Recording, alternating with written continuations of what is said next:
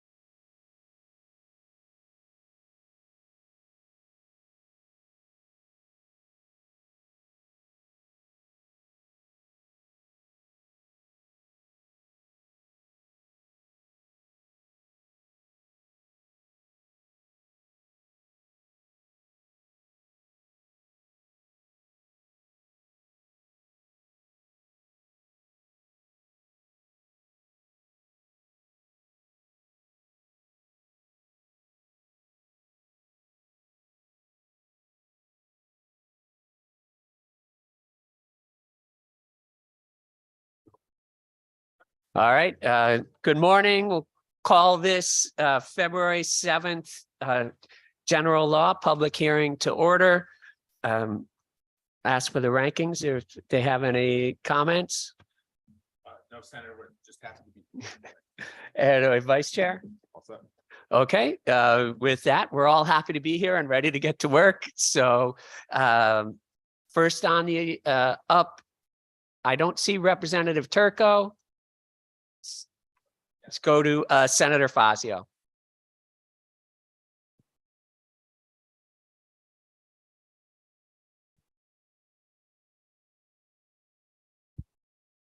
Thank you, Mr. Chairman. Mr. Chairman and distinguished colleagues, I'm testifying in favor of two bills today. SB 734 is an act concerning nonprofit entities and charitable raffles. SB 135 is an act establishing a maximum charge for occupational licenses. The purpose of 734 is to make it easier for nonprofits in Connecticut to raise money for their charitable causes. Current statutes relating to charitable raffles are ambiguous and potentially prevent nonprofits from freely operating to raise money for their good causes. SB 734 would clarify and tweak current statute and bring it in line with the Department of Consumer Protection's current hands-off policies towards raffles. Three suggestions specifically are: first, to allow nonprofits to work together and collaborate to raise revenue from a raffle. Currently, they cannot.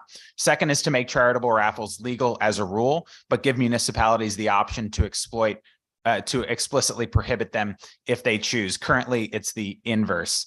Third is to allow employees of the nonprofit to help operate the raffles and volunteers to receive remuneration for lost wages in helping to operate the raffle. Currently, that's not explicitly allowed. We all know the difficulties experienced by our friends in the nonprofit world over the last decade due to funding cuts and difficulty raising money in Connecticut. Streamlining and clarifying rules to make it easier for them to raise money and less worried about the state stopping them will help their causes. You'll hear testimony from several nonprofit leaders across the state today advocating for these changes. One told me that her organization would only host raffles and other similar fundraisers in New York rather than in Fairfield County because of our state's rules. Hopefully we can change this and make it easier for good people to do good things in our state. Second, I'm testifying in favor of SB 135, which would create more economic opportunity and jobs for low-income workers in our state by capping occupational licensing fees. Occupational licenses play a valid role in our economy, but if workers meet qualifications for a license, charging them hundreds or thousands of dollars to obtain it is an unreasonable barrier for low-income workers. It reduces work for people who need it and are qualified. It reduces economic growth and it raises costs for consumers. Connecticut has above average licensing fees and requirements according to the Institute for Justice, which puts our state at a competitive disadvantage. While some of our licenses are minimal, others cost workers approaching or above $1,000, including for preschool teachers who don't make that much money in the first place. We should not create such an inequitable situation for low-income workers who are qualified and want to work. By limiting fees to a reasonable number, at most a few $100s or less, it would only reduce state revenue by tens of millions and increase economic growth for the future, which would more than compensate for revenue eventually. I encourage you to move SB 135 forward for the sake of our economy and low-income workers in our state. Thank you. Thank you very much. Are there any questions? Representative Vitigliano. What? No, I'll wait. I usually wait till the end to ask questions. So. Good morning, Senator. How are you today? I'm great. How are you? Just a couple of questions on the occupational licensing, which I find fascinating. Do you know the reason why we charge so much for certain licenses and we don't for others? No, not necessarily. So we have no idea why you said a preschool teacher could pay $1,000, but yet I don't know what a barber pays. Do you know? And would this apply to all licenses across all trades that you want to see reduced in cap? But I think in this case, because the bill is a concept bill, it's really meant to start the conversation. You know, I like the idea of making it more reasonable and capping it. So, you know, a preschool teacher doesn't have to pay $1,100 or whatever it is. But I'm not necessarily convinced of what exactly those numbers should be. In the bill, it said $100 or $200, but, you know, I think it would be reasonable to be a little higher than that too. And obviously we have to consider the revenue as well, but I'm not necessarily wedded to a given answer. And like you said, I'm not exactly sure why a preschool teacher should be over $1,000 and some of these some of these licenses should only be $100 or less. Well, I appreciate that answer. On principle, it's, sort of offensive that you have to pay for your job, right? Like the idea of having to pay for your job. But if there's a regulatory body involved, it would be interesting. I'm not saying you would have the answer, but it would be interesting to know what the actual cost is to, check the credentials or do the inspections or whatever it might take to provide you with your license. And then that would be the cost of the license, and not something that's way over, or that your license subsidizes maybe another license. So I really think I'd love to see this move forward, only so that we could at least keep talking about it, because it really is the fact that somebody, especially somebody low income or just starting out, has to pay for their job is to me, I just don't care for it. So I really appreciate you putting the bill in, and thank you very much, Mr. Chairman. Thank you. Representative Brown. Thank you, Mr. Chair. Senator, thank you for your testimony. I just had a question regarding Senate Bill 135. And if you've looked at alternatively, not so much capping the fees, but extending the period in which you have to renew your license, because for a lot of people, in my prior life, I was a real estate agent, and the amount of times that you have to go for relicensing and retaking courses, and if you are doing it part-time, sometimes you don't make any money in any given year. So to pay in addition to your original license fee is excessive. That's actually a very good idea. And again, as I said to the good representative, I'm pretty open to different concepts here. I think there's a lot of different avenues you could look at. Obviously, we haven't even broached the subject of are some of these requirements too onerous in the first place? But extending deadline to renew is actually maybe even a more elegant and simple way of making this change, and a way to reduce the burden rather than capping the fees. So again, it's in the committee's hands, and those are good hands to be in. And so any sort of avenue to reducing the unreasonable burdens on workers, especially lower income workers, so that they can work, I think is a good first step for the state. Thank you for that answer, Mr. Chair. If I may follow up, if I understand it's a concept, and I'm wondering if you have reached out to OFA at this point to almost tier it out to say, if we capped it at $100, what would the total cost be? If we capped it at $500, for example, what would that cost be? Yeah, I haven't reached out to OFA yet. I think that the total state licensing revenue is like around 100 million. So that's kind of the baseline I was working off of, but no, I haven't had that discussion with OFA yet. Thank you. Senator Ciccarello. Senator, thank you for testifying on this bill. I think this is an important conversation to start here. I have a couple of questions. When proposing this legislation, did you hear from any professionals that talk about their license fees here in Connecticut are much higher than their counterparts, maybe in a different state? Did you hear any of that? Yes, and not only that, but there seems to be studies, academic studies that back up that concept. So Connecticut, according to Institute for Justice, which is one of the studies I cited in the testimony, Connecticut has probably the 15th most onerous occupational licensing structure of any state, and the fees average, $300, $400, so slightly above the national average. So it could be worse, but it does appear that the evidence says Connecticut has a more costly, more onerous licensing regime writ large. It's difficult to study these things because there's probably hundreds of occupational licenses, but based on the evidence, the studies I've seen, that's what it suggests. That makes sense. This is something that came before my desk as well. So I had someone reach out, and they belong to a professional organization, and they meet all over the country. And we were discussing their licenses, their hurdles to obtain the licenses, not just the fees, but the hurdles to actually get them. They are much worse here in Connecticut. And I thought I was just in my profession. I also belong to a national association, and they were mind blown to realize the cost to do business here. And I thought it was just my industry. I own an investigative and consulting business. But I think it's across the board, and I think it's something that needs to be looked at to make it easier for our constituents to go to work and make a living. So I look forward to hearing more about this.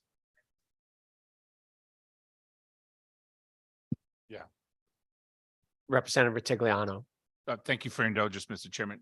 Your $100 million number, it popped into my head.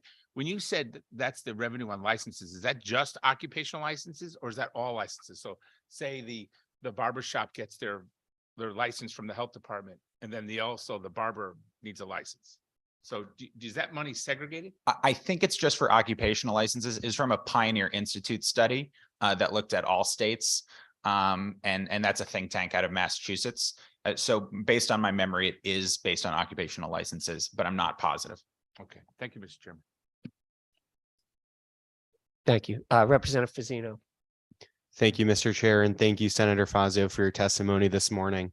I know that the purpose of this discussion right now is to just open up the door to different ways that we can facilitate occupational licensing here in Connecticut. And so just this is more of a thought than a question per se, but we're talking about, and one of our colleagues just mentioned, getting at the deadlines to as one institutional way that we can facilitate that. But also just one thing that came to the top of my mind was reciprocity as well.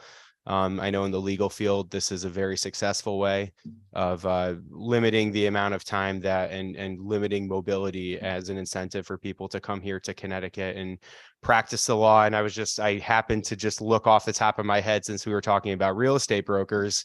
And there's a very limited number of states that allow for reciprocity. I'm seeing Florida, Illinois, Indiana, and Ohio, and that's it.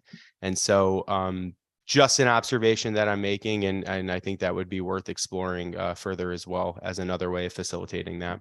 Yeah, I completely agree. And I think the good news is our states started down that path. The compacts on licensing, interstate compacts on licensing for mental health workers that we passed last year, I think was very positive. I've either introduced or co-introduced or co-sponsored a couple other bills on reciprocity in the medical field as well, in the teaching field. So I think there's a lot of different directions we can go on this, all positive. But the idea of extending deadlines for renewal and for reciprocity are very elegant. They're simple. They might even be more workable than the concept I proposed, but I think they're all very good ideas. Great. Thank you very much. I have a few questions for you. So I'm going to jump topics, go back to the nonprofit bill. So I believe 734. What caused you to bring up that bill? Can you give us a specific example? I'm a visual person, so understanding what was the barrier to the nonprofit in your district? Yeah, so I heard from a couple different constituents. One I mentioned in my testimony who said that because of some of these rules that their nonprofits would or nonprofits that they'd encounter would do raffles or charity nights in New York instead of in Connecticut because they had more permissive laws. And that would actually hurt their ability to raise revenue because the Connecticut residents wouldn't want to go travel to New York for fundraisers for an organization based in Connecticut. Constituents who are raising money for parishes across Connecticut. St. Roch's Parish is in Chickahominy, and they have partner organizations, partner parishes across Connecticut, do a raffle every summer to raise money for their parish and all the causes, anti-poverty causes that they administer. And they, looking into these laws, found it was very confusing and convoluted. And when we spoke to people at Department of Consumer Protection to try to get clarification, it seemed that Department of Consumer Protection was already, taking a hands-off approach to regulating raffles. Their policy was that it's a local issue, it's not a state issue, and there's some part of the statute that does seem to suggest it's just a local issue, but there's other parts of the statute that seem to say otherwise. And so the premise of this, again, it comes from a couple of my constituents who are in the nonprofit world, either as volunteers or employees, who just came across these laws, which were confusing, gave them pause, and inhibited their ability to freely operate these raffles and raise money. Thank you. And so on to the licensing bill. So are you envisioning this bill?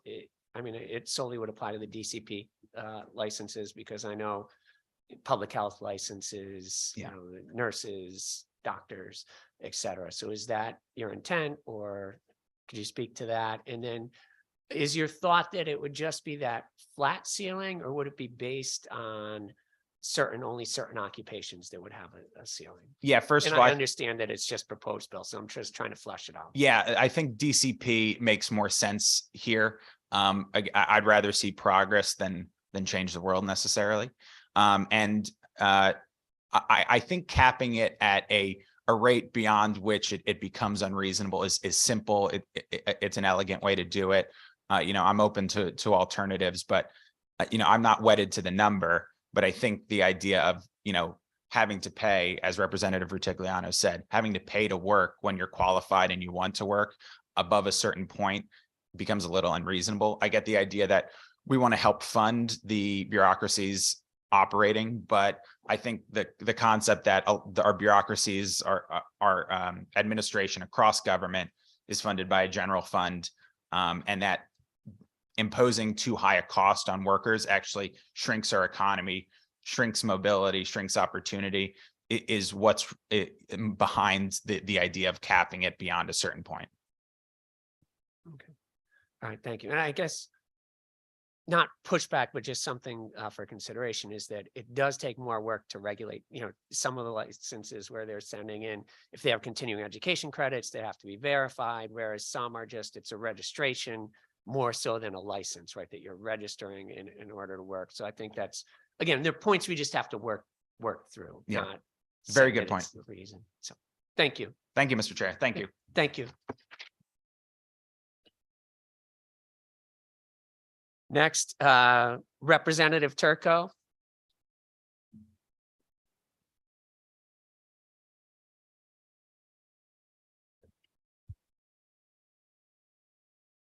Hello, Chairman Maroney, Vice Chair Brown, Ranking Members Rutigliano and Ciccarella, and other distinguished committee members. Great to see you all in person.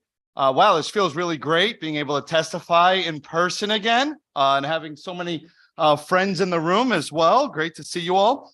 So I'm here to express my strong support for House Bill 5230, an act concerning cancellations of certain consumer memberships and subscription services.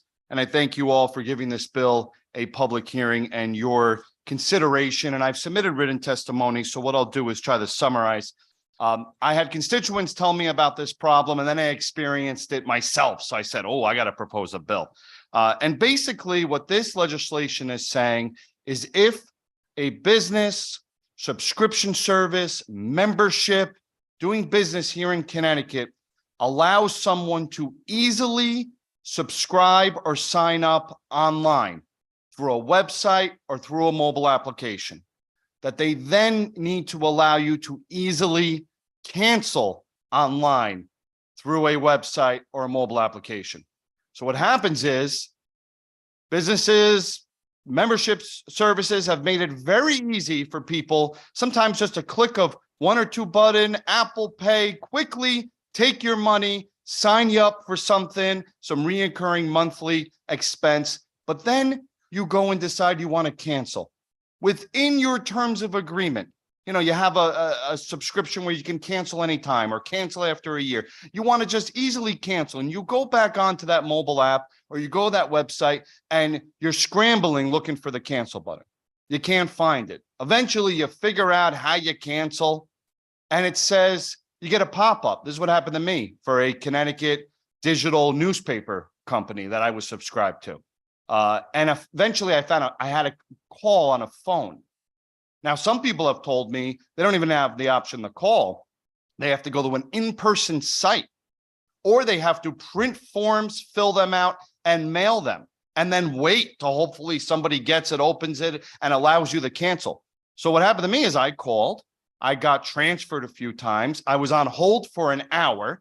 Then I got, you know, somebody that was trying to give me a sales pitch on why I shouldn't cancel. And then finally, I canceled my $5.99 a month membership that I signed up for in the matter of seconds. And sometimes, I really think that this is doing a disservice to our Connecticut residents and consumers. And a lot of times people don't want to go through being transferred, put on hold. So what do? They say, forget about it. I'll call back tomorrow when I have more time. And they don't call back. They go on month after month paying this subscription or membership service. There's no extra cost to a business here. If you made it really easy for somebody to subscribe online, you were able to take their money really easily. You already have all the tech components on your website or your app to do that. You can make it just as easy for people to cancel. So that's really all I'm getting at here. And it's consumer protection bill. It will provide a better customer experience as well, help retain customers. Now you go on reviews for a company online, Better Business Bureau, and you'll see people complaining about this stuff all the time. People are less likely to even give that company a try in the future if something like this has happened to others. And if there is if there is a business or industry that testifies today or says, hey, here's a particular reason why we need a carve out and need someone to call, it's a prescription drug or something, and we want to have a conversation to make sure this person, is going to be healthy and finds an alternative or something like that. Okay. But for a lot of cases, that's not the case, and we should be helping consumers. Thank you so much for allowing me to testify. Thank you, Representative Turco. Are there any questions? No, it is a.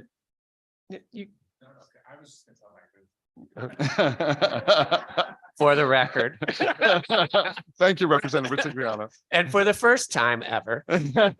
Just, yeah, my wife had a similar experience with the service. And I think one thing we can look to for a model is in our data privacy bill, if someone opts in for consent, they have to be able to withdraw their consent with as easy as it was to opt in. So just looking at that as a model for the language. But thank you very much, Representative Turco, for coming here to testify and bringing this issue to us. Thank you, Senator. Thank you, committee members. Enjoy your day.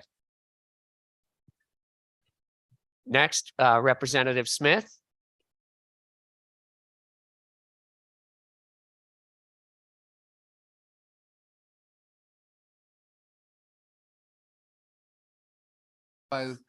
Like Representative Turco, I am impressed with the fact that this is, after 2 years in the legislature, this is the first time I've actually testified or spoken in a committee room as a member of the COVID class. I come before you this morning, and first of all, good morning, Chairman Senator Maroney, Representative D'Agostino, Vice Chair Senator Fanfara, and Representative Brown. Ranking members, Senator Ciccarella and Representative Vertigliano, general law staff, including my friend and fellow Milfordite, MJ Shannon. Thank you for all your help, MJ, and distinguished members of the General Law Committee and friends. I appear before you this morning to urge consideration and support for a joint favorable report on proposed bill 6083. An act establishing right to repair for motorized wheelchairs. Right to repair, I've come to find out, has gained a great deal of currency in state legislatures. I'm kind of new to it because it was recommended to me by a constituent. It's largely been focused on anti-competitive restrictions for repair of automobiles, smartphones, and I understand some agricultural equipment. But anything that's important, the idea that the aftermarket service is controlled by the manufacturer, by one particular group, puts some onerous burdens on the users and customers of those particular companies. As necessary as these common products have become, if you rely on a powered wheelchair to get around, you can imagine any delay in response. Sometimes this means you can't leave your bed. Your wheelchair might be in the shop. It may take sometimes weeks and sometimes months, apparently. It also imposes on your personal mobility, sometimes your financial security, and in some emergency situations, your very life. There's over 4 million wheelchair users in the United States, and the rules of the marketplace are increasingly restricted for both the purchase and service side with regard to powered wheelchairs, with requirements forced on them by private and public insurers, including publicly funded Medicare and Medicaid programs, which put the responsibility for repair and service exclusively in the hands of authorized suppliers. We all know how this works. But as I said, it's particularly difficult for the people that already have vulnerabilities in the ability to move about. With fewer choices of suppliers and service center and no easy way to fix the chair themselves, wheelchair users complain that they endure months, some for long waits or even routine repairs.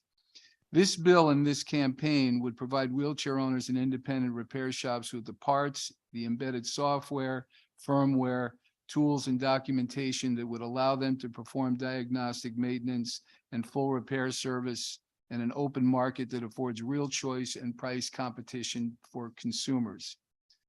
Like a lot of smart devices, we've all heard even situations where police departments have subpoenaed smartphones, and you remember in national news discussions with regard to that and trying to get Apple to divulge some of their encoding in order to investigate it and to further a criminal investigation. It's a large issue. It's something that faces our society, and it's something we need to reconcile. And I believe this type of legislation goes a long way to doing that. Like a lot of other devices, these things are internet connected. Wheelchair users sometimes find themselves in a similar position as agriculture and automobile owners, which are hemmed in by the so-called digital rights management. Features and software locks that block access to administrative features for wheelchair users and independent repair shops. As in other sectors, DRM, digital rights management, enables manufacturers to lock out owners, independent service techs, creating a de facto monopoly for aftermarket service, parts, and repair. This proposed bill was suggested by a former constituent of mine, Denise Duguay, who, by the way, was going to testify today, and due to a family issue was not able to make it on short notice. She had noticed the passage of a similar bill in Colorado last year. I've also spoken with some of the members of the House of Representatives in Denver, who, by the way, I wasn't aware of this, but our late colleague Quentin Williams was working on a similar bill on this before the session had begun, and had talked to some of the chairmen of their consumer committee out in Denver. This proposal that I am offering is based on the Colorado bill. I urge support for this because I believe that it's pro-consumer. I believe it's pro-business and pro-competition, will help to reduce costs and will also improve service and accessibility to parts. Right now, there are apparently 3 other states that are contemplating similar legislation, and I urge that Connecticut be part of that movement, which I think is to the good of both business and the wheelchair public. I thank you again for the opportunity to testify. Mr. Chairman, if there's any questions, I'd be happy to entertain them.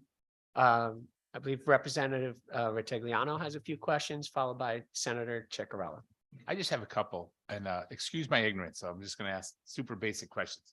So I assume, like, so say that the wheel breaks on the wheelchair.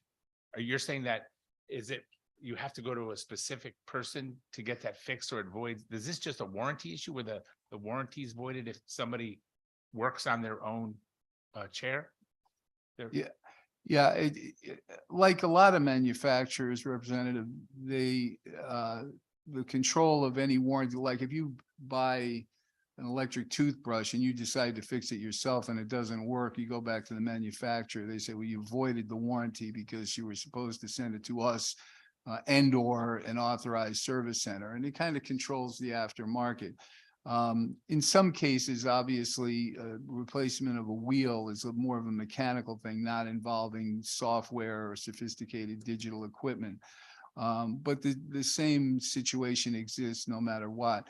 If you have to remove a wheel from your wheelchair, and keep in mind, people that are using powered wheelchairs are usually not in a good physical position to do a lot of vigorous work on some are, and some of them fix them themselves. But this would apply to all things, mechanical components, as well as the circuitry and digital parts of the powered wheelchair. My constituent had a problem with just the leg lift portion of it. She was not able to get a repair for it or get the parts for it for like 3 months. And it was a great sacrifice on her part, because she really wasn't able to have full mobility without this part.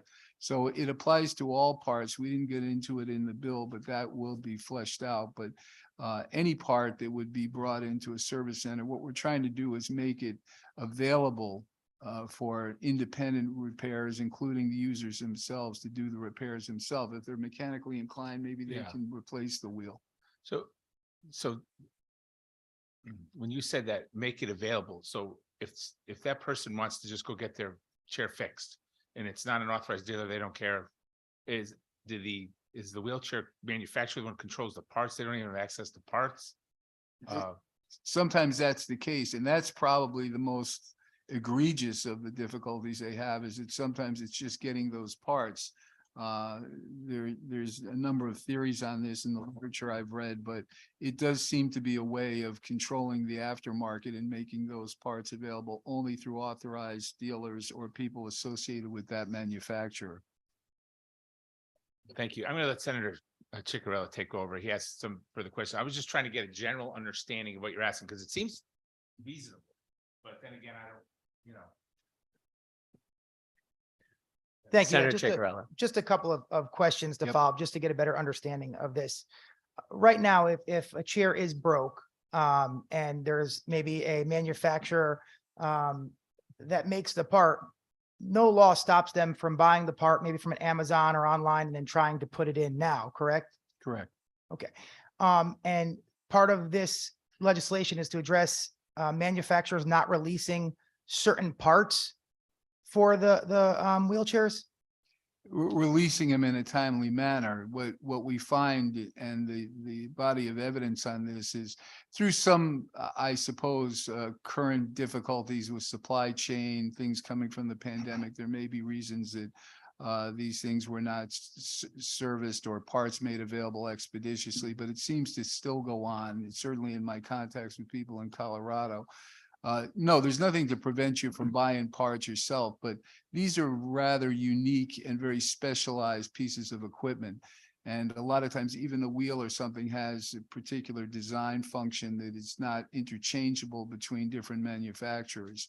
So it's almost like a planned scarcity. I'm not saying that's necessarily the situation. It may be just the difficulties of transportation and supply. But no, there's nothing to preclude you from doing the work yourself. Most of the time, people that are in powered wheelchairs, a lot of them live alone. A lot of them depend on these services in order to function, even do basic things within their own home. I met a guy last weekend in one of the convenience stores in Milford, my town. He was in a powered wheelchair. And when he came out, I asked him, I said, do you have any trouble? He says, well, I have a friend of mine in Bridgeport, and he comes over and picks up my chair, and I basically, sit by the window till he comes back, but he's able to rig something together. I said, has he had trouble getting parts? He said, not to my knowledge, but we haven't had, a lot of real difficulty. So it's anecdotal, but I will, with my testimony, provide statistics that have been prepared at the incidence of late delivery of parts, of deferment of promised service, warranty service. And these things, a lot of them, they say over 93% of people that buy new wheelchairs in this study have had some type of product failure and need for repair within the first 2 years.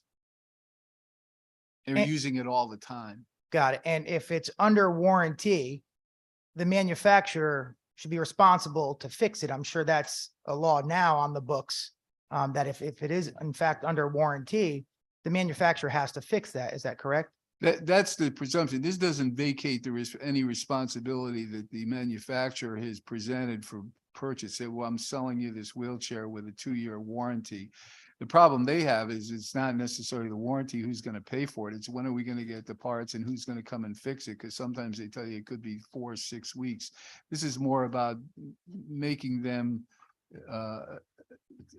attend to the promises that are made in this, in the transaction they make with the wheelchair user. But it doesn't in any way undermine or dismiss the obligations or I mean, that's coming from the manufacturer. They're making this promise. That's still something that they need to try to uphold. Okay, and just, I want to make sure I'm understanding it correctly. So it's more so to make sure that the warranty is being fulfilled in a timely manner. Exactly, timely manner and in some, and be able to expedite it. It seems to be the problem here is maintaining agency, the ability of the wheelchair user to have access to their wheelchair promptly and all the time without undue delays.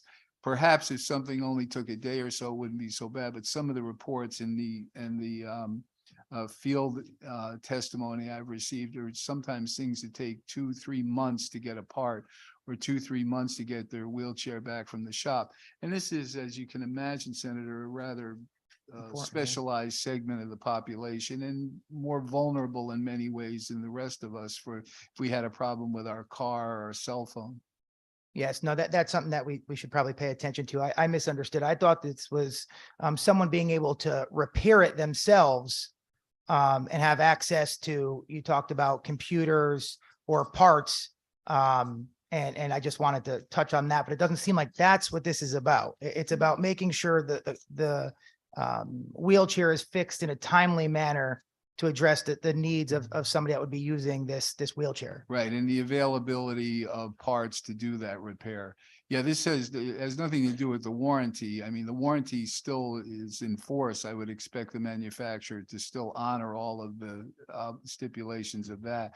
But this is more about getting parts and service to the consumer as quickly as possible. And it appears in some cases here that there might be some commercial advantage in not doing so. But again, this was taken from the Colorado law.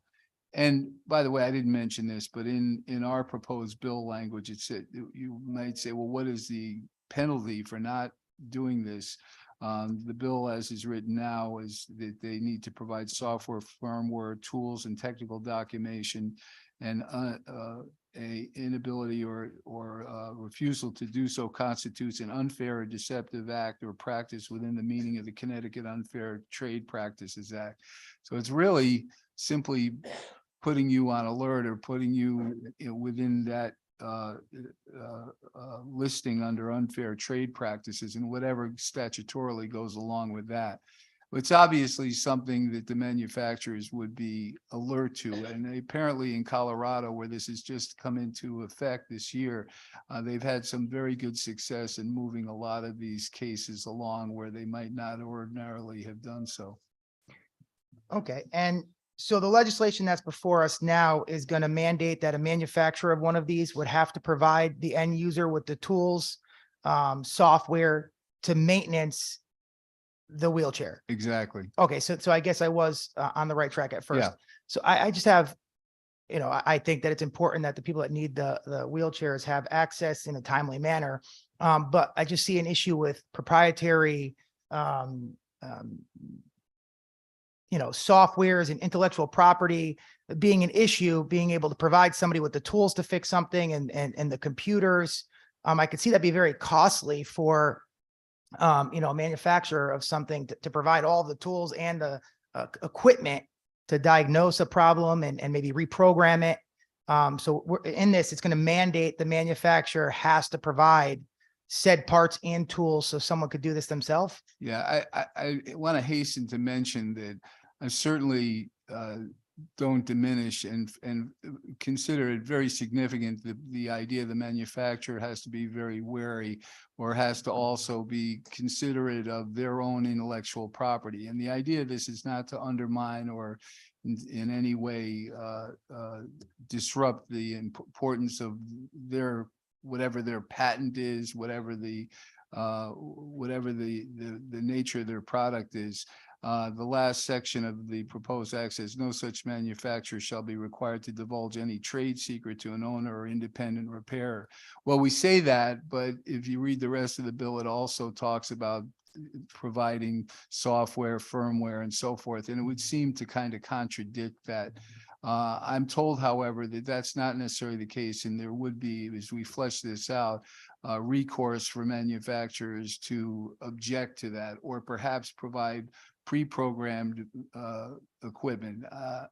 A similar thing happened with the exercise with Peloton or one of those companies, and they objected to it. But what they ended up doing was finding a way that they could provide the digital boards, the microprocessors, all of that stuff already programmed, and it didn't seem, it was something that was acceptable to them as a company. And I think it would be the same thing here. All of these manufacturers, and there are about 5 or 6 in this country and several others in Germany and elsewhere, have all taken this new model for aftermarket, which I think the intention and the scope of purpose of this bill seeks to push that bar back toward the consumer a bit and away from this captive audience that they have really developed with this particular policy. Excellent. Okay, well, thank you for answering my questions. I do think there should be some consumer protection laws on the books that could protect the end user. When you buy something, it's under a warranty, and they're going to be without this product for a long period of time, that they have a replacement. And I think maybe we should try to work together to try to find some common way to address that. I mean, I have a printer in one of my offices that we're paying for. It hasn't worked for 8 months and I'm still paying for it. And I think that there should be a path, and there probably is, to hold the manufacturer responsible. And maybe there's another way of getting this done without trying to, have a manufacturer give tools, equipment, and programming, devices. Right. So it's something to definitely pay attention to. If there is a problem, hopefully we could address it. Right. And you can see too, Senator, you have a printer down for 8 months, you can find a way. Some of these people have no other recourse. They just are not they physically require this particular product to get them to and from their kitchen, so it's rather fundamental in terms of its actual consumer purpose. Absolutely. And I didn't mean to downplay. I'm just saying that there is an issue. And obviously this is much more serious than a printer. I didn't want to downplay the concerns of your constituents. But that they talk about that, and perhaps it wouldn't be such the same thing. I can foresee a rights of repair for any number of essential equipment, oxygen concentrators, for instance, that people require in order to maintain their ability with pulmonary conditions and so forth. There's a lot of different things that this could apply to, but I think it is in the service of consumers, and I think it's in the service of consumers because it helps foster competition. It also fosters a needed requirement that they attend to their quality control and to their consumer follow-up. Absolutely. Thank you. No further questions. Thank you, Senator Ciccarella. Representative Fazzino. Thank you, Mr. Chair, and thank you, Representative Smith, for joining us this morning and providing your testimony on a very important concept. And I do hear your sentiments about how this could make things easier for consumers who really do need convenience. I just had a couple of questions that came to mind as I was reading through the language of the concept. As far as definitions go, have you given any thought to what specific groups of individuals would qualify as an independent repairer? No, I think independent repairers would all fall outside of the scope of authorized repair shops that are trained by factory personnel. But the truth is that, and we're also not necessitating that the warranty follow them. This is something that if there's anything that is not done properly or any resulting difficulties, legal and otherwise, for failure to do a proper repair, that falls outside the scope of this bill.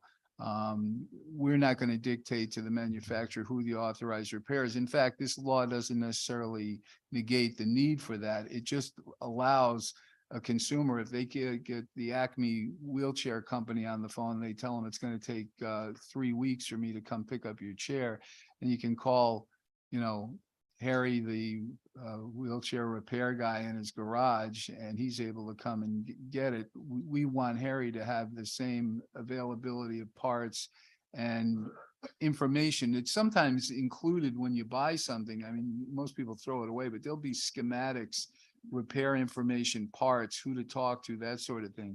We just want to make sure that that's as responsive to their consumer base as it would be for any other type of standard consumer product. It doesn't mean that they have to extend the warranty out beyond that. They still have their authorized repair shops. We just want to make sure the authorized repair shops are held to the same standard of customer service and timeliness that's required, especially for this segment of the population. So presumably the universe of individuals or entities that would qualify as an independent repair shop, the intention behind the bill would be to make that universe quite broad. Yeah, exactly. And the economies of it would follow that. If your brother-in-law is good at this kind of stuff and he said, I'd love to do it, but I need a clutch gear or something. And I called Omni, one of these manufacturers, and they tell me it's going to cost $26 and take, couple of days to ship it to you. That's usually the case. What they're running into now is that there seems to be sometimes a plan scarcity where these parts are not available, and they may be legitimate reasons. We just want to make sure that they're aware of the urgency of it when it comes to this particular clientele. Right. So second thought that I had was, and I'm glad that you mentioned this in your testimony previously, was about the CUPPA violations in subsection 2. So obviously, we want to find that balance between making things easier for consumers, but also, not punishing businesses for conduct that's a little outside their control. I know a lot of these delays in providing parts and information with respect to these motorized shares is just a result of supply chain. We look at a lot of our industries across this country, and it's very difficult to get supplies. It's very difficult to deliver those to our consumers. And so I do, in just reading subsection 2, have some concerns about, making sure that we're not punishing these distributors of the supplies and the information for conduct that may be outside their control.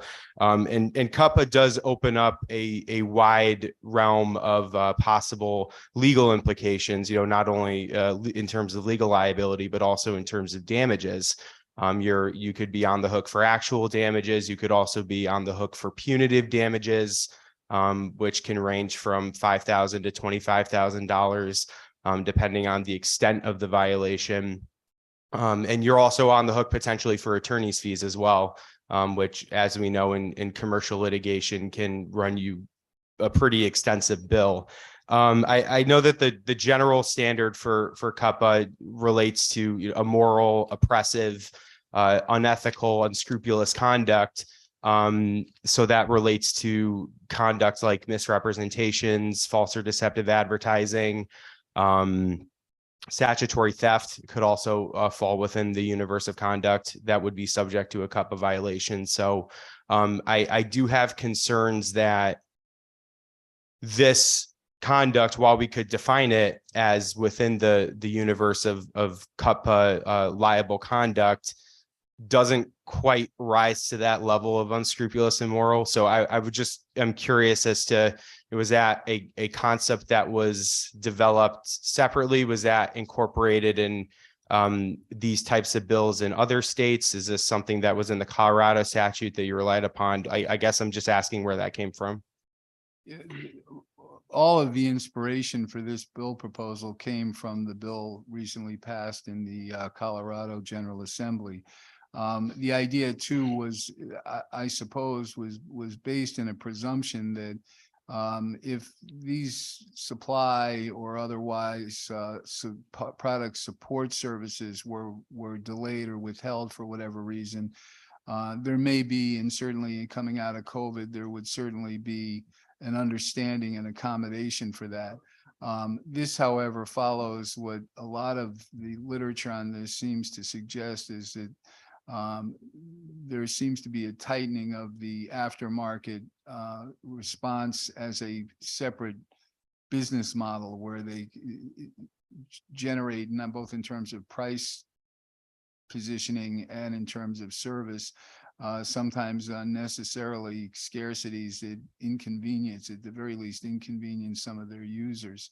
I don't think this would extend to the further discussion of impropriety or that which could be considered a litigatable, if there's such a word, matter.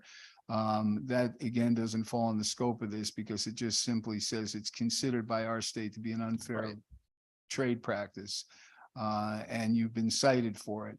I don't have any illusions that this is something that would necessarily be easily accommodated by a lot of these manufacturers because, as I said, I'm not taking the idea of intellectual property or certain proprieties that manufacturers and designers of this equipment are entitled to. I believe they are. But at the same time, if you're serving that portion of our community, you have a special responsibility. And I think the bill helps to focus that particular side of it more so than the details of possible impropriety on the part of the seller. I hear you. Yeah, I just wanted to see if I wanted to make sure that this, was founded in some of the other statutes, and I appreciate that. This is implemented in Colorado, which I know was the basis for the bill. So with that, I will, conclude the questions. But I again thank you, Representative Smith, for coming in and speaking with us this morning. Thank you. Thank you, Representative. Are there any other questions from other members of the committee? If not, I'll just, Representative Smith, I'll ask you a few questions. One, I think that I think the enforcement was something, and I'm glad you brought that up, Representative Fazzino. I also believe that making it a CUPA violation would also allow for a private right of action. And so that is something that I'm not sure if that's intended or unintended, but it's something we'd want to look at.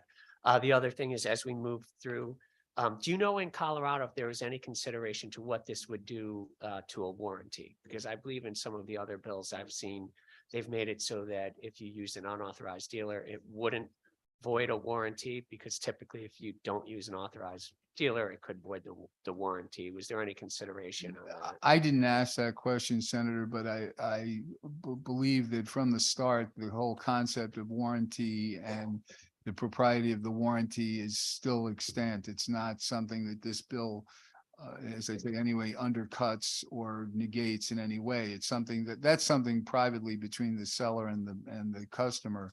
I suppose it's the same thing if this law makes the Acme Wheelchair Company sell parts to Harry in his garage. Harry's repair is no longer their responsibility.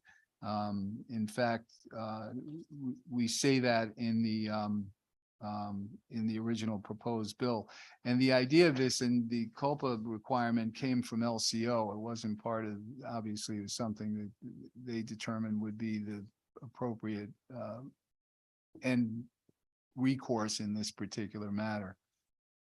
But no, it doesn't. And I think probably there should have been more discussed in terms of the warranty, and perhaps if there is a future to this, the final bill may incorporate that.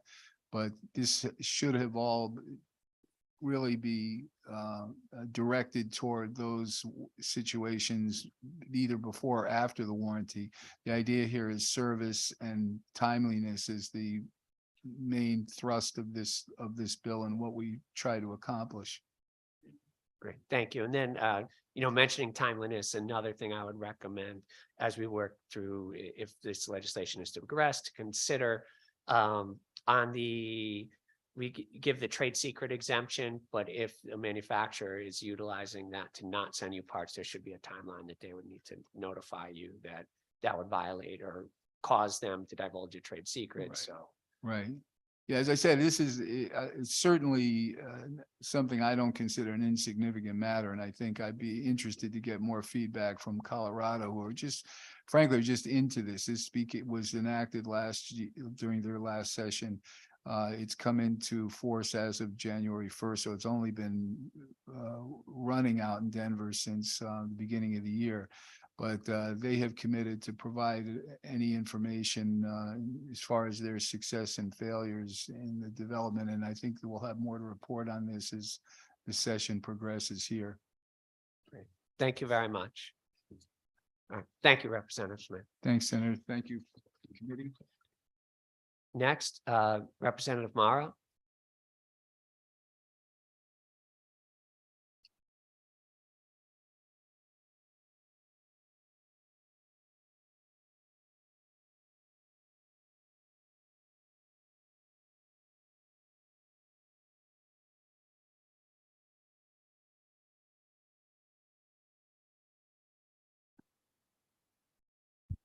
Thank you. Good morning, co-chairs and ranking members and members of the General Law Committee. I am really happy to be here today to propose and support HB 6090, which is an act to establish a pilot program to make opioid antagonists or Narcan available in vending machines. So I know, as you all know, Connecticut has been facing staggering rises in overdoses. Right now, we are up to 4 a day across the state. And, you know, through a culmination of maybe post-pandemic stresses and then the amount of illicit drugs that we have on the street, including fentanyl and some of the substrates, we have a crisis on our hands. So while this bill is not a solve, because this is a multifaceted approach that we need to take towards dealing with a lot of the overdoses we have. This is one step and one section that maybe we can help. So the best response for an acute overdose is Narcan. It is a drug that was approved in 1971 by the FDA. And it was shockingly amazing when it was first used in the emergency rooms as an IV to immediately turn around someone who is comatose during an overdose. So over the years, the safety and efficacy of Narcan has been studied, and it has different dosage forms now. It's now available in a nasal spray, which I've actually brought to show you today. This nasal spray, we'll even open it up for you, so you can see how absolutely easy this is. 1 squirt in the nostril. Now, your nasal passages are actually filled with blood vessels. So when this goes into your nostril, it goes into your blood system immediately and can turn around an overdose with under 2 minutes. It acts as a shield on the receptors so that any of the opioids that are actually in your system, it fights them off of those receptors and then it keeps them off. And you have about 20 minutes with this in your system that the overdose can be turned around. This drug saves lives. I want this drug throughout our community. I want it in our kids' dorms. I want it in cars. I want it in bedrooms. I want it in households. I want it at gas stations. And we have copycat pills that people are taking that look like benzos, Adderall, Percocets. They look exactly like them. They're laced with fentanyl. This is not just an issue with long-term addiction. This is an issue with first-time users, because it is true that one time, one pill can kill. So I think with our struggle to keep these drugs off of the streets and out of our community, we need to equip our community with the means to help themselves and get Narcan in the community. So I urge you to support this bill too. I can take any questions. Thank you. Representative Vitigliano. Sorry. Good morning, Representative. Thank you very much for the testimony and for the bill. I just had a couple of quick questions. I understand how important Narcan is. Is the vending machine intended to be sort of like if somebody is overdosing and it's an immediate, like oh, I need to run and grab this? Or is it sort of like somebody that has an at-risk person, say maybe in their house or in their family, they have an easy way to go get it instead of having to go to the pharmacy? Yeah, no, it should be at-risk people that have access to it. You know, it would be, I mean, while it would be great if you happen to be next to, maybe that's where we want to get at some point, where we have Narcan everywhere we go. But the idea is that you know that the vending machine is there. If you don't have Narcan on your person, that you go and you get one and you have it with you. And there's no side effects whatsoever. If you do not have an opioid in your system, you're not going to be affected by it. If that's the case, then why don't we just make this sort of over the counter and it just sort of sits there? And Well, so right now we do have, laws vary across the states very widely. And I know you have made some sort of effort to get it in the pharmacy so that a certified pharmacist can dispense it. I think every pharmacist should be able to dispense it. I don't think there needs to be a special certification. I mean, pharmacists dispense things all the time. And I mean, so as a trained pharmacist, I mean, I know that we have plenty of inhalers that we counsel on, plenty of things that we dispense. If you can't show someone how to stick this up someone's nose and squeeze the button, then you're hurting. This is very easy to do, and we should have no barriers for pharmacists to be able to do it. But the other issue is there needs to be a standing order set so that our harm reduction community can also have access to it. And I did have a series of people that had trouble signing up today, both from like Liberation Program and the Hartford Harm Reduction Program that we're planning to be here. And they are strong supporters of this. So they already have means of trying to get this into the community. And if they weren't there doing their job, our deaths would be a lot higher. They make many, many individual connections regularly with Narcan, and they are in our community all the time. But there are communities that, so the Hartford harm reduction, they can get all around Hartford, but there are small communities that we're still seeing rises in it. If we had some sort of better access for those communities to have access to Narcan, I think that would be very effective. so my understanding is that currently the FDA requires a prescription for Narcan. Would there have to be a change in the federal law in order for there to be a vending machine? I mean, there's precedent already across the states, with New York doing, California doing it, So they're just Pennsylvania doing it doing it. regardless of the requirement for a prescription. This is, these are standing orders is how they've gotten around it so far. Okay, your testimony was very detailed. I read it. I just had it. Those were my questions. I had some silly ones like side effects and you know, you hear the term vending machine, it assumes you got to pay for it. Will these be free? Would they have to pay? Would they have to get a pre-registration number? Okay, so What there's would the lots, mechanics look there like? are lots of ways that you can do it. I would assume that this would be free. There are very high-tech vending machines that you could get like a pre-registration for.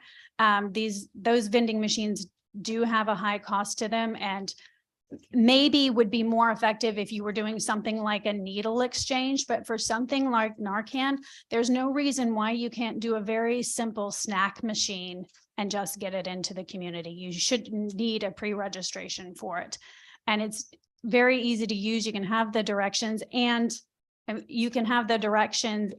any information, because obviously this does not help with addiction, right? Right. It is just the acute overdose. This is something that's going to be very hard for people to get off of. And people that may use this regularly. I appreciate that. I mean, I have a lot of questions, but I think I'm going to turn it over to some of my colleagues. I just for some baseline, do you know how many overdose deaths were in Connecticut last year? How many overdose deaths? I think we were at 1,500. I've got the 1,500 yeah. in the state. Yeah. And do you know how many times Narcan was used? Are there any statistics on that at all? You know what? I left those numbers for the harm reduction people that were coming. We don't have great numbers because many people have them on their person.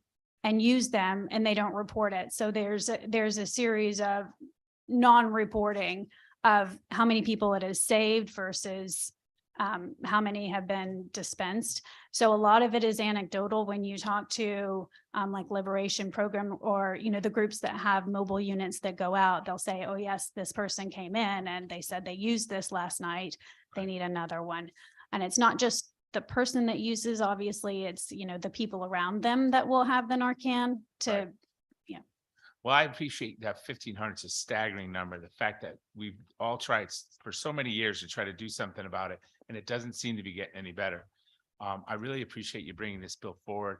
I'm sure there's some technical things we may have to work out, but it's at least a good conversation.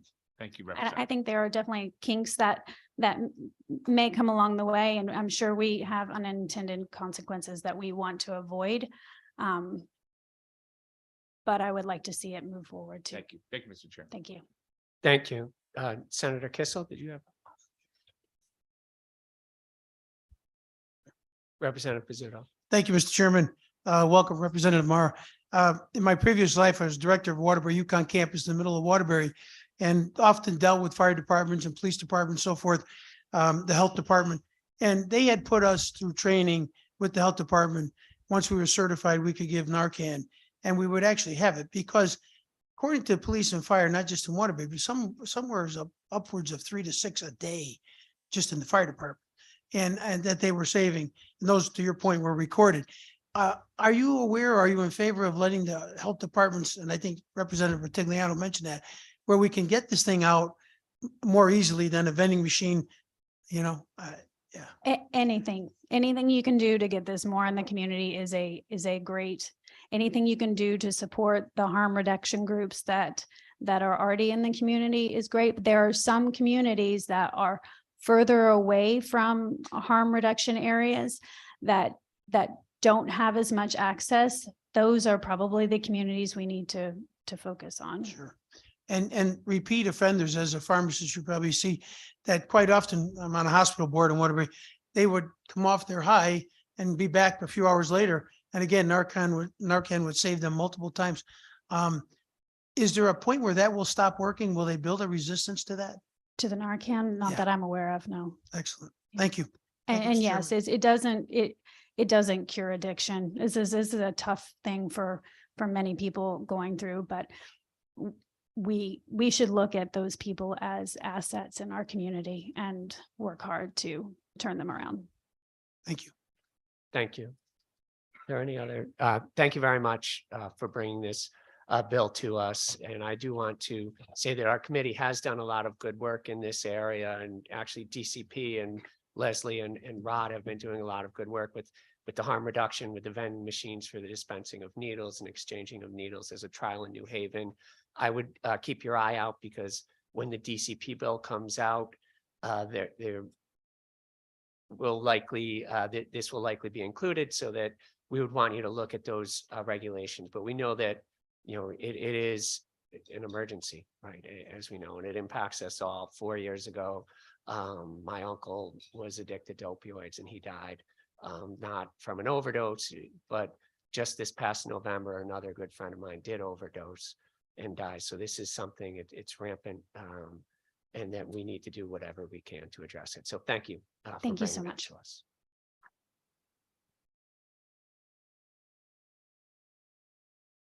Mr. Clerk, next we have Cheryl Capiali. She's on Zoom, I would assume.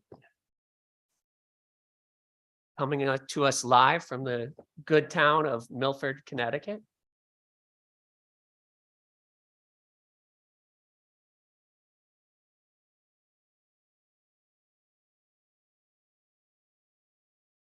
Cheryl, are you there? I am there. Good morning. Good morning to all you people on Zoom also. Thank you for making time for my testimony this morning. You may not have had time to review my prepared statement, but I'll quickly summarize.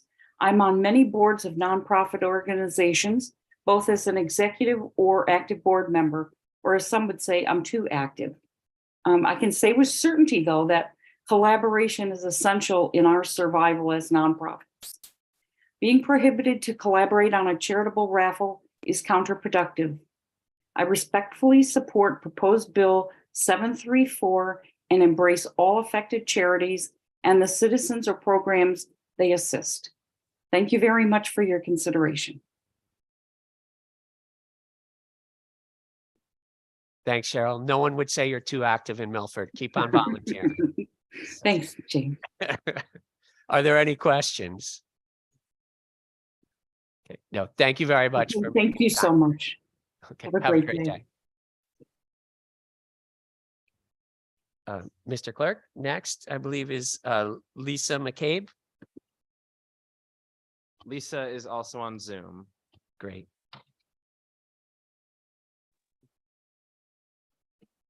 Hi, good morning. Good morning, Chair Maroney and members of the committee. My name is Lisa McCabe, and I'm here on behalf of CTIA, the Trade Association for the Wireless Communications Industry, in opposition to proposed Bill 5723 regarding electronic device repair. The marketplace already provides a wide range of consumer choice for electronic product repair without the mandates imposed by this legislation.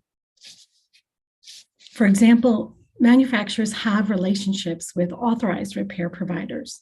These providers, which include local and small businesses, have received the appropriate training from the manufacturers to help ensure that repairs are done properly and safely.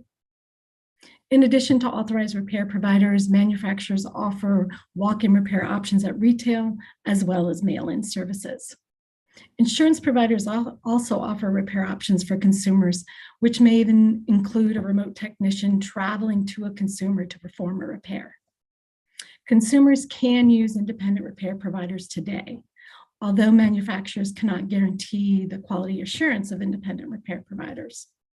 Manufacturers have expanded repair options for consumers, from growing the number of authorized repair providers to increasing access to tools, parts, and manuals directly to consumers.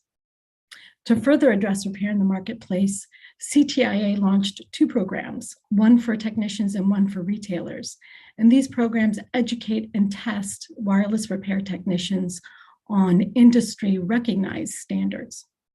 We're concerned this bill could have the unintended consequence of eliminating the need for repairers to demonstrate to consumers that they have the competence to perform safe, secure, and reliable repairs. Consumers expect and rely on the safety and security of their electronic products. And this bill's mandates could cause safety, privacy, and security risks that compromise consumer safety and protection. For these reasons, CTIA is opposed to this legislation. Thank you. Thank you very much. Are there any questions? Okay, hearing none. Thank you very much for your testimony. Thanks. Next, Paul Pescatello.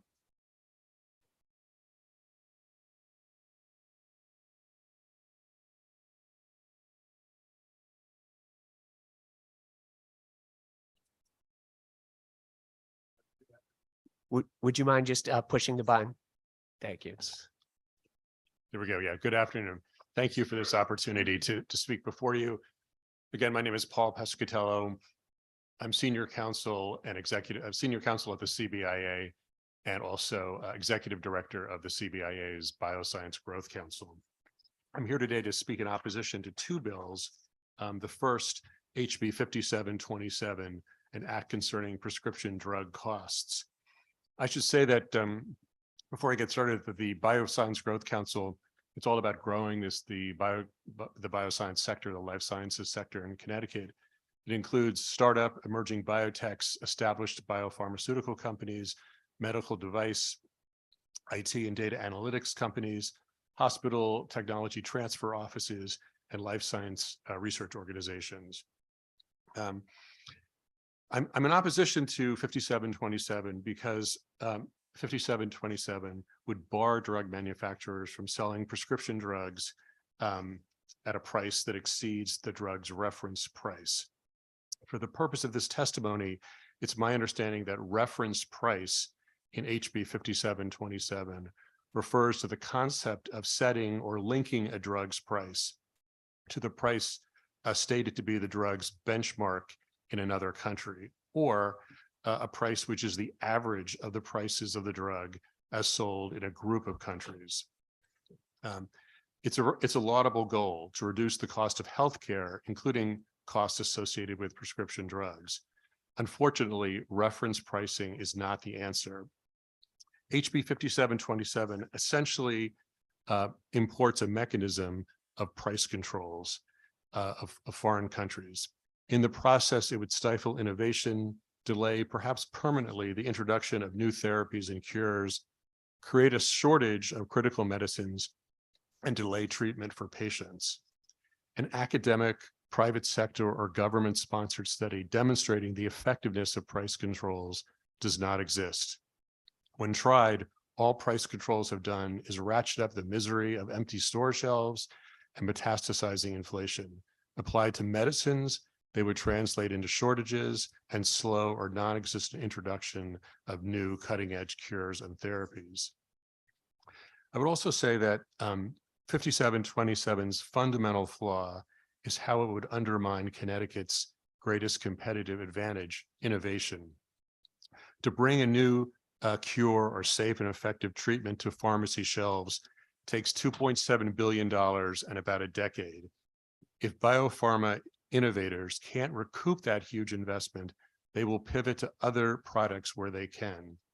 We have to ask ourselves, do we want the biopharma industry to recalibrate its R&D machinery, the machinery that produced COVID-19 vaccines and cutting-edge antiviral therapies in record time, to produce products unconstrained by price controls like over-the-counter cough lozenges or cosmeceuticals?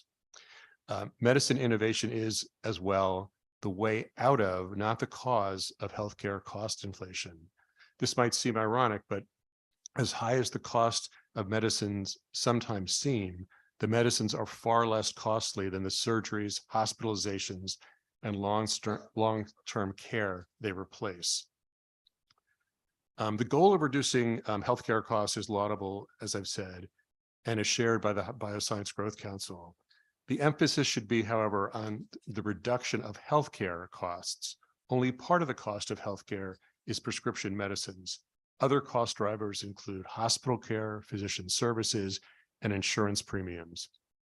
In fact, since World War II, the share of healthcare costs attributable to prescription medicines has held steady at between 10 and 14% of overall healthcare spending. In other words, a focus on the cost of prescription medicines is misplaced. Another important point is that the price of some drugs, still subject to patent protection, are lower in certain reference countries other than the United States, because those countries essentially allow sale of drugs only at a price roughly equal to the cost of manufacturing the drugs plus a small profit. The gun to the head, so to speak, of the pharmaceutical industry is sell your medicines at manufacturing cost plus a small profit, or sale will be prohibited. What's critical to understand, however, is that manufacturing cost is only a small fraction of the cost of researching and testing a medicine to prove through extensive and timely and expensive clinical trials that it is safe and effective. The cost of a new therapy or cure is mostly in the R&D that creates the recipe, so to speak, for the drug. Once understood, refined, and tested, manufacturing cost, excuse me, is a relatively minor proportion of the drug's cost. But to incentivize further R&D, the biopharma companies and investors who fund the R&D must be confident that they can recoup the R&D investment in the pricing, built into the pricing of the drug. Finally, I would ask you about the contradictory nature of this bill as it applies to the economic development strategy to increase the size of the biotech and biopharma sector in Connecticut. Life sciences companies and their investors do not operate in a vacuum. Before making decisions about where to open a lab, expanding, or withdrawing from a state, they conduct extensive research and due diligence. if Connecticut is trying to nurture and grow the life sciences sector to bring its high-paying jobs and life-saving science to our state, would we want to go where no other state has gone and implement price controls? Something that is anathema to the biopharma industry and economists alike. You must ask yourself, would HB 5727 be complementary to Connecticut's life science economic development strategy, or might more likely startlingly incompatible? With that, I'd be happy to take any questions on the bill. Great. Are there any questions? So just, I think we acknowledge that medical costs are increasing and you say to focus on other areas. Do you have any suggestions on how we could rein in medical costs? I think certainly the use of generics, which is increasing. This General Assembly has passed a biologic bill to allow the biologic, essentially a version of injectable biologics that are much cheaper. But again, I would emphasize that in some sense, the issue in this bill of reference pricing is really an international relations problem, and it's a federal problem, not really capable of being solved in Connecticut or by one state. Okay. Great. Hearing no other questions. Thank you for coming. Thank you. Should I go on to the other bill? Oh, you only have 3 minutes total, I believe.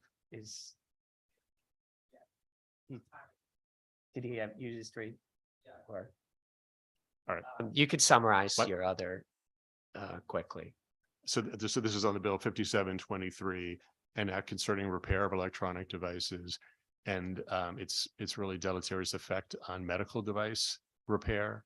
And so I would urge you to consider the carve-outs that have been done in other states, and there's a federal law pending as well to give a full carve-out for medical device manufacturers.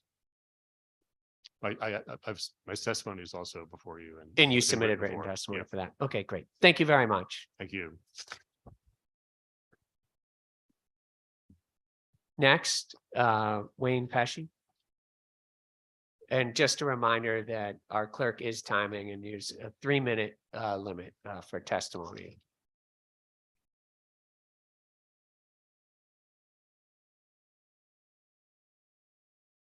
Good afternoon, Senator Maroney, Ranking Member Retigliano, and the rest of the distinguished members of the General Law Committee. I come before you today to support House Bill 57316, an act concerning supermarkets and excess edible food. It was a privilege this last fall to serve with the sponsors of this bill, Senator Moore and Representative Borer, to do a study on the implementation of donations of food to charities in the state. Food insecurity and how supermarkets combat it is one of the main reasons grocery stores are vital in the communities that they serve.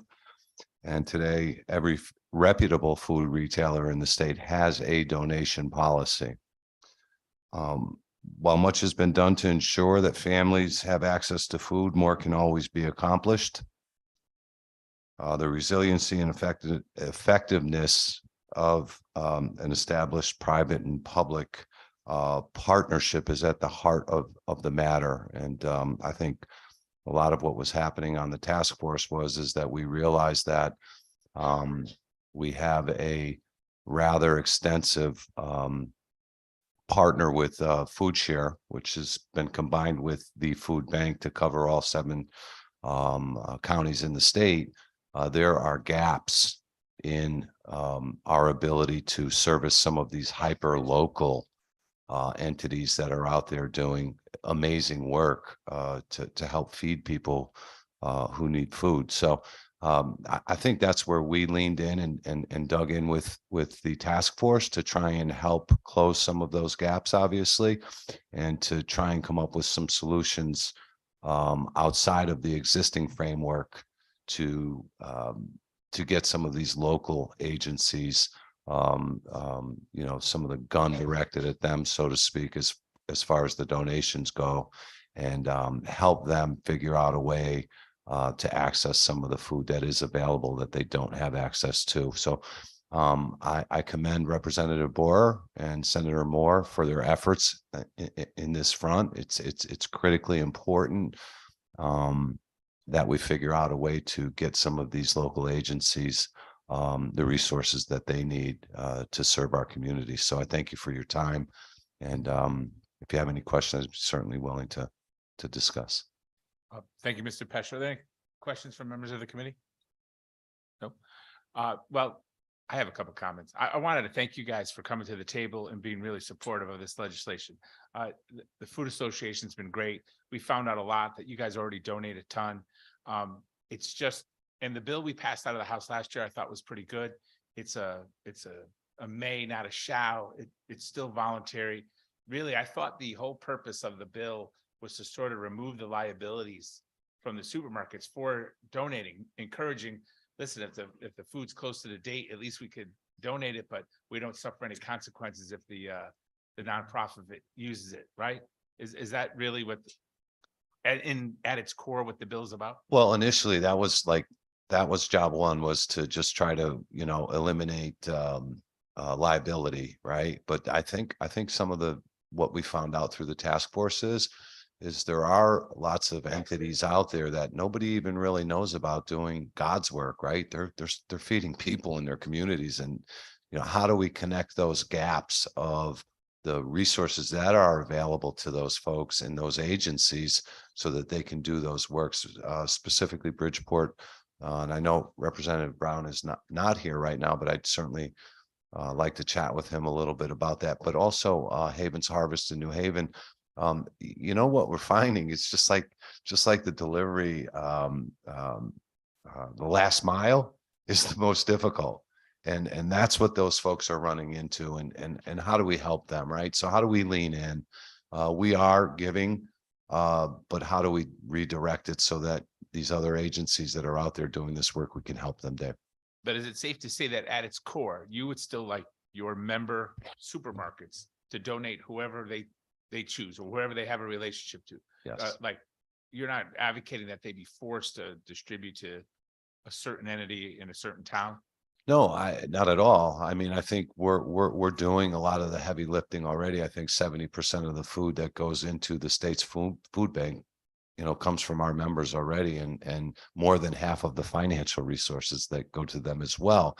I think what I've learned through the task force, to be honest with you, is there's a lot of people out there doing a lot of good work, and how do you, help them figure out the way to do this? So for example, like, not everybody potentially across different channels of trade has a food donation policy, right? So I can tell you, we have a food donation policy. How do we make certain that, other entities that are serving food have a policy, so that if there is an opportunity to get, hot buffet food or, food that's actually going in the garbage, how do we make sure that food is going to people who may need it? So I think that's some of the heavy lifting those organizations are doing, and they're just looking for a way to, figure that out. I think some of what this bill will do will help connect some of those dots. And I think that's important, that we recognize who's not giving as much as we recognize who is giving. Figure out who those folks are, figure out a way to get to them and connect those dots so we can get more food out there to people who need it. Well, thank you. Thanks for coming up, and I appreciate your testimony, and have a great day. Thank you.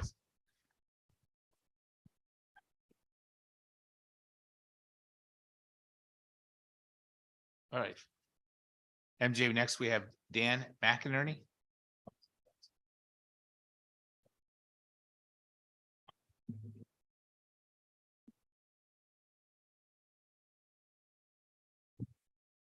Good afternoon. I'd like to thank the General Law Committee for the opportunity to speak today. My name is Dan McInerney. I'm the business manager for the International Brotherhood of Electrical Workers, Local 488. We cover Western Connecticut.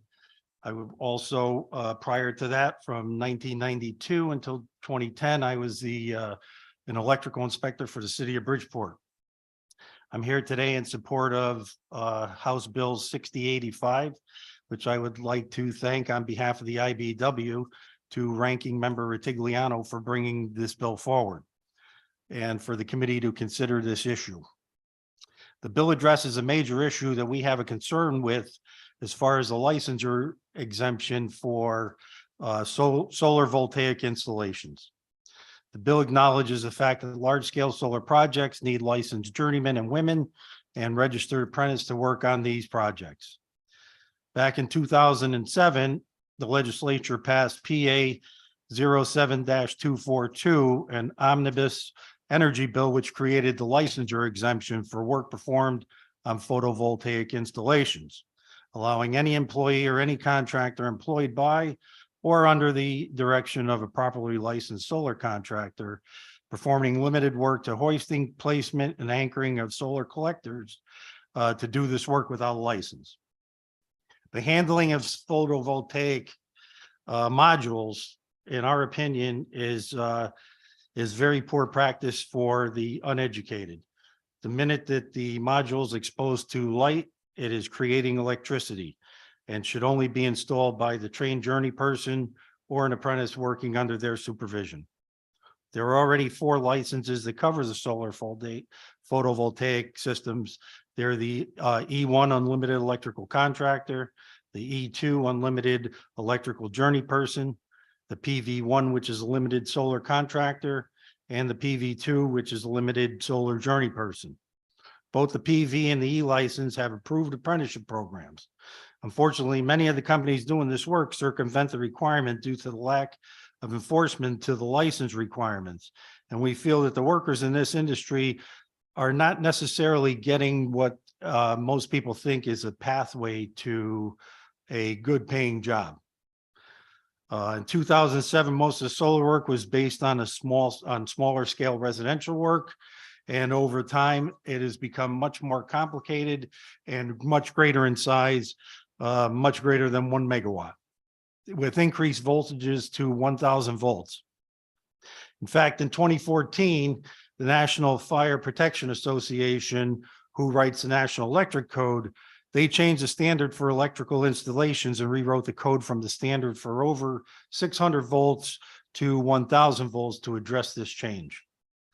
The exemption creates a large loophole. There are no exemptions to any other license in Connecticut other than for the electrical license, the E, C, L, and T types, except this one exemption.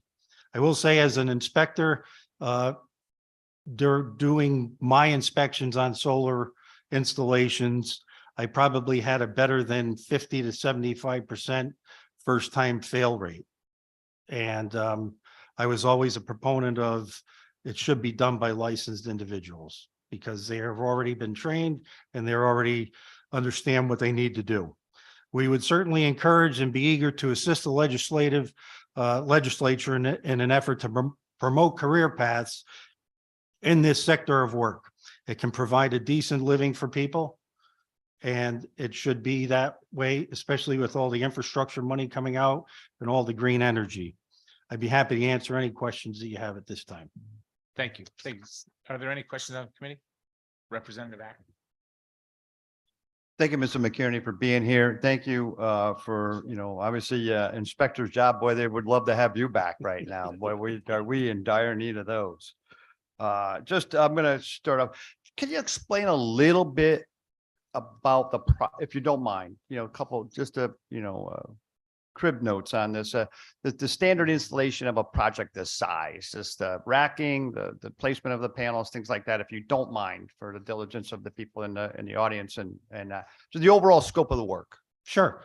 So the overall scope of the work is obviously there's stanchions that, depending on the type of work, whether it's a roof installation or on the bigger solar installations, they'll have footings and they'll have stanchions that the solar panels will sit on. That work, is performed by the appropriate trades to do that. But as far as the racking goes, the racking should be done by electricians because as time goes on, you have to ground all of those properly. And if they're not, you wind up having some very precarious positions where you could have, excessive voltage to ground. If it's not grounded properly and somebody touches that, they run the risk of being electrocuted. And then you have where the solar panels are all collected into an inverter, and by the licensing board, from the inverter to the service or into the grid has to be done by licensed electricians, E1s and E2s. I hope that answered your question. Yes, so the electrical piece, the main electrical piece, not the building of the racks, the concrete footing, stuff like the concrete footing is probably done like a mason or somebody along that line, but the racking, and you mentioned the grounding of it, and I appreciate that. I'm know a little bit about the electrical component of this. I'm sure you do. Substantially. And I would not just sponsor this bill, support this bill, if we didn't have a critical need for people in the workforce. I love what you said. We are here to promote career paths, but we don't, because we can't. We just don't have the ability to hire people in the trades to get them to do this work. The way it is right now, the electricians that I've talked to that do just solar, large electrical contractors out our way, just say that they need the bodies to do the racking and the mounting because they can't hire enough people to do the work. Right, we have a shortage of. There's a shortage everywhere. I mean, I'm in another room in the other side going to a testimony, and we're talking about hiring, people to work in the healthcare and childcare area, and they just can't hire people either. So you name it, everywhere's an issue. But Connecticut has a hiring restriction for apprentices in the state of Connecticut. So we actually limit who we can hire for apprentices. So we talked about getting people in these great paying jobs. If we didn't have that, I think that we could pull this off. We could literally pull off this legislation and have the workers that we need. My concern is that the installation of solar in the state would be hamstrung more than it is because we don't have the workers to install it. I know of projects, private sector companies that are anywhere between 8 to 12 months backlog because they don't have the electricians, the licensed people that we want to have do this job. We do. We want to have licensed people. I put in a legislation recently that eliminated the license exemption for federal and municipal workers to do our trade because they don't need to be licensed. And here we are in a similar thing saying, hey, this work is dangerous at certain areas, right? And we talk about should be done by a professional that's in the training component of it. So you're saying, and just to reiterate, you're looking to have it focused on E1s, E2s, and apprentices in that trade, correct? Well, not just the E's, but the PV license. And the PVs. And to your point, I think that, that was established, I believe, in 2009. And unfortunately, it really never got off the ground because it was never really enforced, which is what the problem is. I believe to date, I could be wrong, but but between PV1s and PV2s, I think we're talking less than 30 licenses. Yeah. And that should be the pathway that we should be looking at. You can bring them in and they can be apprentices and they have the training. It's actually a shorter training program than the E-license. It's half the time. It's a 4-year, 8,000-hour program for an E-license. I believe it's a 2-year, 4,000-hour program for the P license. Yeah. So, listen, the state loves to have licensing.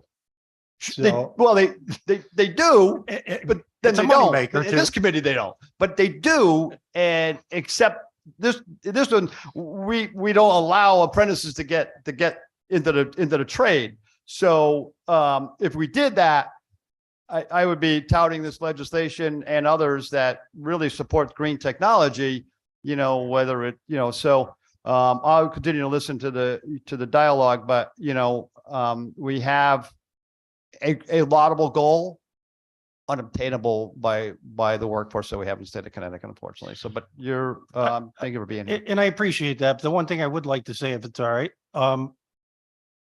by establishing that PV license, and if we follow through with it, It is giving a career path to people. And then you can move on from the PV to an electrical license. So that's basically why we are in support of this bill. Thank you. Thank you. Tim, you all set? Yeah. Thank you, Sorry, Mr. Chairman. I Yes, just- I didn't see you. I go- just jumped Thank in. you, I'm Mr. sorry. I Chairman. apologize Yeah. for coming in late, everybody. No, I'll be in and out Yeah, today. excellent. Thank you. But I'm glad I came for this. I had a couple of follow-up questions on it because I know we've got other people are going to be testifying to it, and this may have already been covered. But while you're talking about the PVs licenses, one of the criticisms we're going to hear, one of the counterpoints we're going to hear from the industry is that people are brought up to the electrical board for PVs and they're not being approved. I'm wondering if you can talk about just the PV 1 and 2 license and hurdles that you see in terms of because I don't think there's enough of them, and what can we be doing to get more of them? Well, I think the exemption is the reason that the PV license hasn't taken off.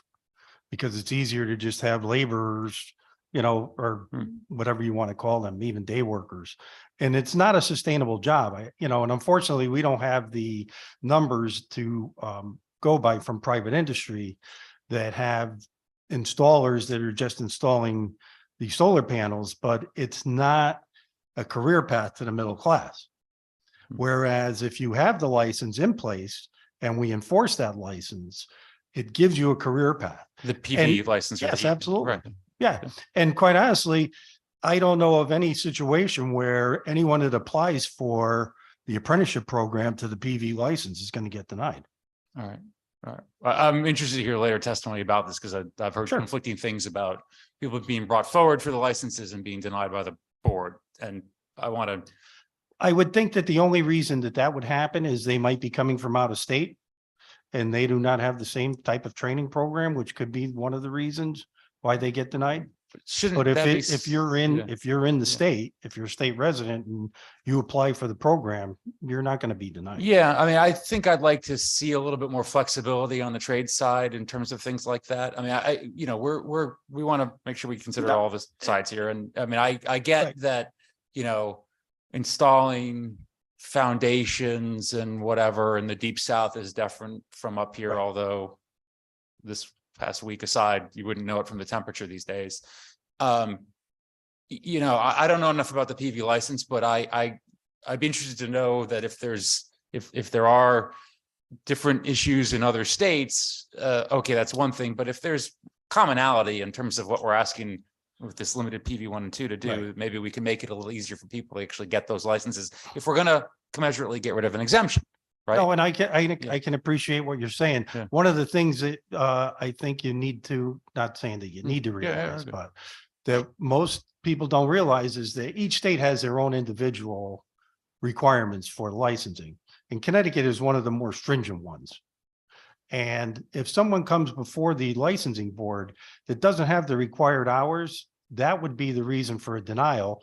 But it's not an outright denial. It's just telling them they need to get the significant number of hours in order to be able to take the test for the license. Right. And then, but it comes kind of a spiral though. Do they have the opportunity to get those hours, et cetera? I mean, I'd be interested in just the trades working with us on this. And I appreciate that. And we're, like I said, in my testimony, we're happy to work with the legislature to make that happen. And also the industry too. I mean, what needs to happen with respect to these licenses? Because it is a field that we want to encourage. Correct. Separately, and this is as much for committee members as you know, we've got one bill proposed that gets rid of the exemption entirely. This, if drafted, would be more of a, not a middle ground, but I think what we're thinking, eventually we're going to have to marry all the concepts, but I think what I'm thinking is based on some testimony we've gotten, particularly what I heard from the carpenters in their written testimony, is it makes sense to get rid of the exemption for residential work. For commercial work, where there really is a need to literally pour a foundation of concrete, build a frame that's got nothing to do with the panels immediately, but actually like that kind of work. Does it make sense to keep some sort of limited exemption for commercial jobs, say over 1 megawatt, however you would define it, for that particular narrow work, that we could say, hey, this is pouring a foundation, this is building a wood frame, nothing to do with the panels? this would be one of the examples where electricians are usually subcontractors on a job. This is one of the instances where they should actually be the general contractor on the job. And then they would issue out to subcontractors to do the trenching, the digging with operating engineers, laborers, the concrete and all of that. Yeah. Whereas they take over though the general work that's done on the job. So is there a way to codify what you just described, that concept that sort of says for commercial work, again, I want to I'm be sure able we could sit down and figure yeah, I'd something like to out. figure something like that out. I think we appreciate the concerns you've raised on the exemption, impossible to enforce, being abused, people not getting their PV1s.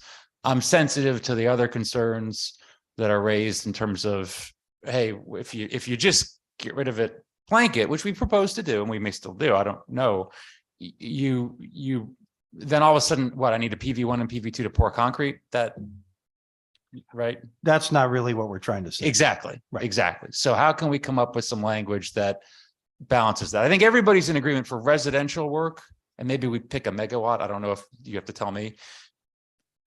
Get rid of the exemption entirely. Right. But for commercial jobs, big jobs where that kind of subcontracting, that kind of non-PV1, PV2, not meant to be encompassed by those licenses is occurring, what can we do? In all fairness, in the construction industry, when the job starts, possibly Representative Acker could speak into this. There's a scope review of what's what on the job. And that's when you determine who's going to do what. Yeah. And that's where you would actually pick the other trades to do what they need to do. Right. I just don't want our removal of the exemption to be a vehicle for someone to say, oh, no. Now everybody, even that sub, has to have a PV1 and PV2. You see what I'm saying? No, I get what you're saying. Right, I don't think you're going to see that happen on a large scale project though. And that's what I want to make sure we're exempting, for lack of a better word. But let's sit down. You got one of the best in the business, and Mr. Finch there. So, Right. We can try to figure out some language. Absolutely. Right. Thank you. Any other questions or comments on this issue? Thank you. Thank you very much.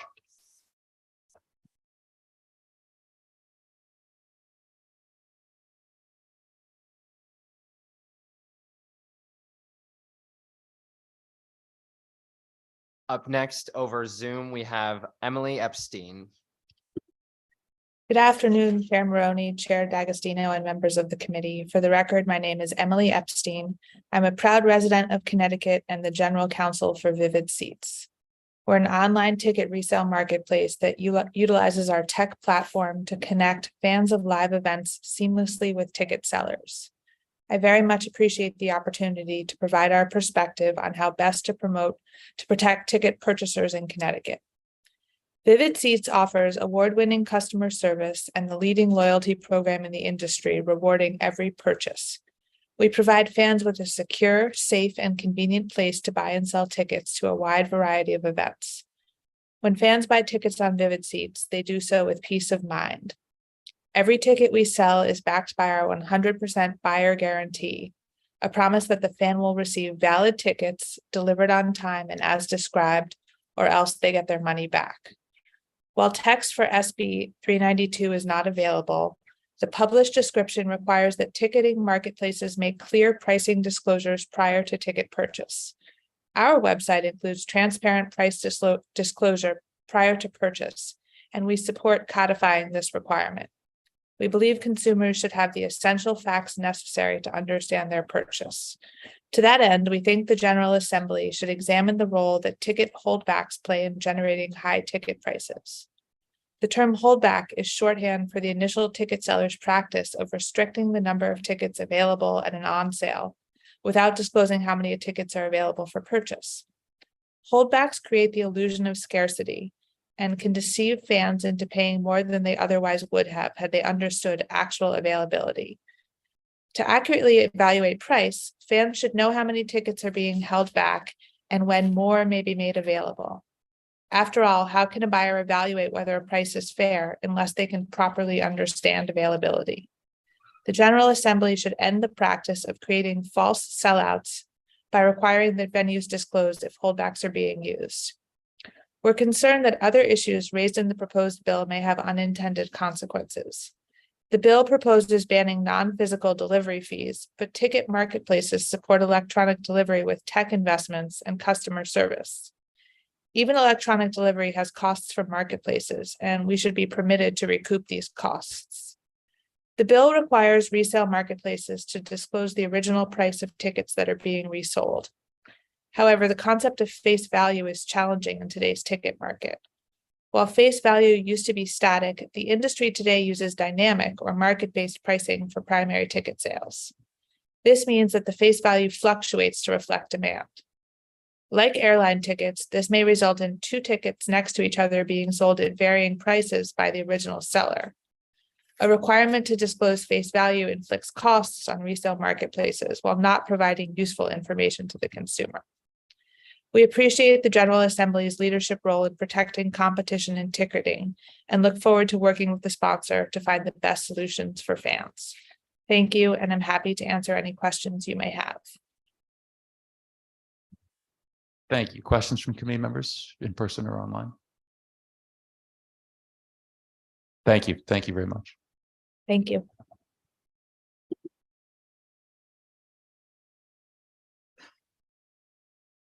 Up next, we're gonna have in person Ashley Zane.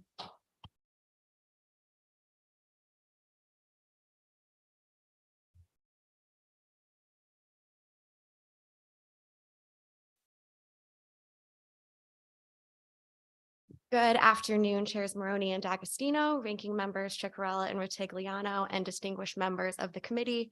My name is Ashley Zane. I'm a public policy associate for the Connecticut Business and Industry Association. We represent thousands of businesses across the state, both large and small, and in pretty much every sector of the economy. I'm here in support of two bills today, HB 5433 and SB 135. Starting out with SB 135, this would set a maximum charge for occupational licenses at $100. We strongly support this since it would ease a barrier to entry for many looking to get into a licensed profession. Approximately 25% of the state's workforce is in a licensed profession, so this would have a significant impact on the workforce in a positive way. This bill also makes Connecticut more competitive with other states and frankly, other states across the country, and making it easier for businesses to retain talent within the state and recruit talent from out of state. This eases the cost for individuals, many of whom have spent thousands of dollars on the educational aspect just to apply for the license. So we would support easing the financial burden. Secondly, HB 5433 would allow military training to count towards occupational licensing. The military requires extensive aptitude tests, physical training, and then advanced individual training to fill these positions, which would be licensed in the state of Connecticut. Just as an example, if you're a technical engineer in the Army, so think construction, geomapping, spatial relations, an individual must have a 101 on the Armed Service Vocational Aptitude Battery Test, the ASVAB, 10 weeks in basic training, and then 17 weeks of advanced individual training. Finally, these individuals, these veterans spend on average 4 to 8 years in the military. Years they're gaining experience, practical skills, and in some instances, very supervised and apprenticeship style training. Many employers would love to hire veterans because of the skills that they bring, and this would allow them to do so in a better fashion. So we urge the committee to support these bills. According to Advanced CT, 48,000 fewer jobs in Connecticut, and our lost economic output is about 400 million alone. So with that, we urge the committee's support of these two bills, and I'm happy to take any questions. Thank you. Questions from committee members? Seeing none. Thank you very much. Appreciate it. Thank you.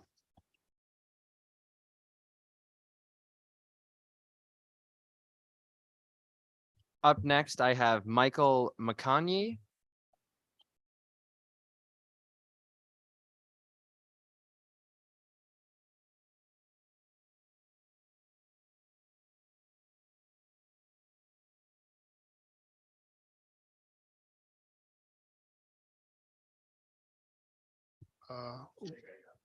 Ranking members Rotigliano and Ciccarella, thank you for the opportunity to speak in support of HB 6085, an act requiring certain solar workers to obtain a license to perform electrical work.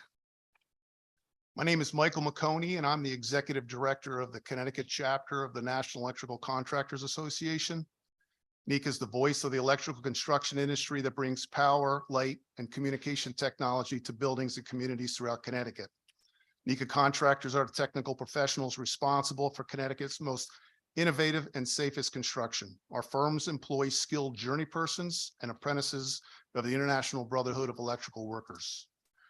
Our industry provides a pathway for individuals to secure a rewarding career. Individuals enter our apprenticeship training program and complete over 1,000 hours of classroom training, while at the same time earning 8,000 hours of on-the-job training required to take the state electrical examination. Our industry privately funds this program, and individuals enrolled in our apprenticeship programs only pay for the cost of books. Upon completing the apprenticeship program and the electrical examination, individuals earn a good wage and benefits, including employer-funded health care and retirement. This is the definition of a good paying career. Having skilled persons trained in electricity is important public policy. There's an exemption for licensure in the statute, which allows unlicensed persons to do some of the work on solar projects. This license loophole primarily creates day labor jobs, and requiring an electrical licensee will reclaim lost career opportunities. We recognize that this bill does not advocate for the eliminating of the license exemption. While that would be our preference, we support this bill's intent to ensure licensed individuals are employed on large-scale projects. Since the exemption was passed, the electrical industry, specifically the PV segment, has changed radically.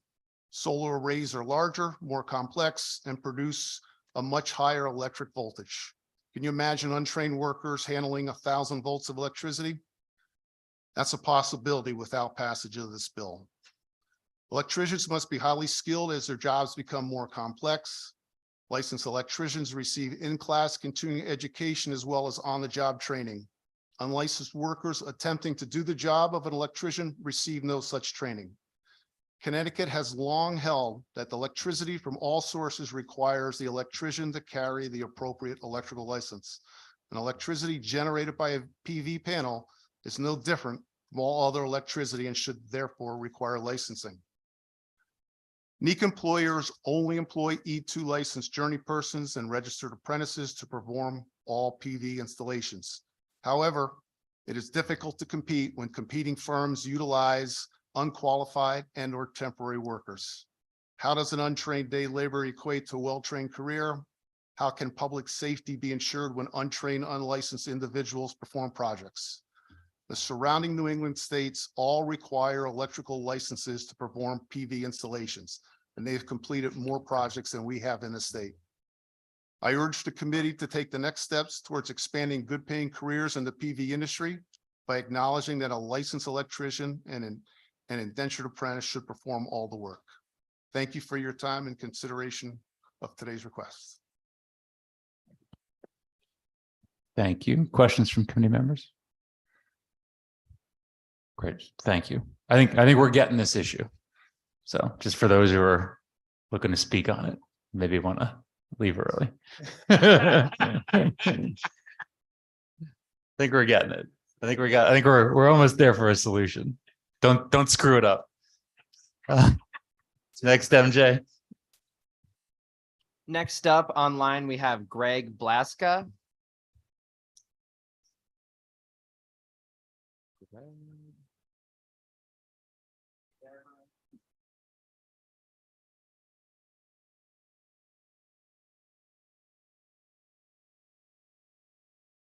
No. Hello, can you hear me now? Yes. Okay, thank you. Thank you, members of the General Law Committee, for hearing my testimony today. My name again is Greg Blaska. I'm the CFO of Jesco. We are an equipment dealer with over 350 employees, and we're responsible for all Ditch Witch customers in the state of Connecticut. I've been testifying in various states over the last 5+ years on similar type of bills. The only bill to pass to date was in 2022 in the state of New York, and that legislation had an exemption in it for the off-road industry, which I'm part of. I just wanted to discuss really, I sent you my testimony, but I want to be on a more of a high level. Our industry has always supported the customer's right to repair. I've been in this industry for over 40 some years. 55 right now, currently 55% of our purchase of our parts come from customers over the counter, which means they're doing most of the work themselves. The right, when I see it, I see the right to repair movement is often associated with the general frustration and dissatisfaction of how the consumer product sector works. Technology products such as cell phones and laptops are obsolete quickly, and there is a significant economic incentive to trade in and get a new product versus repairing an old. Environmentalists are concerned about the e-waste created by this business model and suggest that the right to repair will create a more robust used equipment. However, in the off-road industry, these concerns and motivations don't apply. Why? Because our products are generally created to be used for over years, if not decades. Our used equipment market in the off-road space is very large and competitive, with many consumers choosing to purchase used equipment. Broad right to repair bills fail to address the toughness of our industry, including the fact that off-road products are regulated by the Used Clean Air Act, while cell phones are not. Off-road equipment is designed to work in dangerous and time-sensitive industries where safety of operators, bystanders, and technicians must be the #1 priority. Right to repair legislation is not needed in our industry and would have unintended consequences. Again, I encourage you to take the same approach the state of New York did and exempt the off-road industry from any legislation that is drafted and considered after this hearing. Anybody have any questions of me that I may be able to answer? Thank you, Greg. Thank you for asking. Questions from committee members? Doesn't look like any. Thank you very much for covering all that ground. Okay, thank you. Well, All right, up next is going to be Bill Finch.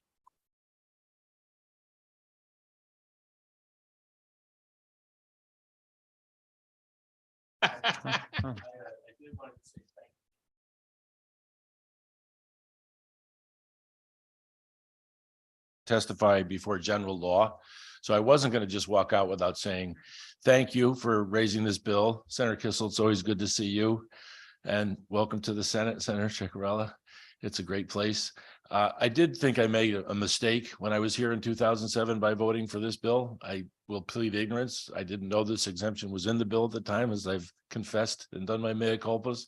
I think we have a unique opportunity here, and the committee's in the right direction to help us figure this out. So I want to thank you very much, especially you, Representative Ritigliano, because we've been at your morning briefings at Best Edibles and listened to many of your constituents, and hats off to you for keeping an open mind to all those issues that come before you. Right. And thank you. And in fairness, I mean, we're going to let the solar guys have their day in court here and let them speak too. And then, like I said, I think but we appreciate that. If you guys could work with us on that language, like I said, we're going to marry the concepts and come up with one proposal that hopefully everybody's finds palatable. Well, I want to also thank Senator Maroney for his open-mindedness. And last year was a short session. We weren't able to get traction on it. And this year we appreciate everybody keeping an open mind and trying to keep Connecticut to be the best place to be an electrician. Thank you.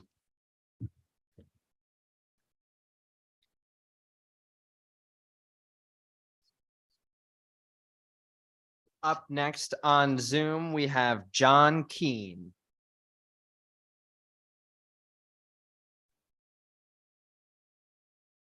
Yes, good afternoon, members of the committee. My name is John Keene of the Association of Home Appliance Manufacturers, also known as AHAM. We're in opposition to proposed bill 5723. Our industry represents everything from your refrigerator, clothes washer, and microwave. With that comes the handling of high-current electricity, refrigerant gases. Home appliance repair needs a unique based on the fact that appliances may be repaired in the home, which raises important privacy and safety considerations and a balance with safety standards and building codes. I do want to mention that appliance manufacturers already provide a wide range of repair options, including a nationwide mom and pop shops of repair shops across the country. Opening up the repair process to any third party of significant impact the safety and reliability of the product. It opens up the threat to significant property damage, including instances of using the wrong refrigerant or using counterfeit parts leading to electric shock. So to kind of conclude, appliances are complex products that require training and accountability. Untrained repairs can compromise safety and security.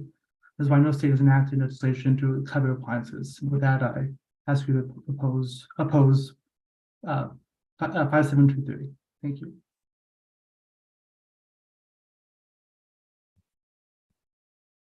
All right. Thank you very much. Questions from committee members? See none. Thank you very much. Appreciate it.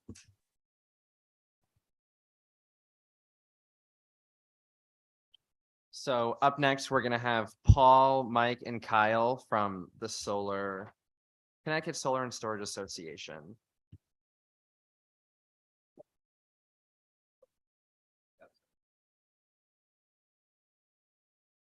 Sorry, Paul, Mike, and Kyle. Hate to ruin your party. No, hey, we're bringing everybody up together. So this is what I like. It's efficient. Get everybody. We lost Paul Lamro. He had a family medical emergency, so he left. My name is Mike Trahan. I'm executive director of Connecticut Solar and Storage Association. Our 40 members, business companies, represent 20 residential solar installer companies that do work on home solar projects and about 20 that work on commercial projects only. We have a handful of members that do both. We've also got some members of the supply chain that are also members of our group. With me today is Kyle Wallace from Posigen Solar. We're going to talk about our opposition to 6085. I'm trying to find what the problem is here. I hear what the solution might be, but I don't understand what the problem is. We got 60,000 home solar installations over the last 10 years. And I'm not aware of one instance where the Department of Consumer Protection has said, we need to slap a fine on some installer for their people on the job who don't have a license for doing electrical work. So I'm wondering, why are we here? I mean, I keep asking, what is the problem? It's the same on commercial projects. Electrical people do electrical work. Non-electrical people who are working under the exemption are doing that portion of the project. Same thing on residential rooftops. And Mr. Chairman, I have to disagree. And I don't think we all agree on what to do, that residential solar should lose the revocation of this exemption. It's been around for 15 years. What's the problem? I'd love to hear what the issue is really here. I'm going to let Kyle speak for a minute, but you know, this is really remarkable that we're here talking about this issue. I mean, what are you going to do with workers who don't have licenses right now, who feed their families, who are working on projects legally, and tell them, look, you're going to have to go somewhere else because you need an electrical license from now on to work on this project. What are you going to tell those people? Kyle Wallace, Vice President of Public Policy for Posigen, residential solar and energy efficiency installer who focuses on low and moderate income communities.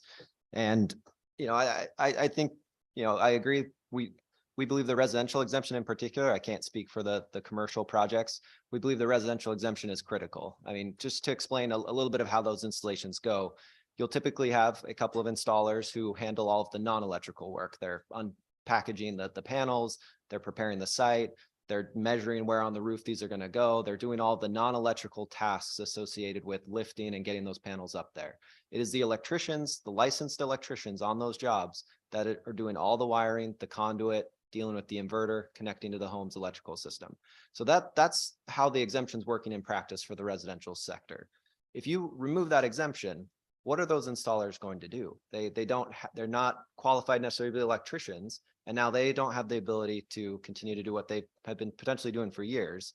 And now overnight, we need to hire additional electricians, which are already in short supply, to do that non-electrical work. And so it just would create this structure that is really unworkable. And I think that we really need to be clear of how in practice removing this exemption would work on the residential side, because it would have a significant impact.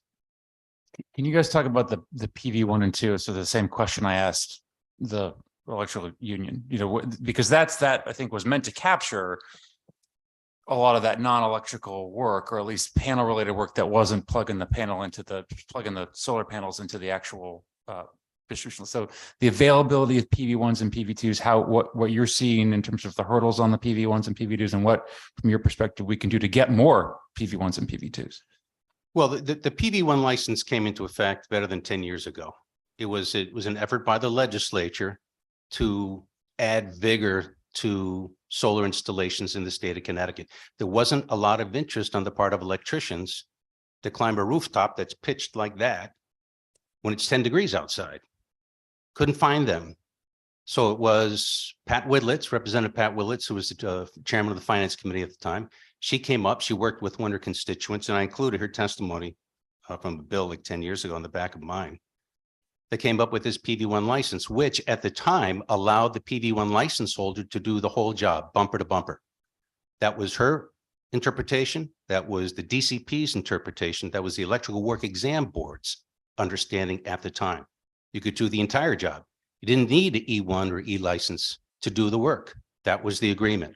So people were pursuing that. A couple of years later, the Electric Work Exam Board was successful in changing the language that said the final grid tie connection, the really heavy duty electrical work on site, had to be done by an E1 electrician. We don't have any problem with that now. There's no issue on our part for E license holders to make that grid tie and to do electrical work on the job site.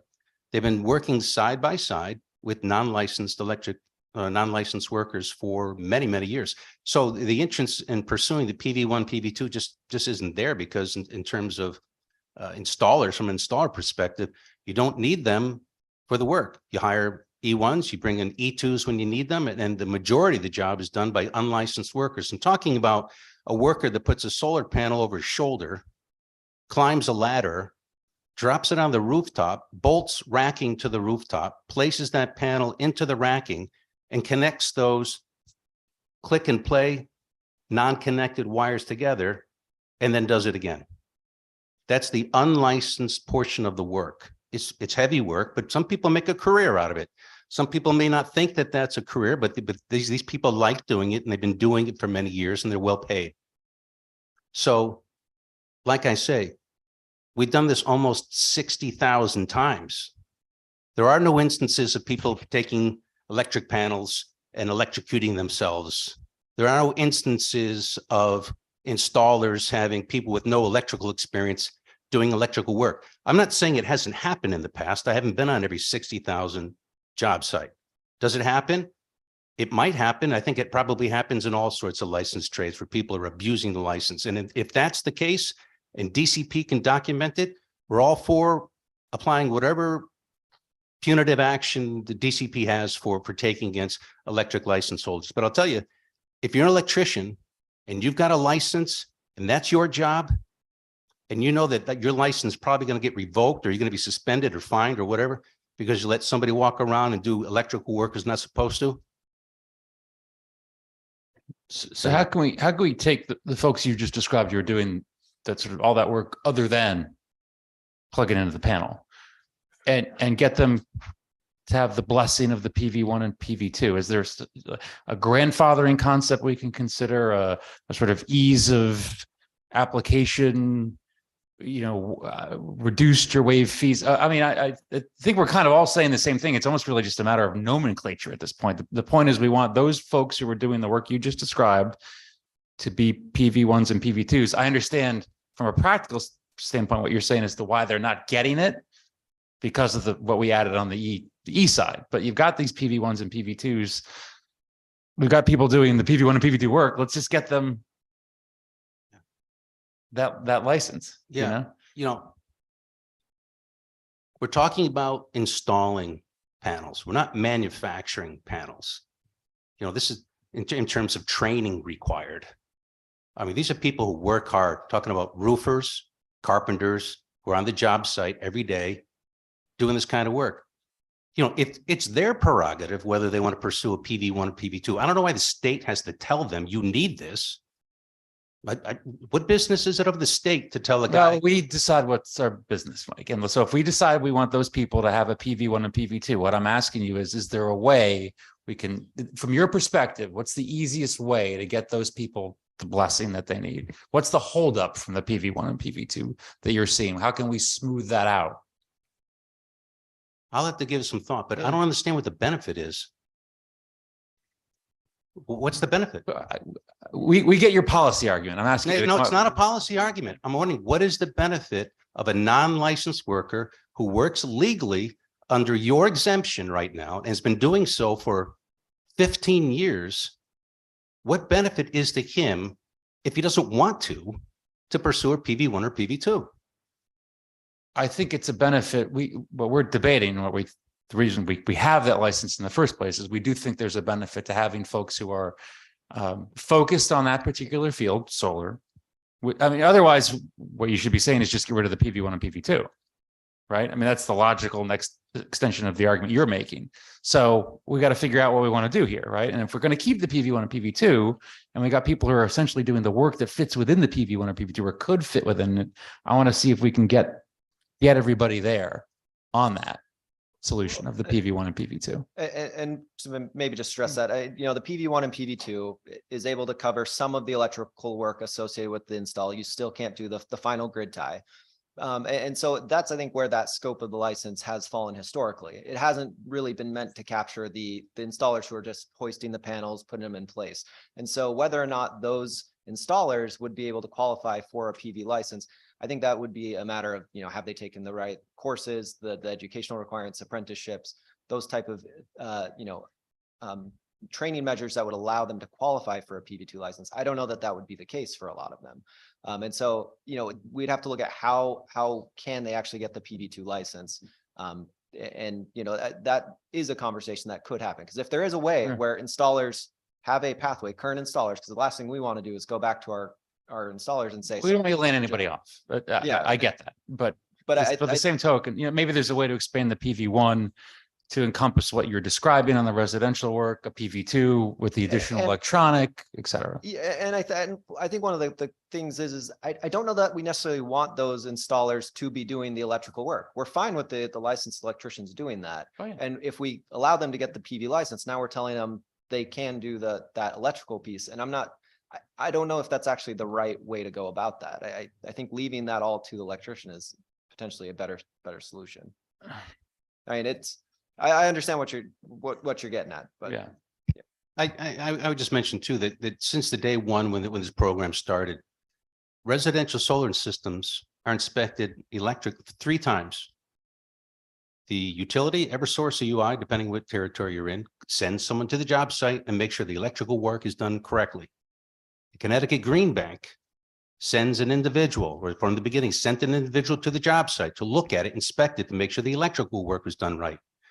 And then the municipal building official comes to the site and he checks it a 3rd time to make sure that it's right. So this argument about we need more licenses so people, have more skills so they can do the job correctly.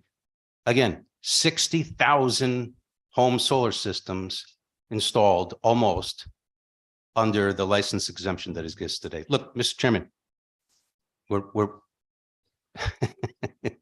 we're willing to work with the committee to see that there is, something that can be done to smooth this out. I just fail to see what the problem is. I keep asking what the problem is. No one's told me what the problem is. This is a solution looking for a problem, as far as I'm concerned. Questions? Tim? Thank you both for being here. Kyle, could you tell me about your process? Do you have your own installers or do you subcontract your installers?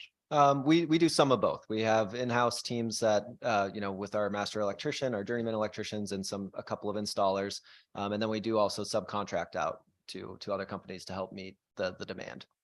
So for what you can give me for employee rate in terms of status, like how many of them are licensed electricians or registered apprentices electrical, and how many of them are what I call them racketeers? I call them the racket installers, the roofers, the people that, as was mentioned, a lot of us don't want to climb steep roofs, that's what roofers and carpenters do, love to do that, so do you know what your percentage is in terms of the workers? Yeah, so on a typical job, you depending on the size of the project, it typically be about 2 electricians or so, and maybe 2 of the racketeers, potentially 1 depending on the size of the system, and maybe a couple more if it's a large system that has a lot of panels. So it's close to that ratio. So, but in your company, how, if you don't mind telling me, again, then how many are licensed people in the company, not on a job site, like in the overall company, percentage wise, how many more of the people doing the hoisting do you have compared to the licensed electricians? It's pretty similar to that split, because I mean we have to have the electricians on every job, and so we have kind of dedicated crews, or try to have dedicated crews that work together on every job. So it's those same electricians, same installers working together. Okay. So you're saying that maybe in your company, you have 50% are of the non-licensed and 50% are licensed? Of the people in the field doing the work. Yeah, that sounds about right. So the 2 companies that I work with that probably do the majority of the installations in my, well, actually all throughout Connecticut. One employs 50 employees. 30 of them are the non-electricians, because they need more to put the installation. It's 30 employees right there that would not qualify. And I want to agree wholeheartedly with you. The safest way to do this, I believe, is in the manner that we're doing, where we're having professional carpenters / typical in the trades finding the rafters in the ceiling and in the roofs and screwing them to it, rather than a professional electrician's not a carpenter. They're not a roofer. They don't do this. That's not what they were trained to do, nor do they want to be trained to do that. They want to do the electrical. They want to do the electrical installation. So the other company that I do, so again, there's 30 non, and then the electrician does that work. So my concern, well, there's a couple of concerns I have with the policy here, but if we're going to have somebody that gets a lower level PV license that can now do all the electrical work, that's scarier more than me than having a professional electrician doing the work. So I want to make sure that we're having electricians do the electrical component. And so I agree with you on that point. And so the 2 companies that I'm aware of, and just two companies that I'm aware of, they have 70 racket non-licensed people to 45 electricians. Right now, they're 6 to 8 months behind in installing, because that's how great the program is working. The solar wants to, they just don't have the work staff to do all the work right now and to keep up with it. Going with this legislation, we aren't going to meet any greenhouse goals that any environmental goals that we even pretend to want to meet.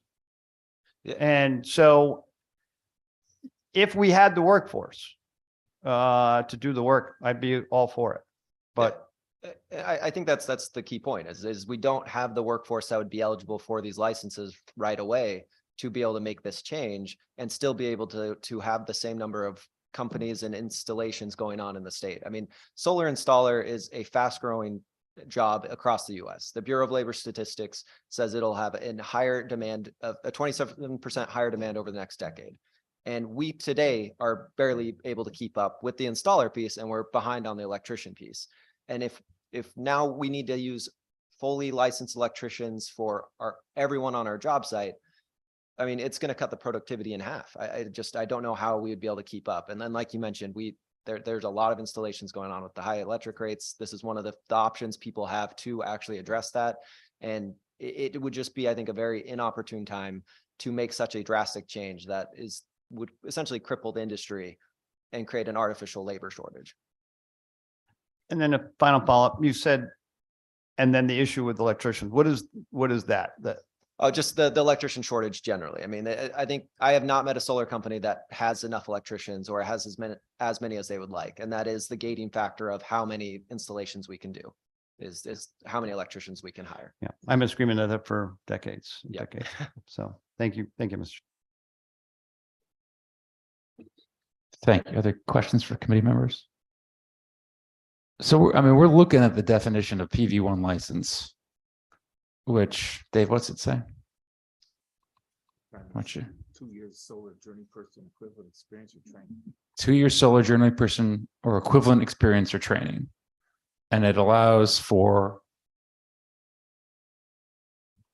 installation, erection, repair, replacement or alteration of the panels, everything, but not doing the actual electrical work. That's still required. You'd need the electrician license for that. So I guess I go back to my original question. I mean, we should be able to get the people you've described who are on site or are doing exactly that work this PV1 license.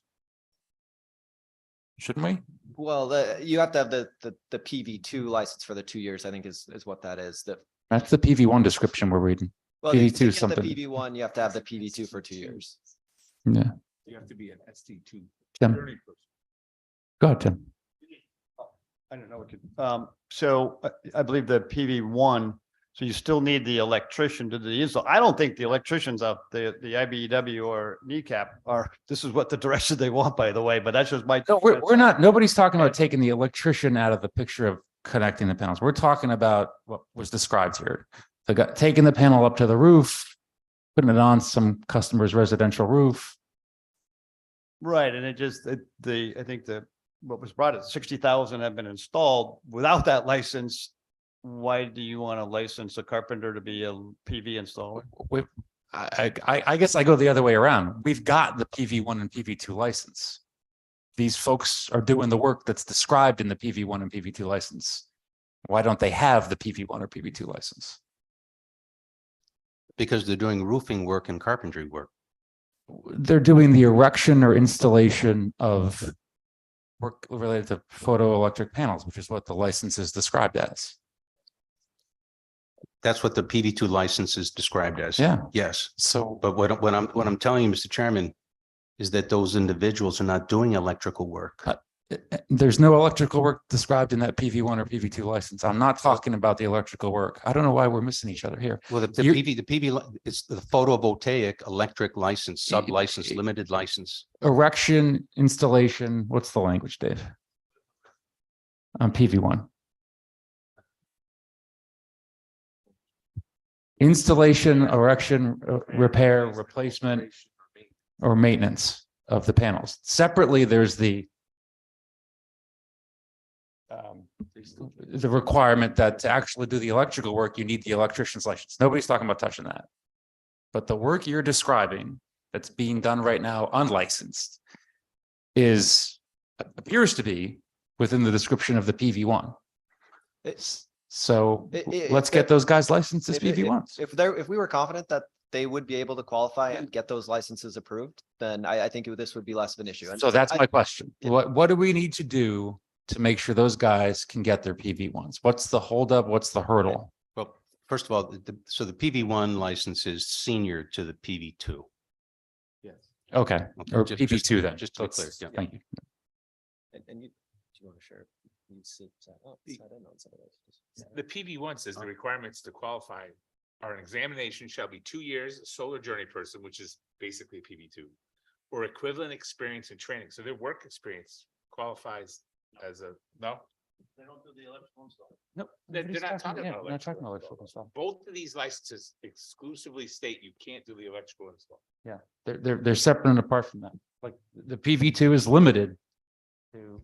Well, my understanding is that the PV1 and 2, you would be able to do the electrical work from like the panels to the inverter, but you would not be able to do from the inverter to the home.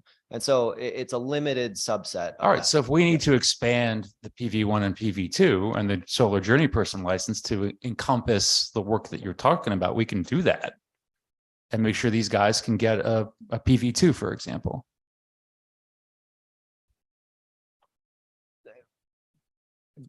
I mean, it's in bold there has a clarification under the license, and it's in bold. And it says a PV1, PV2 license holder is not permitted to connect to any existing panel, junction box, wiring, or circuits on any premise. Right. So we're not touching that. But that other work that you're describing, we should be able to shoehorn into the PV2, for example, or PV1. I know you've said it on some of the, where it's been denied, but. Right. May I? Yeah, go ahead, Tim. So you just turned the term existing, correct? So that means on-premise electrical live wiring. No, this is the descriptions we're looking at allow for the installation, not just not work on just existing. No. You said existing, you cannot connect to an existing electrical junction box panel. Is that correct? I may have thrown that in there. No, it says cannot connect to an existing Oh, panel, okay. comma, junction box, wiring or circuits on the premises. So they can do all the conduit, wiring and everything down to the existing service of your house, the house service, right? The panel. They can do all that electrical wiring down to that.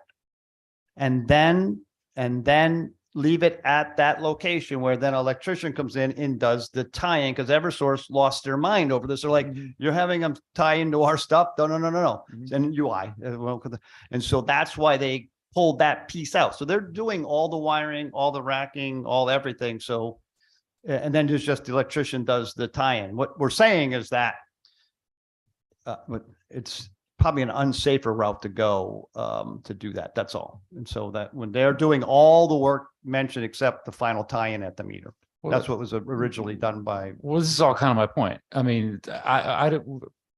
Absent being on a job site, there's a range. You know, we have to have described to us the range of work from getting the panels out of the truck to actually tying into the system, and there's a range of work that needs to be done.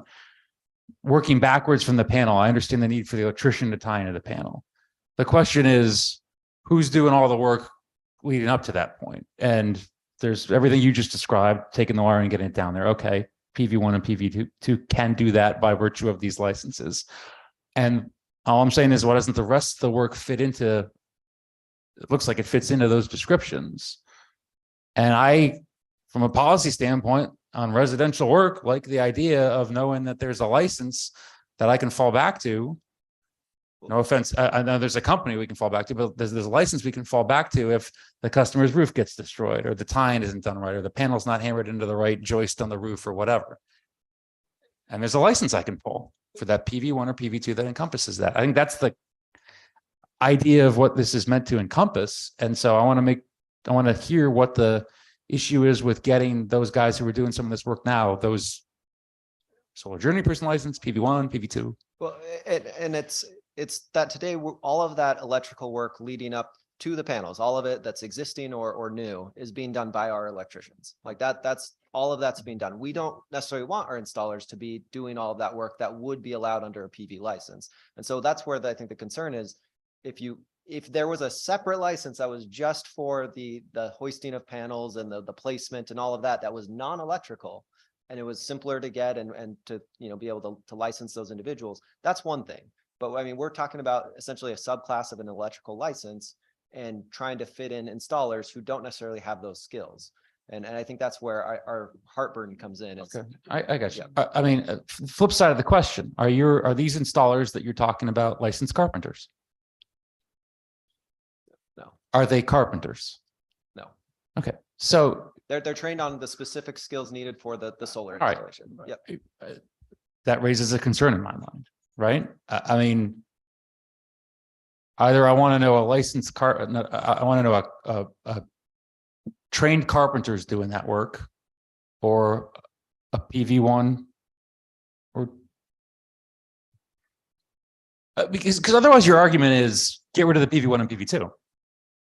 I mean, that's there's no difference to me what you're saying with respect to keep the exemption and get rid of those licenses. You're saying you don't need them. I'm saying we have them. So I'm not saying I'm not saying we don't need them. I'm saying if an individual wants. Do you have any PV1s or PV2s? Sure.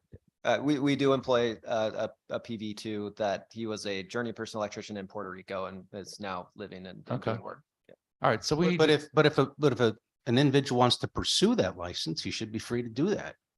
Well, or if the state, through the wisdom of this committee, decides that for residential work, someone should be licensed on the job to do that work, that's what we'll decide. Okay, but Yeah. Mr. Chairman, there is a licensed electrician who signs up on that job. Yeah, It's I his got you. license. I got it. Yeah, go ahead. So you're saying you have one PV1 in the company? Is that what you were saying? Who, after the person puts the solar panel on the brackets, who connects them together before they get to the junction box? So the work that is, if it's just making the connectors on, once you place the panel in, it's, you know, these two little plugs, like, and then you have the additional conduit connections from the panels themselves through, you know, the junction box down to the inverter. That's done by the electrician. So you're saying in your company, the electrician runs the wire down to the box? Yep. So you don't use a PV1 to make the connections in between the solar panel? No, I mean, because currently we have to have the electrician on site anyways to do that work. So it doesn't make sense for us to have an electrician for just that one piece, a PV person who's doing just the work between the panels and you know, the home electrical system, and then our installers for just placing the panels. It wouldn't make sense to have all three of those on site when the electrician can do all of that, at least for the up to the panels. Then we use the installers for the non-electrical pieces. And that's the way it's worked for a decade. Successfully. Other questions or comments from committee members? Just a comment on the carpenter. Go There's ahead. no licensed Yeah, carpenters. I'm They're just not there. licensed. Yep. Yeah. So what we would do is create a great cash cow for the state of Connecticut through licensure, occupational licensing though. But Don't get us down that road, Tim. All right, other questions or comments? Thank you, guys. Thank you. Appreciate it.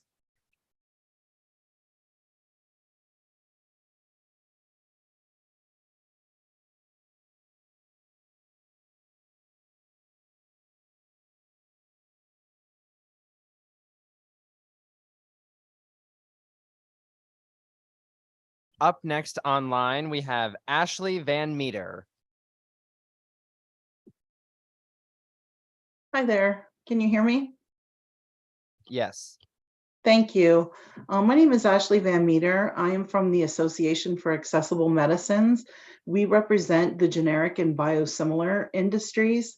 I'm here to testify on HB 5727, which as an association, we feel could lead to unintended consequences and not address underlying problems of increased costs of healthcare.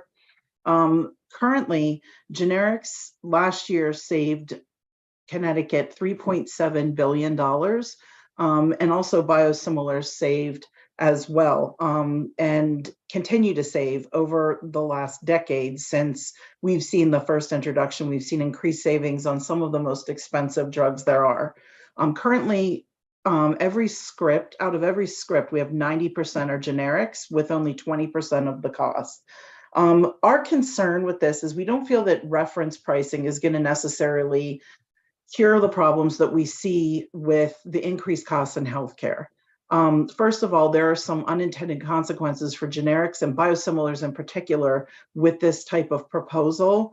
And when we see, for example, generics at only causing 2% of overall healthcare costs, we feel that, you know, having those unintended consequences could really harm consumers as well as, you know, innovation for even the branded drugs. Instead of doing these reference pricing, what we would suggest is there has been a problem with generics getting placed on the tiers that they should appropriately be placed on by plans. We've unfortunately fallen victim to folks preferring to receive rebates over using the more inexpensive generic. And so they'll put on a plan a generic on the same cost sharing tier as a brand. And then you see folks choosing the brand with really high rebates over the less expensive generic. And so we would have some proposals on how to fix that to ensure that you continue to use generics that, like I said, save billions of dollars in 1 year in the state. And we've suggested proposals like that in other states, and would be happy to work with the committee on a tiering bill that, you know, we've seen in other states, and really feel that that will cure some of the problems that you're looking to address. Also, there are studies that have been put out by states that have done, you know, what would this mean for the state? For example, Vermont. And we do see that, you know, either through importation or referencing product or prices from other countries, you really aren't going to save on generics. And the state found that they did not save as much on some of the branded products. We also saw folks from Canada asking, for example, not to actually import and not necessarily to use the pricing, because the markets are so very different in size between, for example, Canada and the United States or other countries. And so we would just welcome the opportunity to work with the committee on another option that might not have unintended consequences of actually causing shortages and driving up costs on some of the most needed medicines. And I'm happy to answer any questions. Thank you. Questions from committee members? Perfect. Thank you.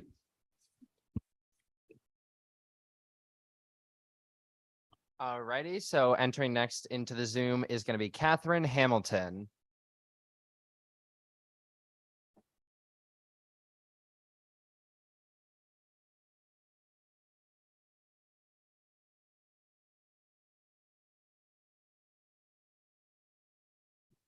Catherine, are you there?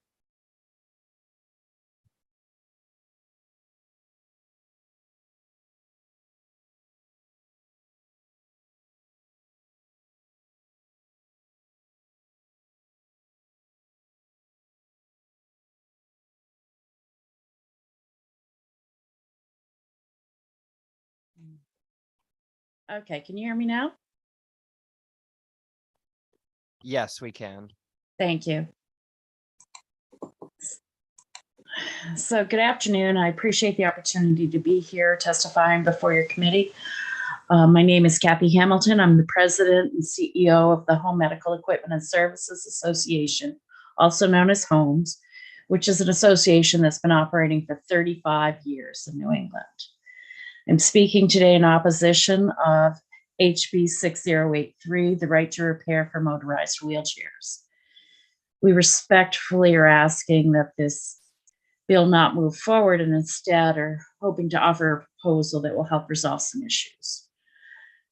As an industry, we recognize what's been going on with the challenges of repairing complex rehab technology, motorized wheelchairs.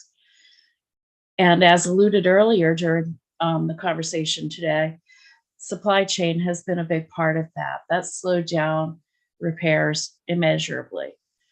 In addition, the supply chain extended to the labor side of things. DME has had the same labor challenges as other elements of healthcare. But in Connecticut, the federal funds that were provided via ARPA to alleviate labor challenges in healthcare did not extend itself to DME providers. So yet providers are competing for some of those same employees. Regardless, providers have done everything they can and are able to do to ensure the safety of users of CRT. Additionally, and most importantly, is that motorized wheelchairs are a Class 2 FDA medical device. It's regulated. It needs to have appropriate documentation and be available for recall, as other medical products have been in the past couple of years. We've seen some significant recalls that have been quite challenging to work through. Every part, every component that is replaced on that chair should be documented with that serial number for the chair. So in the event of a recall, it can be taken care of and addressed. If we allow wheelchairs to be repaired, motorized wheelchairs to be repaired by non-regulated individuals through right to repair, we may have some unintended consequences and not being able to get a recall out. So typically what happens, the manufacturer manufactures a wheelchair, a DME provider sells the wheelchair to the individual, paid for generally by their insurance, and that provider has trained personnel trained by the manufacturer to do repairs on that. What we would like to do is recommend a work group to kind of put together a process in which we could all fix legislation or whatever it is to be able to make this work in a way that is better for individuals. We would want to have manufacturers, providers, associations, payers, legislators, and users get together to work on this, to create a plan for the training and certification of technicians for repairs. One of the biggest barriers to the timeline, other than the supply chain issues, is the amount of time it takes to get a prior authorization through with the insurer for those repairs. That takes considerable time, in some cases, multiple weeks to get approved by different payers in different states. And we would like to facilitate discussions with payers, with your help, to recognize the service component of DME so that the reimbursement that is provided for these repairs, because they are covered by insurance, at least by your Connecticut Medicaid program, covers the product cost and the labor cost, and while continuing to remain FDA compliant. And I'd be happy to answer any questions you may have. Thank you, Art. Are there any questions? Okay, hearing on. Thank you very much for your testimony. Thank you. Okay, next, Amanda Martin. Yes, she's joining on Zoom.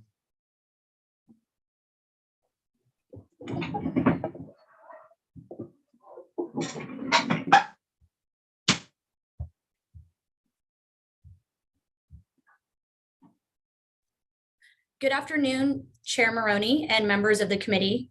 My name is Amanda Martin, and I am with the Entertainment Software Association. ESA represents the US video game industry and the makers of all three major video game consoles, Microsoft, Nintendo, and Sony. ESA respectfully opposes HB 5723, which seeks to create a right to repair mandate.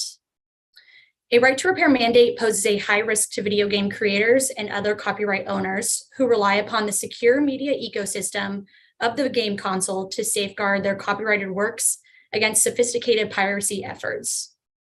To help prevent content theft, video game software, firmware, and hardware have built-in security features known as technological protection measures, or TPMs, to prevent the play of unauthorized video game content and access to other content. TPMs help to create a secure media platform that provides video game publishers, music distributors, and video game streaming platforms with assurances that their intellectual property will be safe and secure. Due to the popularity of video games, there is a thriving modification market, offering hardware, tools, and codes to modify game consoles in order to play illegal games downloaded from the internet. Being required to share hardware schematics, sensitive diagnostic information, tools, and security-related reset codes with unauthorized third parties would compromise the security of the entire platform and harm console makers and copyright owners. As you know, information released worldwide can't be clawed back. It is important to mention that federal law, Section 1201 of the Digital Millennium Copyright Act, prohibits the trafficking of tools used to circumvent TPMs, such as those protecting video game consoles.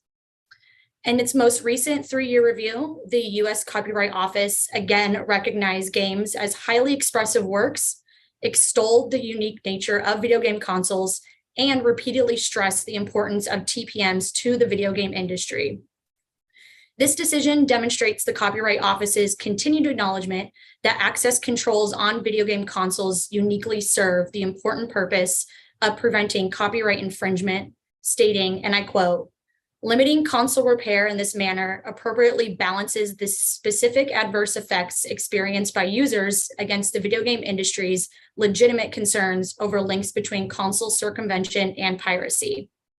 For those reasons, we respectfully oppose HB 5723.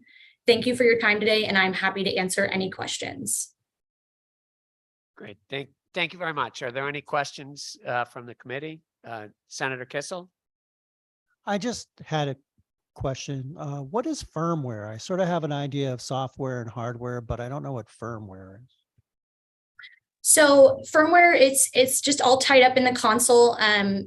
It's just another way to kind of explain TPMs, the technological protection measures. It's just another layer of security that our console makers have implemented within the consoles. And if you could just say that TPM, what does that stand for again? Technological protective measure. Is there a way that you can just like tell me like what that could be? Is that like internally some kind of passcode system or like what? Yeah, so sorry. So the TPMs are internal codes, and they're also come in the form of specific tools needed to bypass the hardware, that's security hardware that's in there. So it's codes, it's hardware, and it's software that contain within the consoles to protect it from the copyright infringement. Thank you very much. And it's great talking to somebody who represents at least one of your three is Sony, and I'm a big PlayStation fan. So thank you. Oh, that's nice to hear. Thank you, Senator Kissel. Are there any further questions? Okay, thank you very much for your testimony, Amanda. Next, David Fine.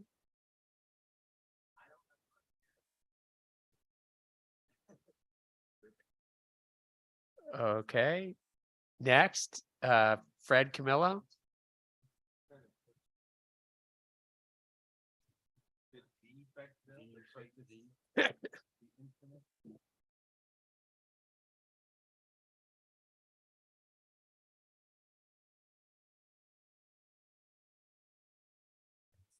Okay. He was your caucus rep. Okay. Next, Anthony DiPaolo.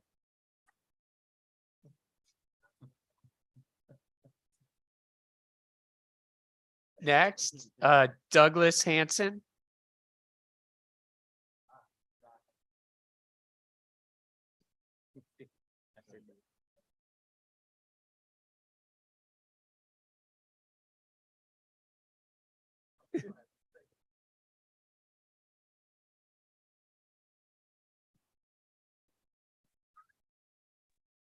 Can you hear me?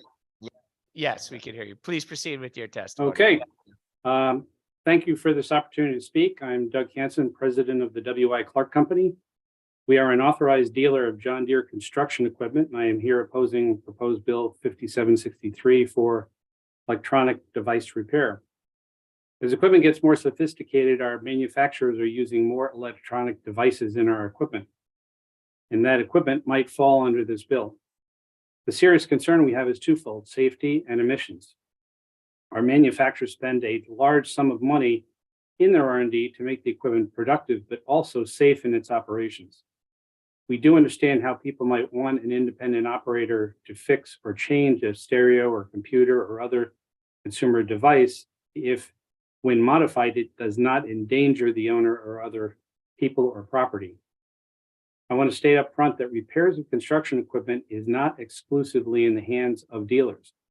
Currently, our customers and non-OEM repair shops all have the ability to repair the equipment by having access to parts, service manuals, and specialized software to diagnose any issues that do arise.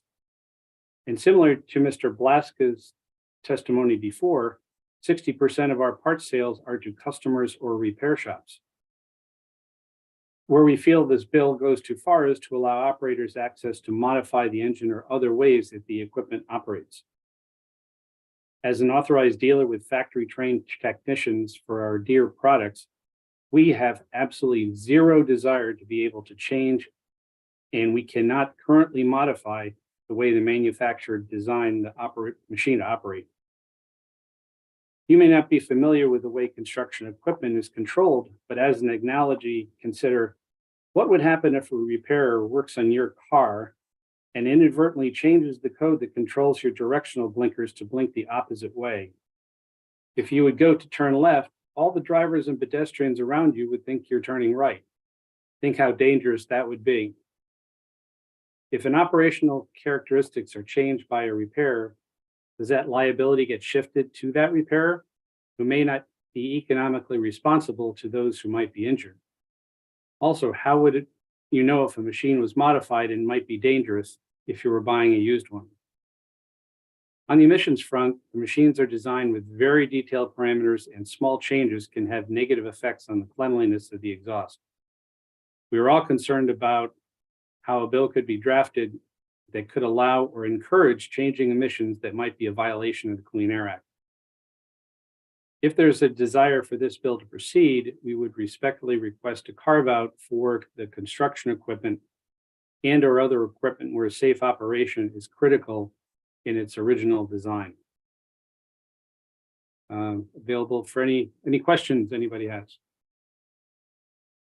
Are there any questions? No, hearing none. Thank you very much for your testimony. Thank you. Next, Roxy Kozic. Yes, they're online. Okay. Fred Camillo is gonna be coming, but he's just getting the link, so. Thank you. All right.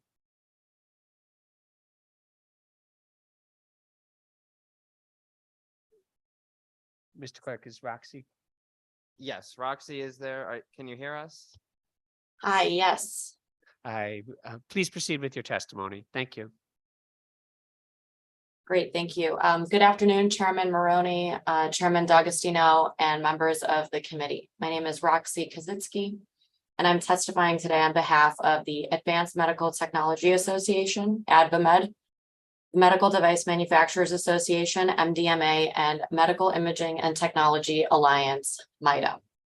Our combined memberships comprise the full spectrum of health technology innovators and manufacturers who work every day to deliver high-quality healthcare for patients worldwide. We're proud to employ more than 7,600 Connecticut residents and contribute more than $4.1 billion annually to the state's economy. Patient safety is our top priority, and for this reason, I'm testifying today in respectful opposition to House Bill 5723. As introduced, the bill unnecessarily exposes patients to an increased risk of harm or death, and requiring medical technology providers to share proprietary design and repair information with third-party servicers. Often these providers lack the necessary training to repair complex medical systems, and patients and consumers rely on a technology's accuracy to provide proper diagnosis and maintain safety protocols. Original equipment manufacturers, or OEMs, are subject to strict regulations by the FDA to ensure patient safety.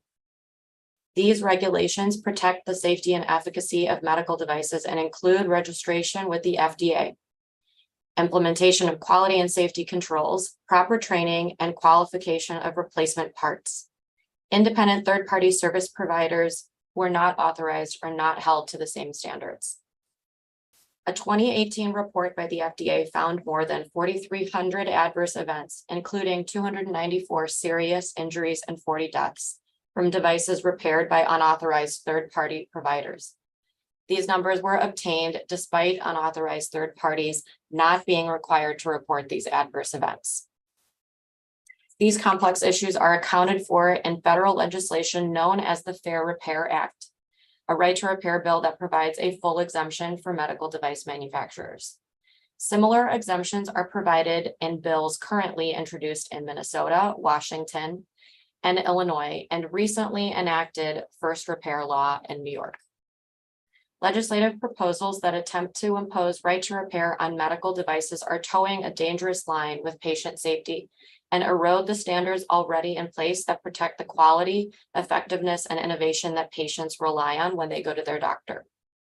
For these reasons, we oppose House Bill 5723 and request the committee exempt medical devices from the bill. Thank you. Great. Thank you very much for your testimony. Are there any questions from members of the committee? Okay, hearing none. Thank you again for your testimony. Thank you. Mr. Clerk, is Fred Camillo online? Not seeing him yet, Mr. Chairman. Okay, then next we'll go to Paul Costello.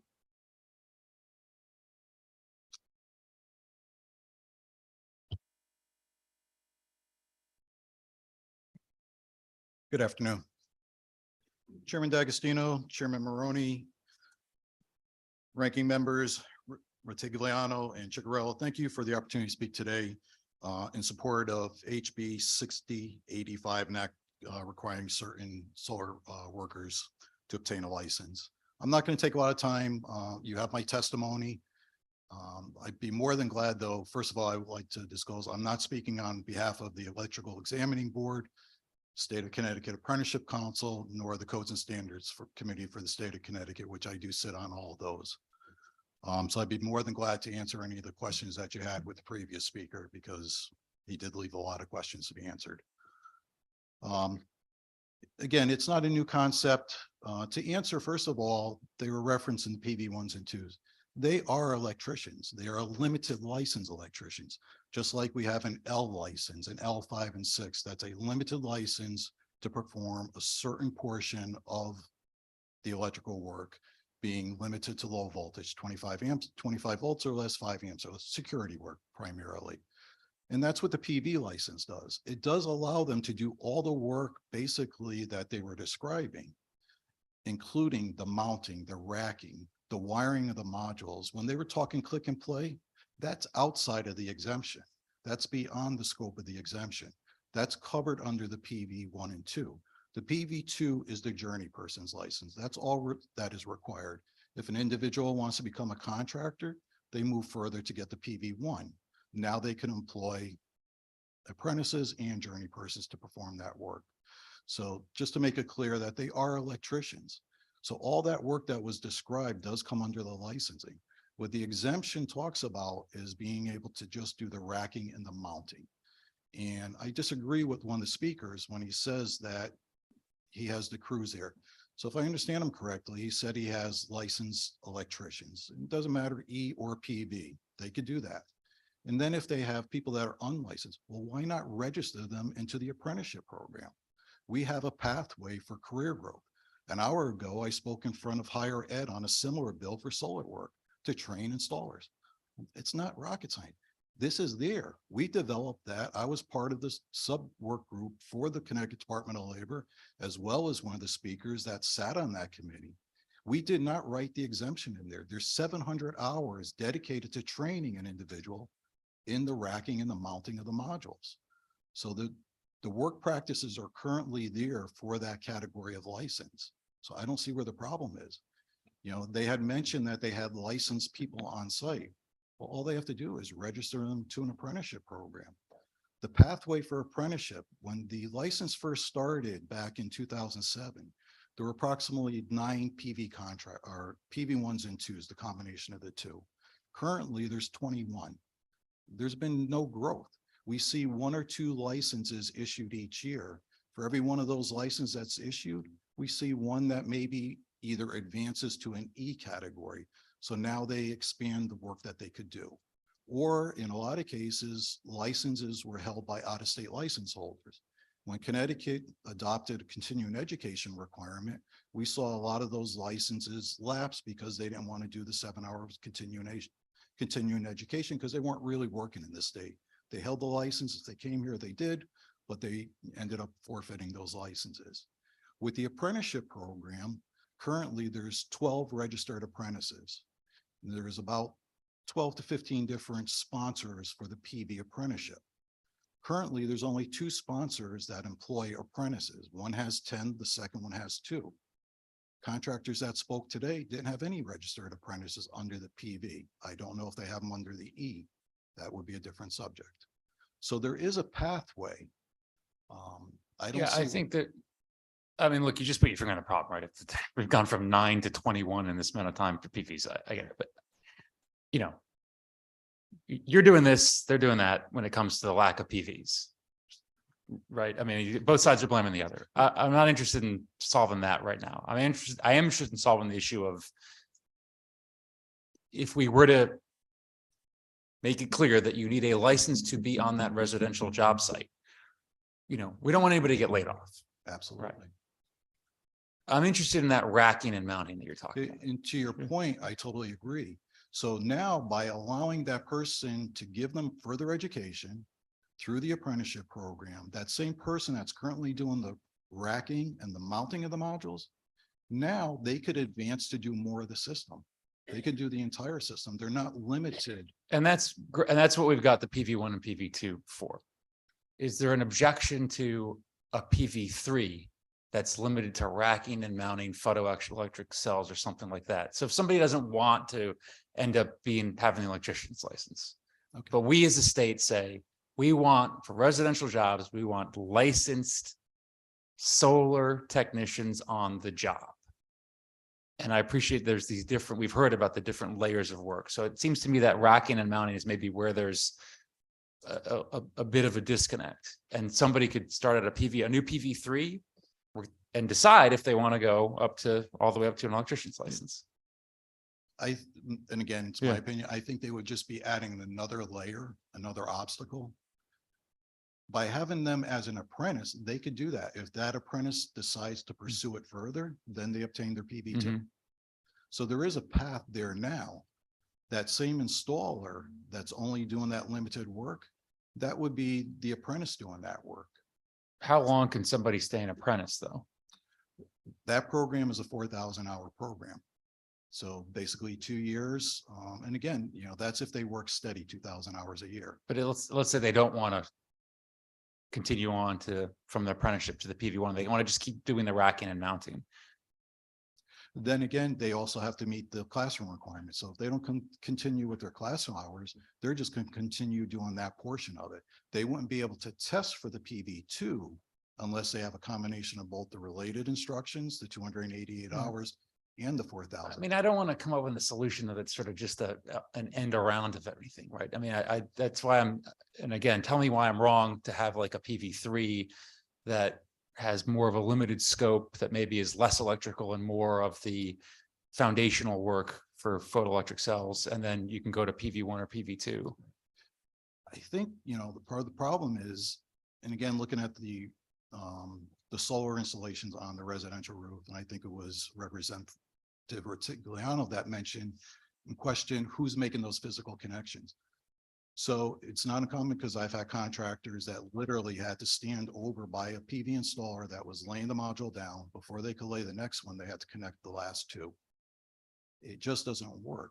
I think we're trying, to create something that might not be really the answer to it.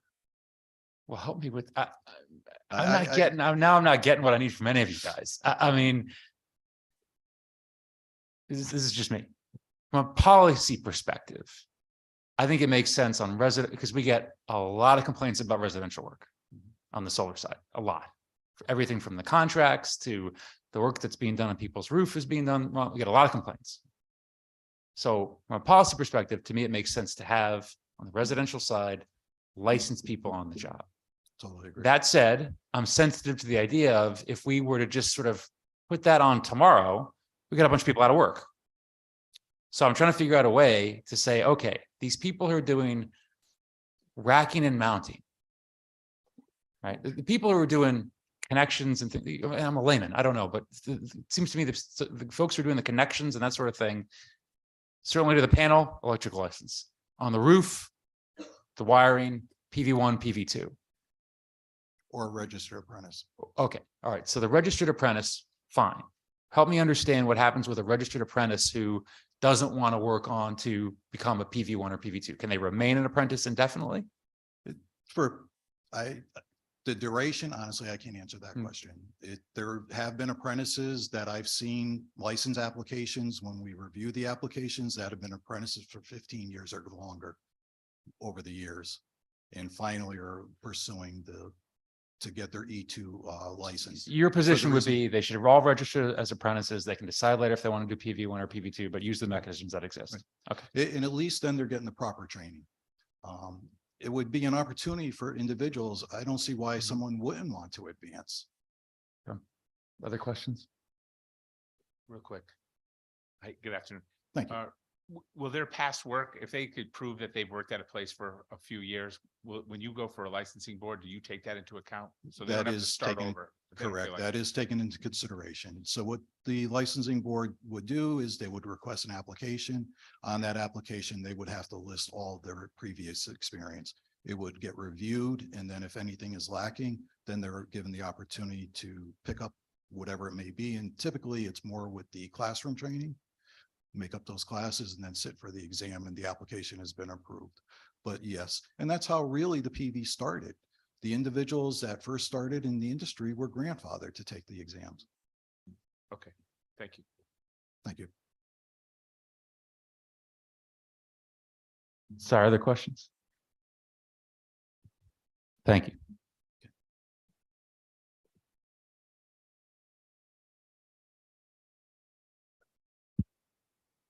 Are there any further questions? Okay, thank you very much. Thank you for your time. Okay, MJ, is Fred Camillo available?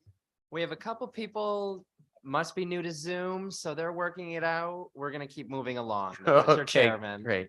Next, Nathan Tinker. He is online. Okay, Good afternoon, Senator Maroney, Representative D'Agostino, Senator Fonfara, Representative Brown, Senator Ciccarelli, Representative Vitigliano, and members of the General Law Committee. I am Nathan Tinker, CEO of the Connecticut Pharmacists Association. Today, I'm here to briefly address three proposed bills, SB 133, HB 6090, and HB 6086. You should have my written testimony already on all three of these proposals, so I won't repeat that, but rather add some nuance to these issues. Regarding proposed Bill SB 133, by statute, pharmacies in Connecticut are required to be open 35 hours a week. If they change their hours or close early for an emergency, they must report that to DCP.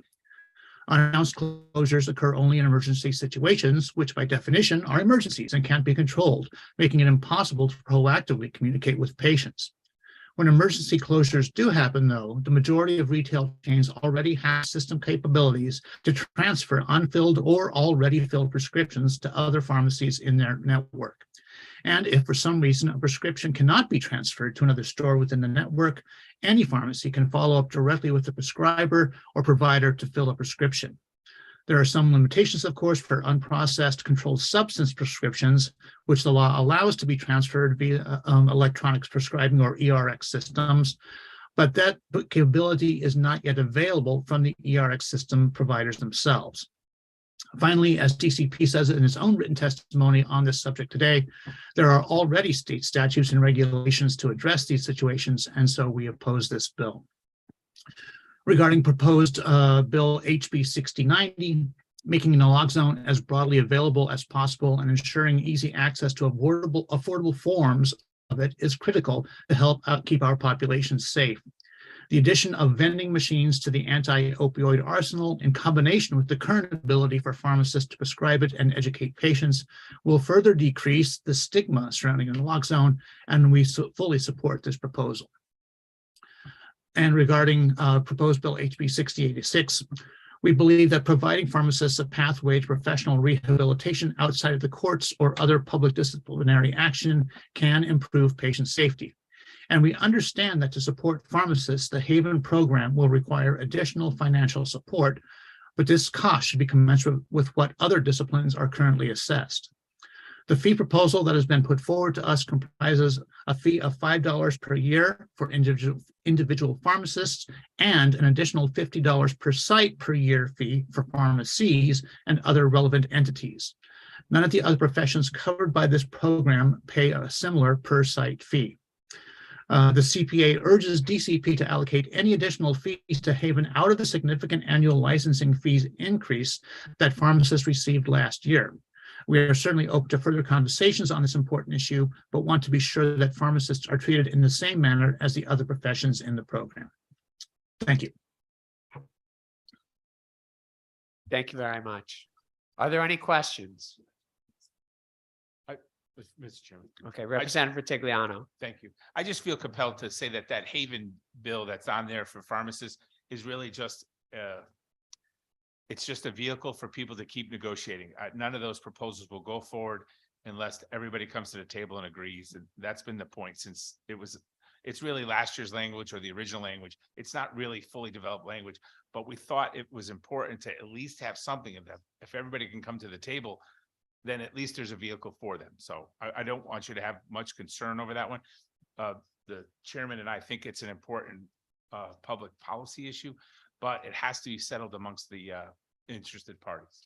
Fair to say so. Great. Thank you very much, Representative Vitigliano. Okay. All right. Are there any further questions? All right, hearing none. Thank you very much for your testimony. Thank you. Next, David Dickerson. Oh, in person. Okay.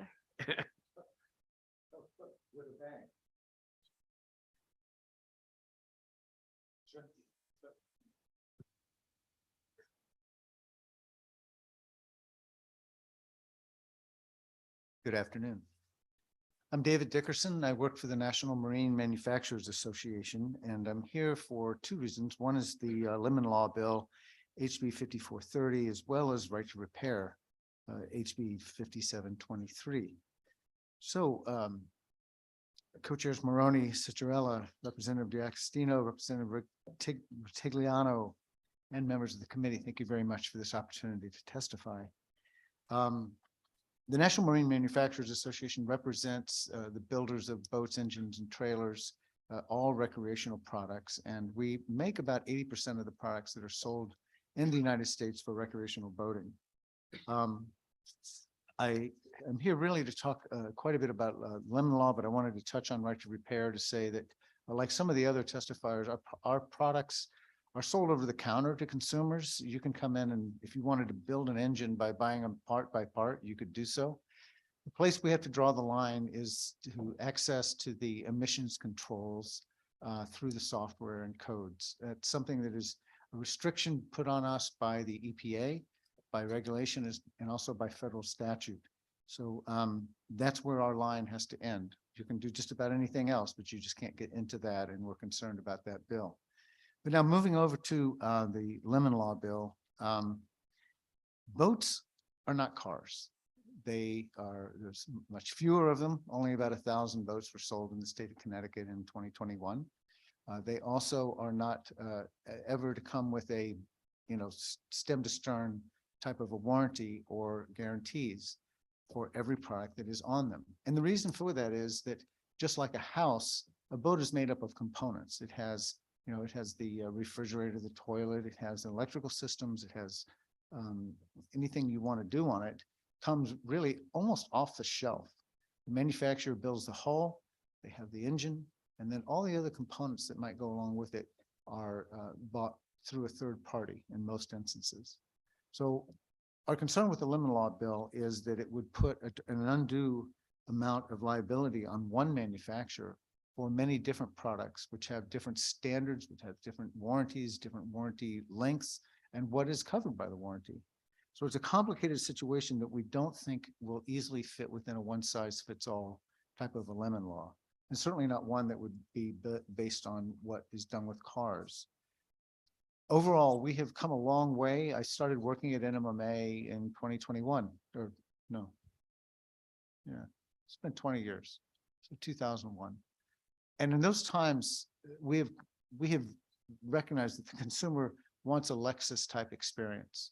It's not the old days of building the boat. And really the industry has moved leagues forward in customer satisfaction as being a very key component of the relationship between the dealer, owner, and manufacturer, as well as the quality of the work that's done. So I think that as an industry, we have done a tremendous amount to respond to consumers, to make sure that our products are there for the long term, and that if you wanted to do your own work, you certainly could. You could be there with a right repair type of thing, but also with lemon laws, we can only go so far. They are, we don't make the winch that pulls in the anchor chain as a component of the boat manufacturing business. It is a bolt-on, if you want to call it that.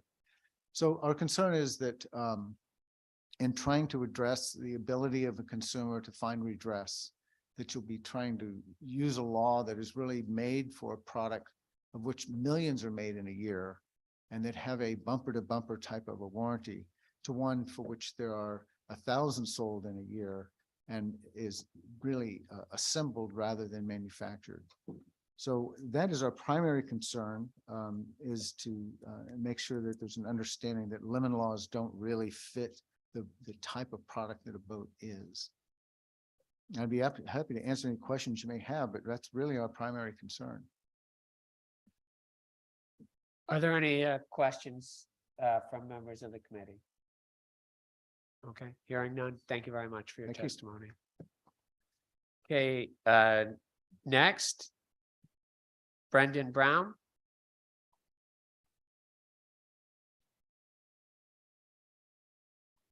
He is online, Mr. Chairman, letting him in right now. Great, thank you. Thank you.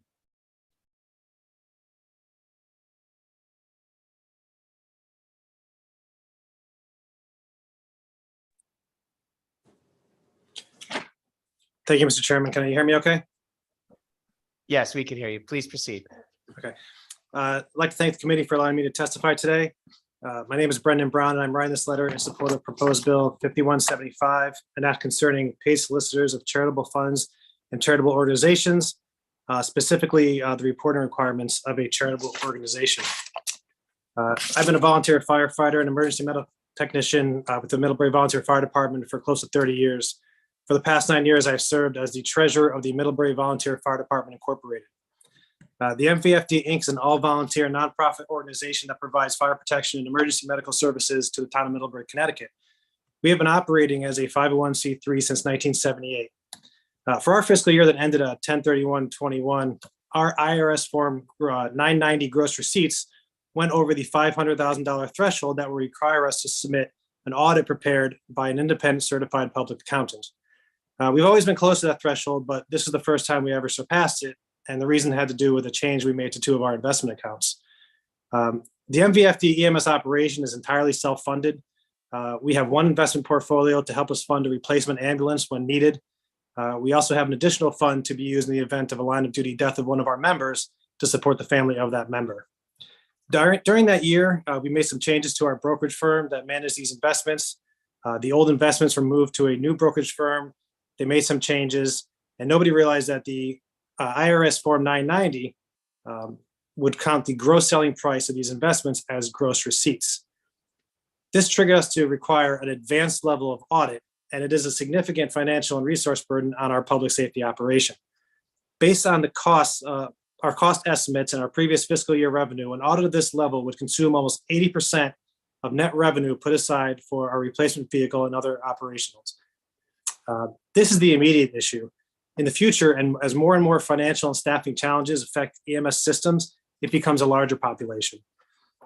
Despite being a small town volunteer organization, we find ourselves assisting our neighboring towns and cities more often. This assistance includes covering for paid professional EMS services who are also overwhelmed. Like most volunteer services, we are struggling to recruit and retain members. We are actually in the process of planning for the need to hire staff to cover our daytime shifts when our members are actually at their paying jobs. When this occurs, it will stretch our operating budgets to the breaking point. The yearly cost of these audits will ensure it. The financial burden of these audits is too great for nonprofit volunteer organizations such as ours, and I'm asking that you remove this burden so we can continue to provide the emergency medical services that are vital to our communities. I'll be happy to take any questions. Great, thank you very much. Are there any questions? Representative Pizzuto. Thank you, Mr. Chairman. Mr. Brown, just to synopsize what you had said, I was taking notes as fast as you were speaking. So you represent a volunteer fire department, and you depend heavily on charitable contributions, and so to survive and provide the public safety. I understand by your testimony, if you exceed a $500,000 threshold, that you have to use an audit by a CPA versus what was called a reviewed report. My question is, what does this audit cost? Have you done it in the past, and what does it cost? So we have not had to do one in the past. I did talk to our accountant that does our work right now. We were told that the estimate could be anywhere between $20,000 and $30,000. On top of that, there appears to be quite a shortage of CPAs that are willing to do that level of work for an organization of our size. So we're kind of caught in the middle of not really being, and we're big enough to trigger this, I don't want to say penalty, but we're also small enough to not really, have the resources to hire these large firms that will do this job. So if I may, so you kind of volunteers for all of your emergency needs. And when you provide an ambulance or EMS service or whatever, you incur costs, not just profits, obviously. So the gross revenue in this case means the income of any kind, all sources without deduction of any costs or expenses Yes, included. it is not. Yeah, it is not a profit or loss, not net revenue. We could lose money for the year and still be responsible for this level of audit because it is gross receipts, not a profit or loss situation. I mean, I think you've said it. If you keep doing this and pay for those audits, you won't be able to do your own town, let alone provide mutual aid to other towns. So I appreciate your testimony and hopefully that you can continue the charitable contributions to keep you going. Thank you. Thank you, Mr. Chairman. Great. Thank you, Representative. Any further questions? Okay. Thank you very much for your testimony. Thank you. Okay, next, Kyle Wallace. Sorry, Kyle already went, Mr. Chairman. We have Bruce on Zoom. Okay, former Representative Morris, please proceed.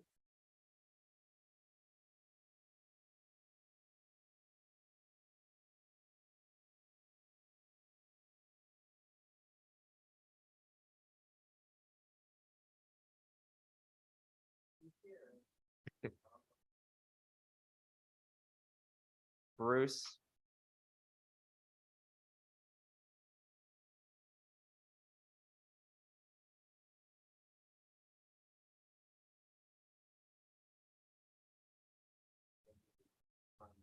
Yeah, so next would be Laura Dooley. He's not here either. We're gonna have Wayne. Next, Wade Grau. Representative Morris here. Oh, okay, all right. For I was talking the whole time and didn't realize I wasn't connected. Thank you, Chairman Maroney and D'Agostino, ranking members and members of the committee. Thank you for the opportunity to testify on today. My name is Bruce Morris. I'm the Director of Government Affairs at Ticket Network, based in Connecticut. We are a leading resale marketplace that facilitates transactions between third-party event ticket buyers and sellers. As a resale marketplace that has been at the forefront of implementing customer-friendly policies since 2002, I'm here today to register our support of Senate Bill 392, which will help continue and build upon Connecticut's stature as a forward-thinking and consumer-friendly state for consumers looking to purchase tickets to sporting events, concerts, and other live entertainment. While invaluable and necessary protections already exist in this state, there are several additional steps that Connecticut lawmakers can take to help their constituents stay ahead of the curve in this ever-changing industry, as well as help balance the scales of market power that currently exist. We are proposing that the following new protections be added for Connecticut consumers as follows. Number one, require event operators to be clear about how many tickets are available and when. It's a simple fact. Consumers can't make an educated decision about whether or not a ticket is being offered for a fair price if they have no way of knowing how many tickets are actually available. Currently, event operators hold back huge portions of tickets from sale, which are diverted through various partner pre-sale offers or even sold directly through resale partners at above advertised prices. The ticket sleight of hand tricks consumers into thinking that an event is sold out or close to sold out when the reality is often far from it. Number two, require the face value, including any mandatory fees, be printed on original ticket sales. This should be simple, but often isn't. The quote unquote face value of a ticket is rarely, if ever, the actual price a consumer pays. Mandatory fees are hidden from view until the last moment of a transaction, despite there being no way to avoid paying them. Then, after tickets are purchased, the lower, impossible value is what is printed on a ticket, if any price information is included at all. This is deceptive, and consumers would benefit from this information being standard. Number three, require refunds be given to consumers within 7 days of any canceled or postponed event. With so many events being postponed or canceled entirely in the past few years, an ugly truth has become plain. Some event operators were very reluctant to offer consumers their money back in anything resembling a timely fashion. If they won't sell you a ticket without your payment in full at the time of the transaction, why shouldn't consumers be equally able to expect a timely refund if an event won't happen? Lastly, bar venues from entering into exclusive ticketing contracts with one vendor, particularly with subsidized venues. Exclusive ticketing contracts have helped pave the way to a live entertainment ecosystem dominated by one enormous company. Banning the multi-year exclusive ticketing contracts between venues and one vendor would be a crucial step towards encouraging more competition in the Connecticut marketplace, and with it, more innovation and better outcomes for consumers. I'm available for any questions. And I thank you. Thank you very much. Are there any questions? Okay, hearing none. Thank you very much for your testimony. Thank you. Next, Wayne.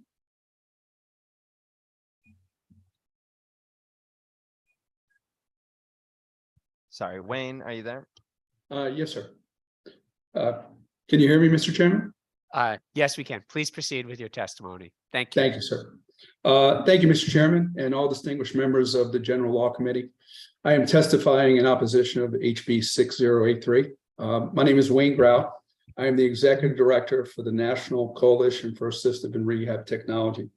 We work with manufacturers and suppliers of complex rehab equipment like power chairs for individuals with disabilities. We do recognize and understand that the timeliness of repairs is an issue. NCART members fully support changes in policies and regulations that will improve timely access. I'd like to focus on a couple of items if I could. Number one, there still remains many issues with supply chain and getting the parts that we need. A lot of our manufacturing partners do operate facilities or contract with facilities in Asia, so that still remains a problem. Number two, there's this misconception that power wheelchairs are just like consumer products or consumer electronics. They are not Apple phones. They are not Apple watches by any means. Power wheelchairs are individually configured, physician prescribed class 2 medical devices, and they are approved and regulated by the Food and Drug Administration. Manufacturers are required to conduct aftermarket surveillance and a report back to the FDA regarding repair data. This is why manufacturers contract with a network of certified and trained suppliers so they can enforce rigorous quality standards, but also to ensure that they have all the reports they need to meet those requirements.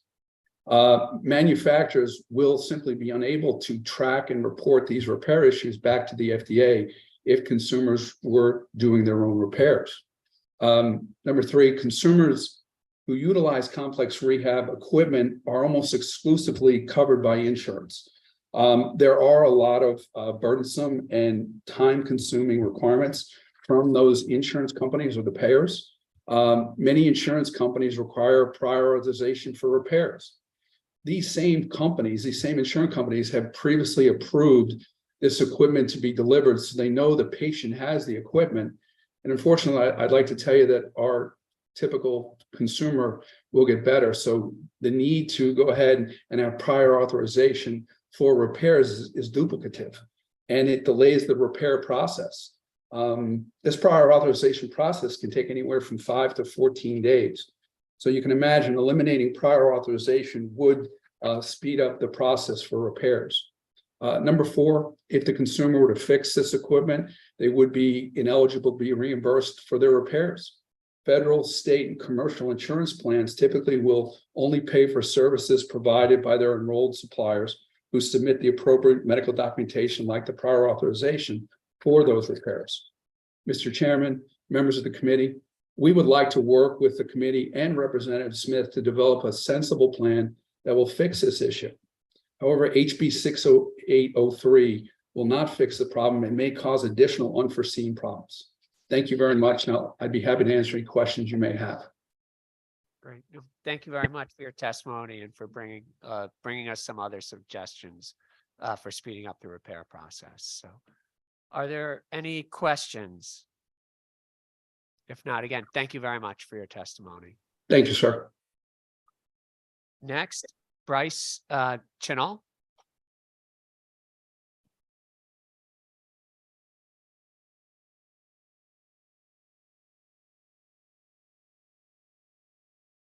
Thank you, Mr. Chairman, members of the committee.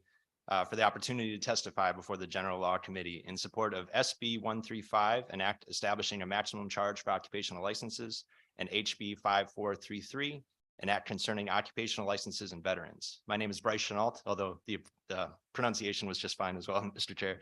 And I am the Director of External Affairs at Yankee Institute, a nonprofit public policy organization here in Hartford dedicated to expanding economic opportunity for everyone. Yankee Institute supports SB 135 and HB 5433 because, first and foremost, it should be the right of all people to pursue employment of their choice, and the assumed benefits of occupational licenses are not worth the definitive costs that they impose. A competitive free market is the best regulator for poor business practices. SB 135 would cap the fee that can be charged to receive an occupational license at $100. Although this change would not be a full repeal of the fees or removal of a process that Yankee Institute has proposed, this measure reduces economic barriers to obtaining a license, provides clarity for potential workers, and limits the ability for fees to increase in the future. HB 5433 would allow veterans to obtain an occupational license based on their military training.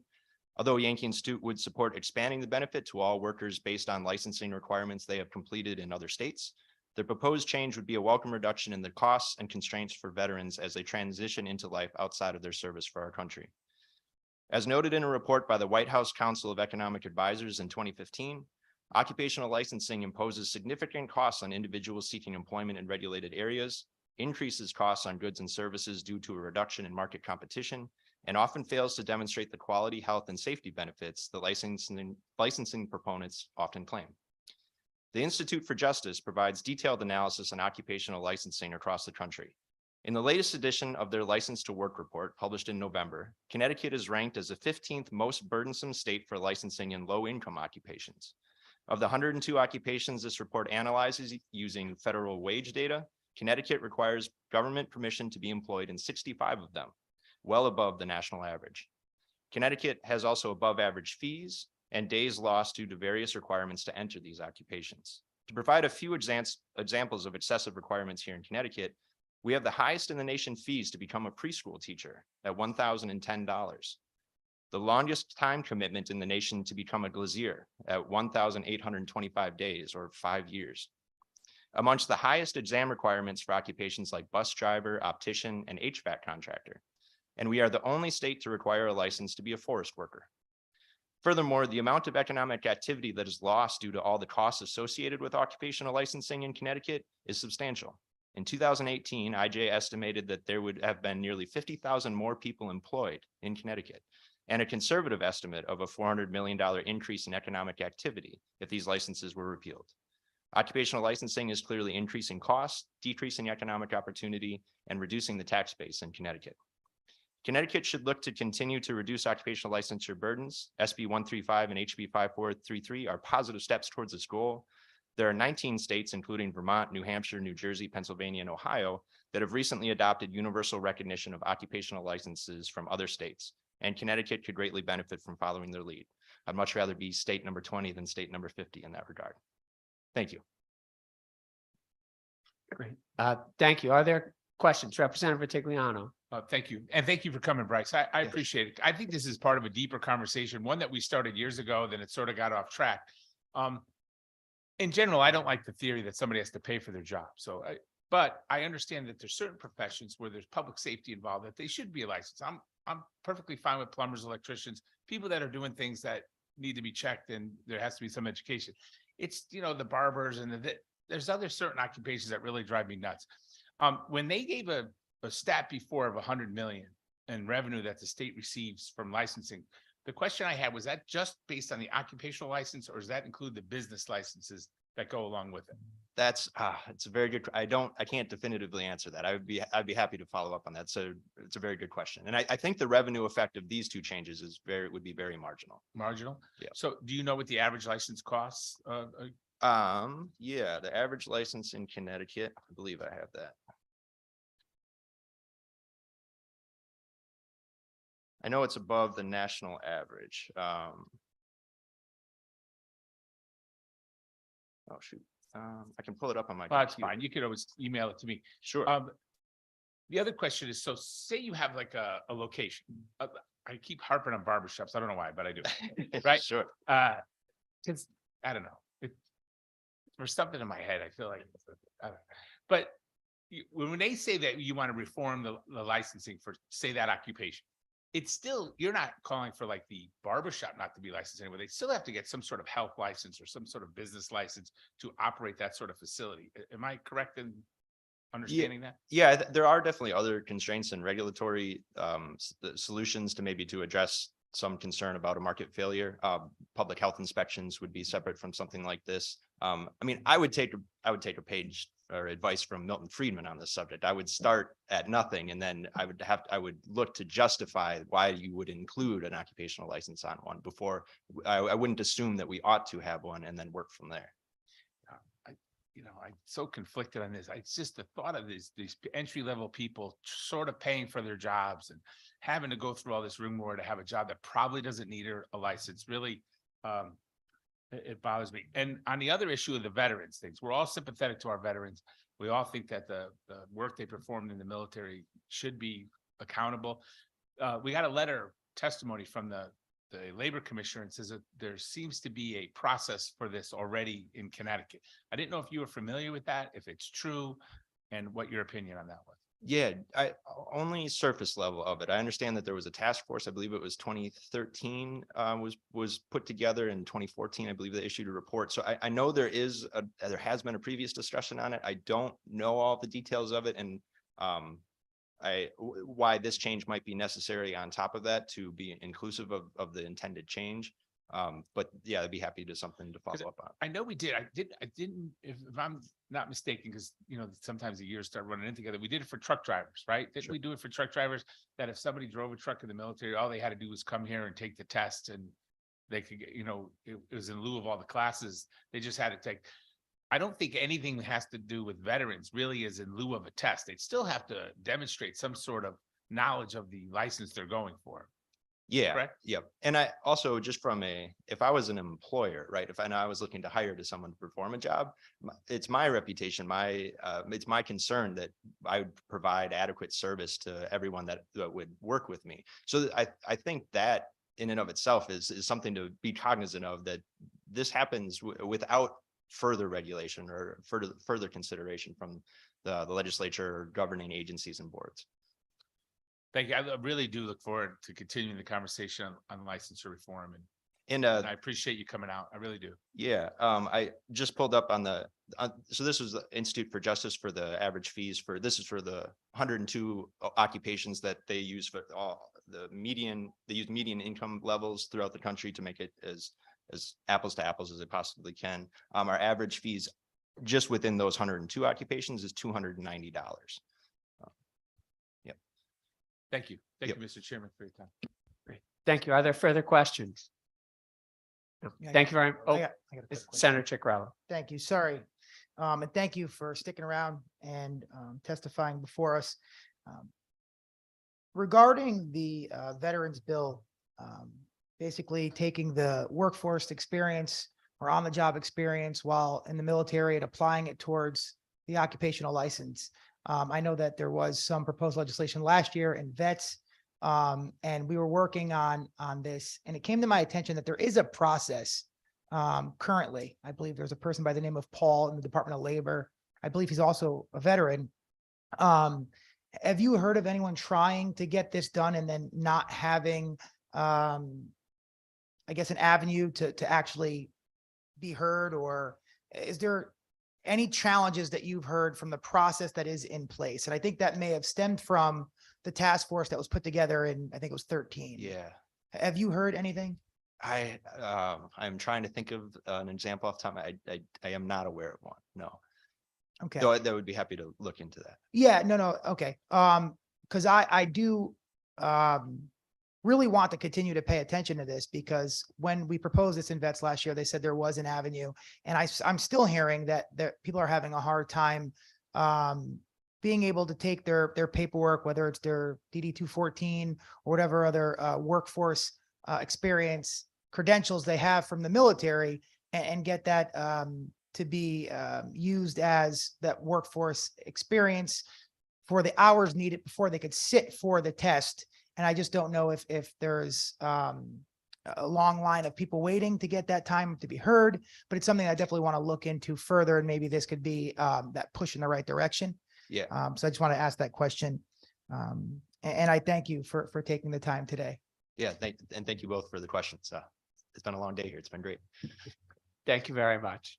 Are there any other questions? Okay, Bryce, thanks for your testimony. Thank you, Mr. Chairman. Okay, next, Douglas Presley.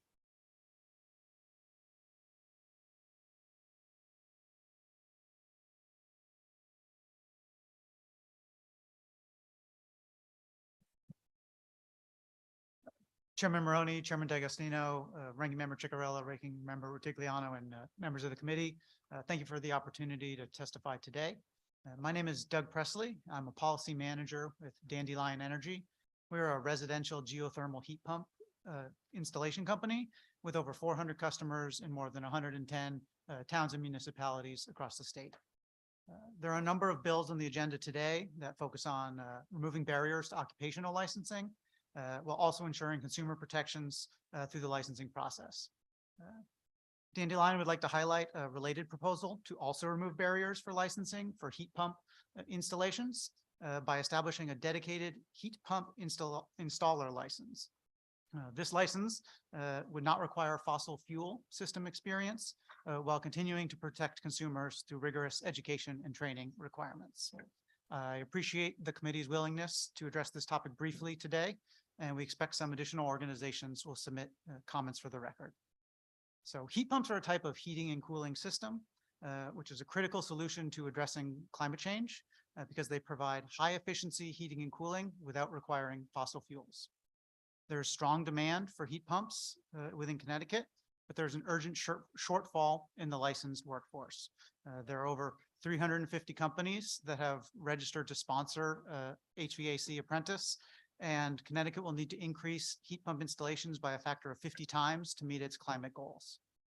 Dandelion has 23 employees in our Windsor warehouse, but it's taken us many months to hire those employees, and that has slowed deployment of geothermal heat pumps for customers. So while traditional HVAC businesses focus on all types of heating and cooling systems, Dandelion and other heat pump focused companies have established new business models focused on heat pumps only. So this new proposed license category would help support these emerging business models. One example of how this would help is that since we do not install fossil fuel systems, our current licensed journey person and apprentice holders cannot earn the currently required fossil fuel experience to progress up to the next licensing level without having to leave the company. Establishing a dedicated heat pump installer license would create a new license category without altering or impacting any existing licenses, and will help focus training and experience requirements on heat pump installations. The General Assembly has established tailored licenses for solar thermal systems and gas fireplaces, which would help streamline training and accelerate workforce growth, and these can serve as a model for this heat pump license. A dedicated heat pump installer license will support climate goals by growing the heat pump workforce, enabling business growth, increasing employee retention, improve experience levels for heat pump installations, and provide equity benefits by streamlining and making licensing more affordable and accessible for all residents. We are excited about the market potential for heat pumps in Connecticut, and we look forward to working with the Department of Consumer Protection, the License Examining Board, and this committee to develop the appropriate regulations to enact this proposal. Thank you, and I look forward to any questions. Questions from committee members? Senator Austin. Thank you. Thank you very much, Mr. Chair. My question is not about your business. My question is about heat pumps, if you don't mind. Absolutely. So I was talking to somebody yesterday, and because my section of the state often sees power surges or loss of power, and sometimes for more than a day. And we were talking about generators, and he said, you should get this size generator. He was trying to look out for me, not that I really needed that component, but he said that you could get this size generator, but if you have a heat pump, it will allow the heat pump to come on, but it will not allow it to automatically turn off. Do you know if generators have an impact on heat pumps when they are being used? Simple question. Specifically on generators, I don't know, but certainly a generator would need to be sized for the heat pump load. A heat pump for most customers is going to increase their electric usage, and especially if it's replacing fossil fuels. And so you'd need to size a generator for that, but I don't know specifically about a shutoff. And what is the increase on power relative to? So a heat Not, pump. not how does it happen? I understand how it happens. How much more electricity do we need to use a heat pump rather than stick with what we have with fossil fuel?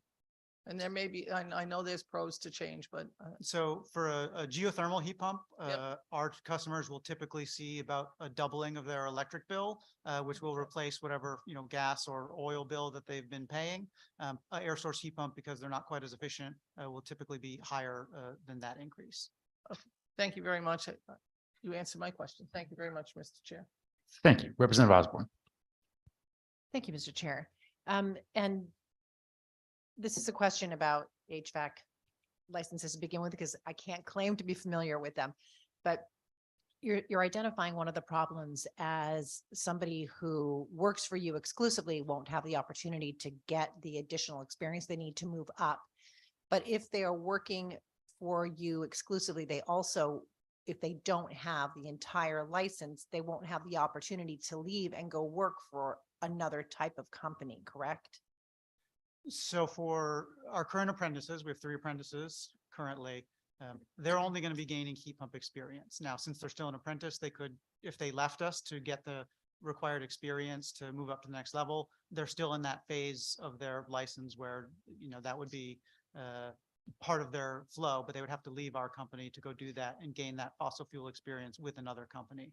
So if you could educate me, please. Sure. If somebody is obtaining a license for this in a fossil fuel company, does that licensure requirement require them to acquire heat pump experience as well?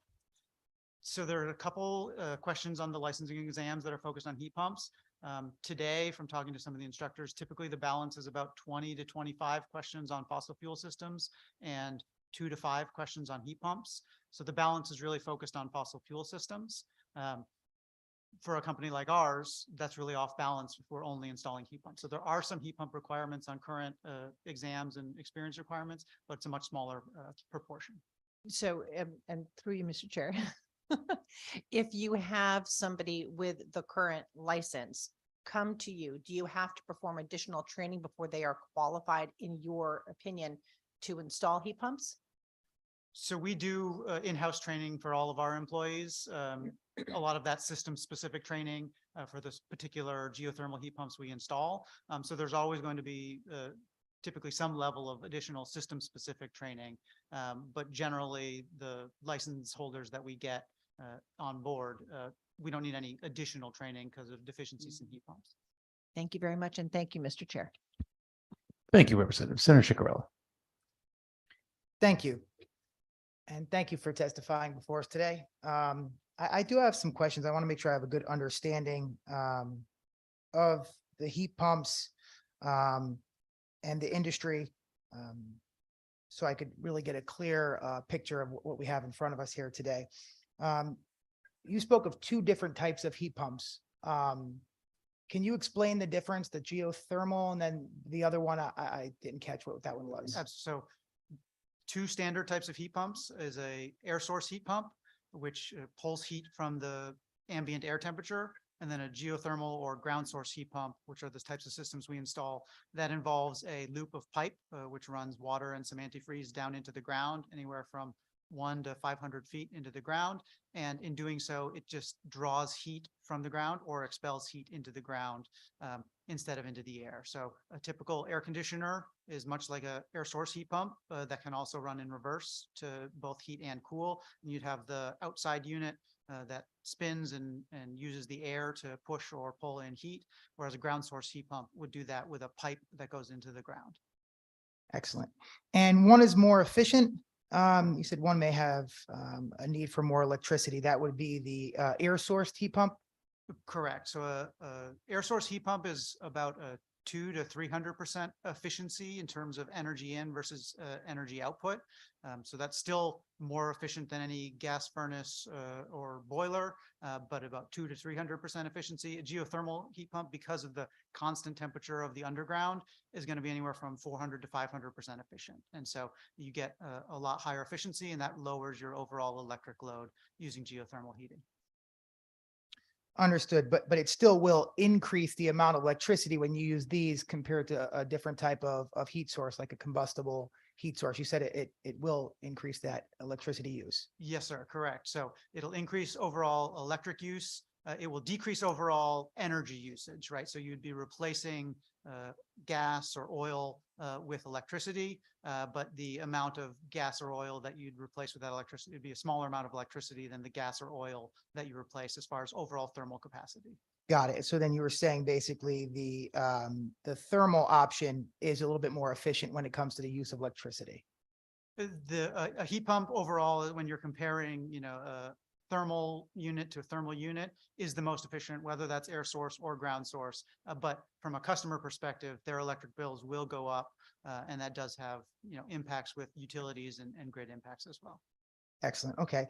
The reason why I was asking those questions is to determine if the geothermal option is capable of creating more heat or maybe more cool air than the air source heat pump would. I do know, speaking with builders, friends of mine that have these type of companies, they always recommend a second source of heat, because on our cold New England days, that the air heat pump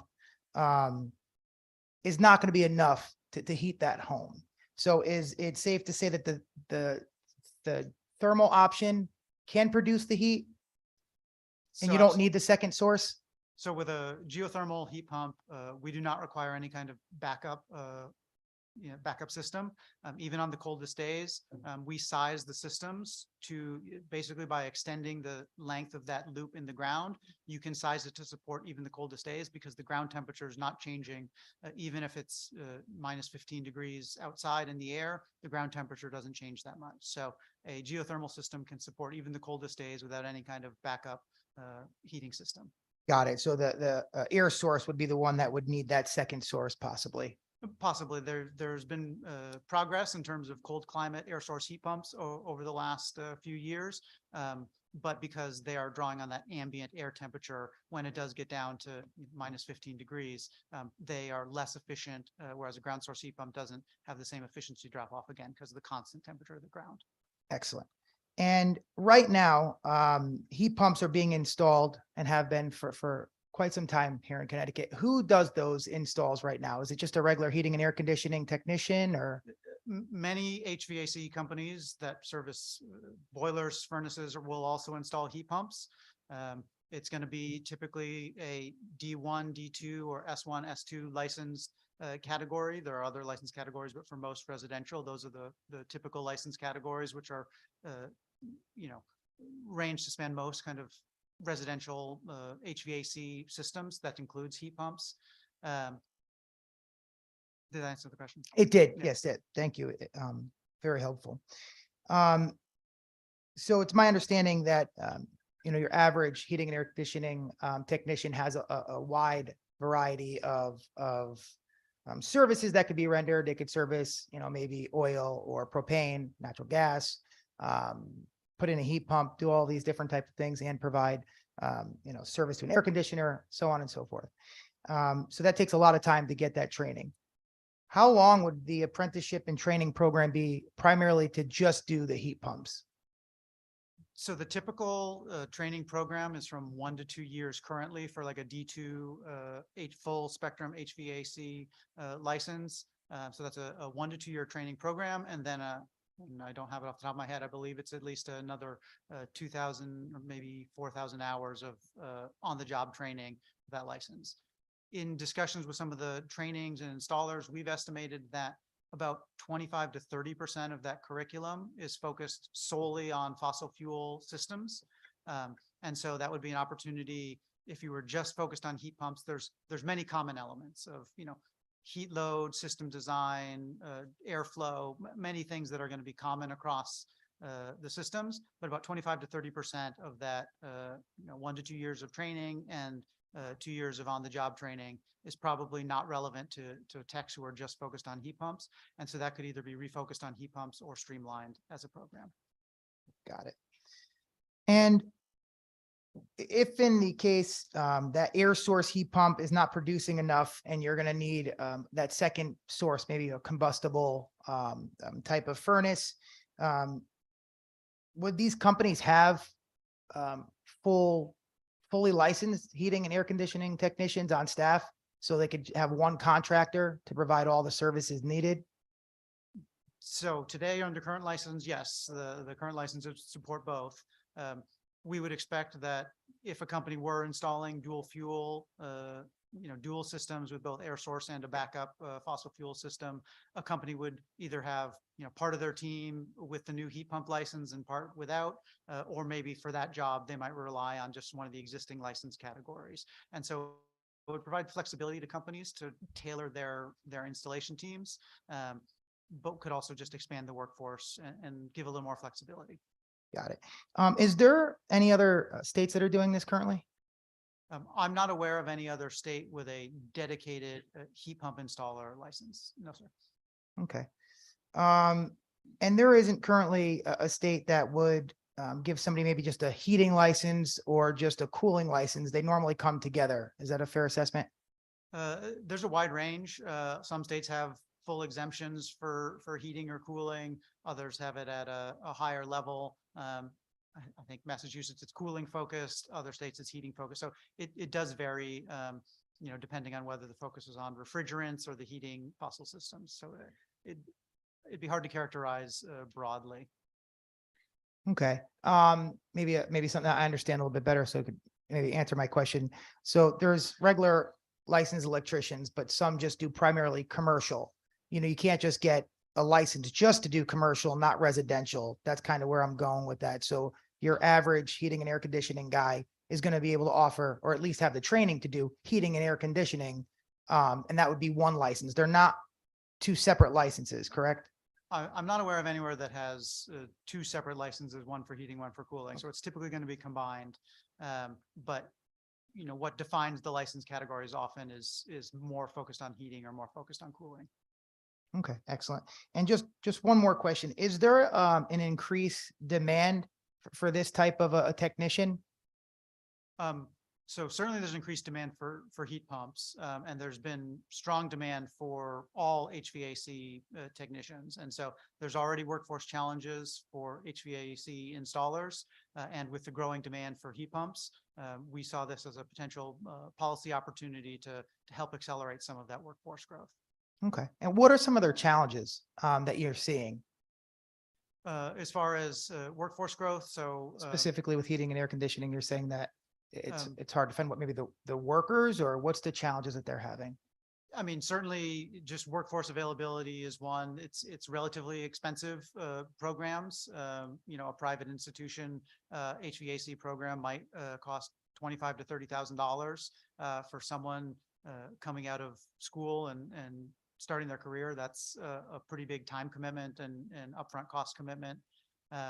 There are programs through the energy efficiency programs to expand workforce development, and certainly those are helpful. But the scale of the number of installations is well above what current workforce programs are producing. Excellent. And just one last question just came to me. Can you do the geothermal heat pumps in the winter, like when the ground is frozen? We do. We had crews out drilling and trenching this past weekend. And so it was, they were bundled up, but we drill, and we have such strong demand. We're trying to get out as quickly as we can, deploy where we can. So we operate all year long. Got it. And if the ground was frozen, that also served true. I know we had some warmer months that are not common. If the ground is frozen, like certain foundations you can't do, or certain other building trades can't do their work in colder months, that's not true for the geothermal heat pumps. Correct. That's not a challenge for us. Excellent. Okay. Well, thank you so much for answering my questions. I appreciate your time. Great. Thank you. I just have So you're not proposing to completely eliminate training requirements. It's just to create a new license. Is that correct? That's correct, sir. So our proposal would not be to modify existing licenses in any way. This would establish a new heat pump installer license focused on heat pumps. Again, we talked a little about the balance between fossil fuel training and heat pump training. This would really allow a rebalancing and would improve the overall levels of heat pump experience for those new heat pump workers who are trying to meet that consumer demand. And so currently you need an HVAC, a full HVAC license to install. Yeah, a D2 warm air is the journey person license or a full unlimited contractor license. Those would be the typical licenses that we would seek for a residential system. Larger systems, commercial, there are other license categories as well. Okay, great. Thank you very much. Thank you, sir. Thank you for your, are there any other questions? Okay. All right, thank you for your testimony.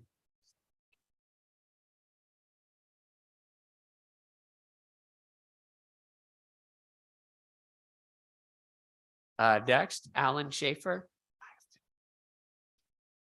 He's online, Mr. Chairman.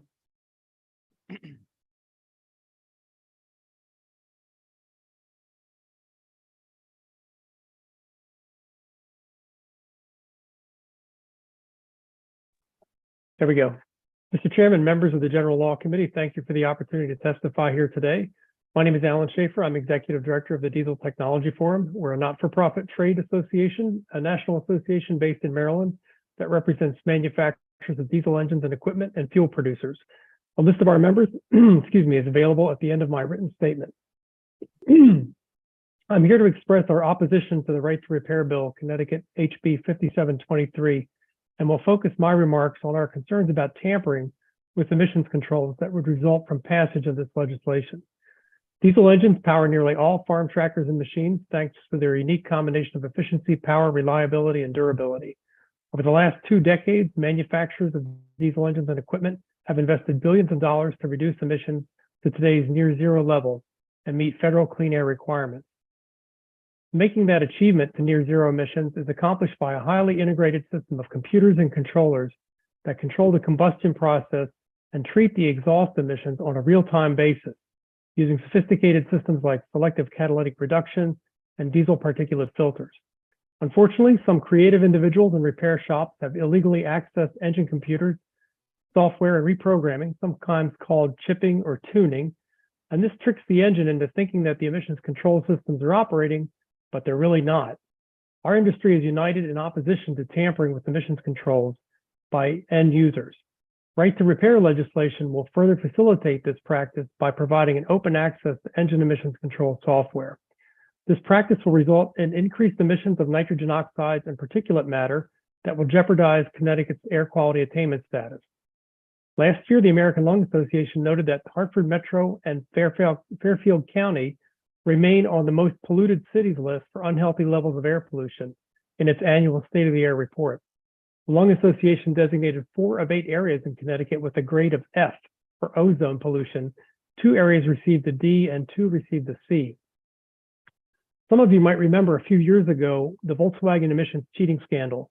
Investigations revealed the use of a defeat device, software code programming that effectively turned off emissions controls during normal operations that allowed the vehicle to get better performance and fuel economy, but also increased emissions. When it came time for an emissions test and certification test at the state inspection station, the emissions controls were turned back on. Overall, this incident cost Volkswagen well over $30 billion in fines and penalties. The fair repair legislation like this goes in the same general direction, facilitating tampering with software that impacts engines and emissions controls, effectively saying it's okay for anyone to mess around with the computer controls and software on a tractor to save $1 or $2 or a little bit of time. Manufacturers are subject to a wide range of federal requirements in building and warranting these products for emissions performance, and I've listed a good number of those in my written statement. The EPA Air Enforcement Division released a substantial report in November of 2020 regarding the incidence of tampering with diesel engines and emissions controls. This is also linked in my written statement. Let me summarize a few of their findings quickly. EPA estimates that emissions controls have been removed from more than 500,000 diesel pickup trucks in the last decade. This has resulted in more than 570,000 tons of excess emissions of nitrogen oxide, 5,000 tons of particulate matter.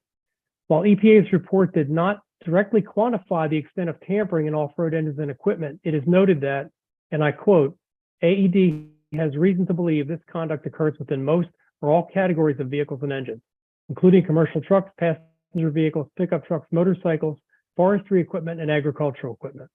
These findings highlight the real and challenging problem of what happens when there's tampering with engine emissions control practices.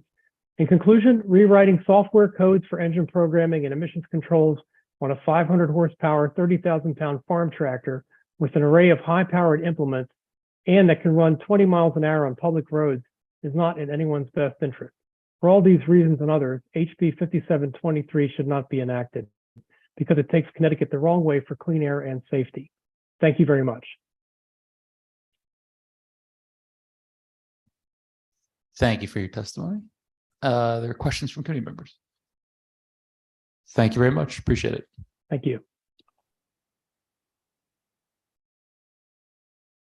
Up next online, entering now is Carl Zdebo.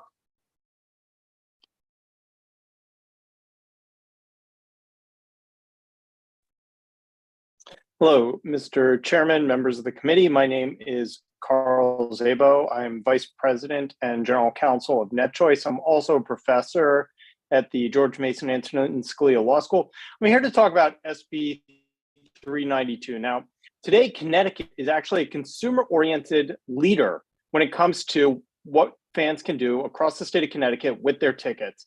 You, back in 2017, adopted transferability, which allows Connecticut residents to freely give away their tickets, just like you would expect to.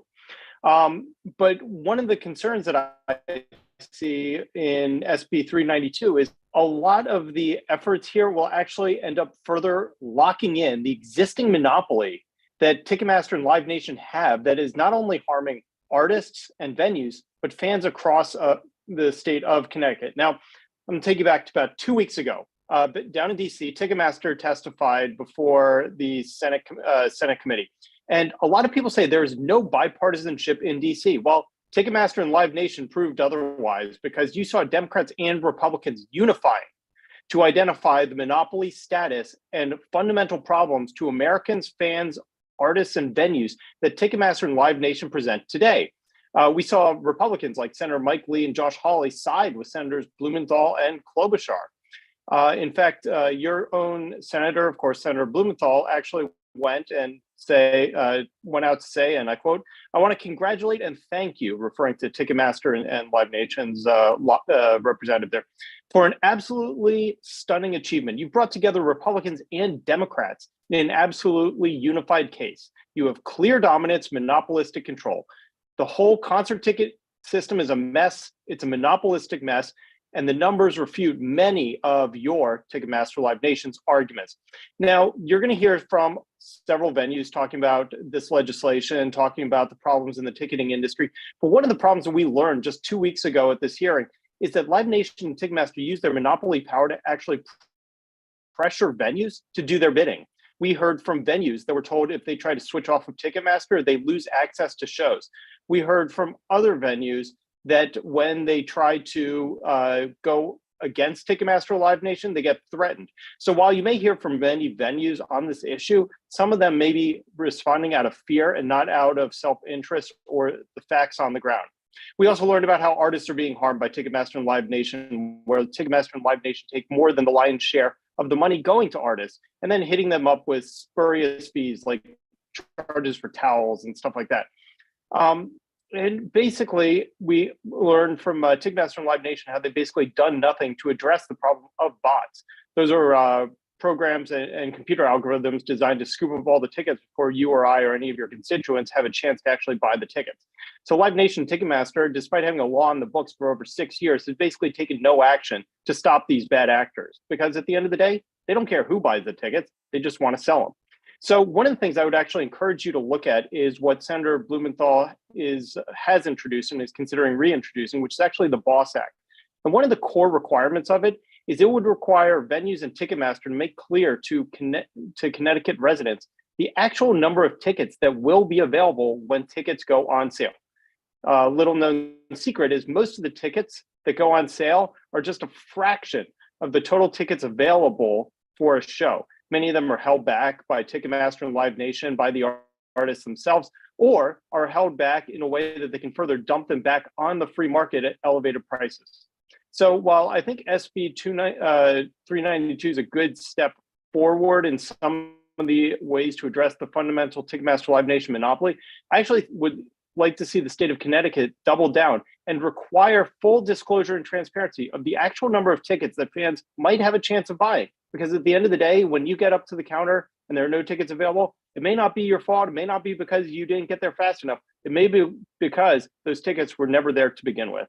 And I welcome any questions you may have. Thank you for that testimony. I think we all agree that this whole regime is a bit of a mess that cries out for a federal solution. I wish people would keep that in mind before they come to us asking for us to solve what really requires federal intervention. But thank you for your testimony. Is there other questions from committee members? Thank you very much. Appreciate it. Thank you. Up next, we have in person, Don Schubert.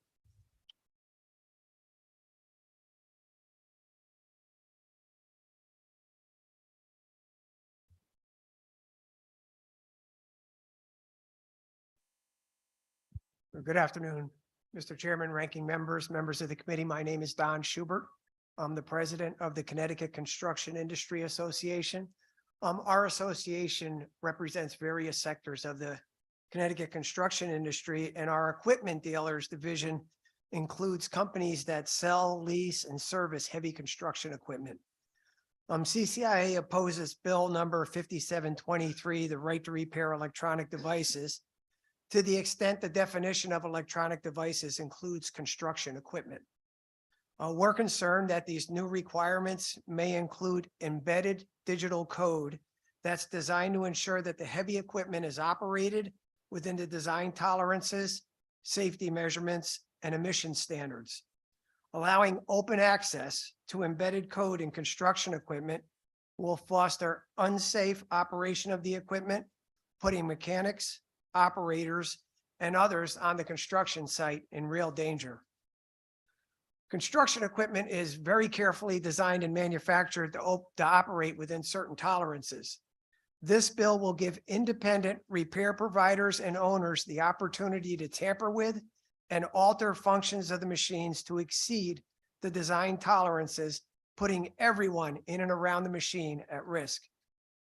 Likewise, as you just heard, open access to the embedded code will allow repair providers and owners to disable emissions controls.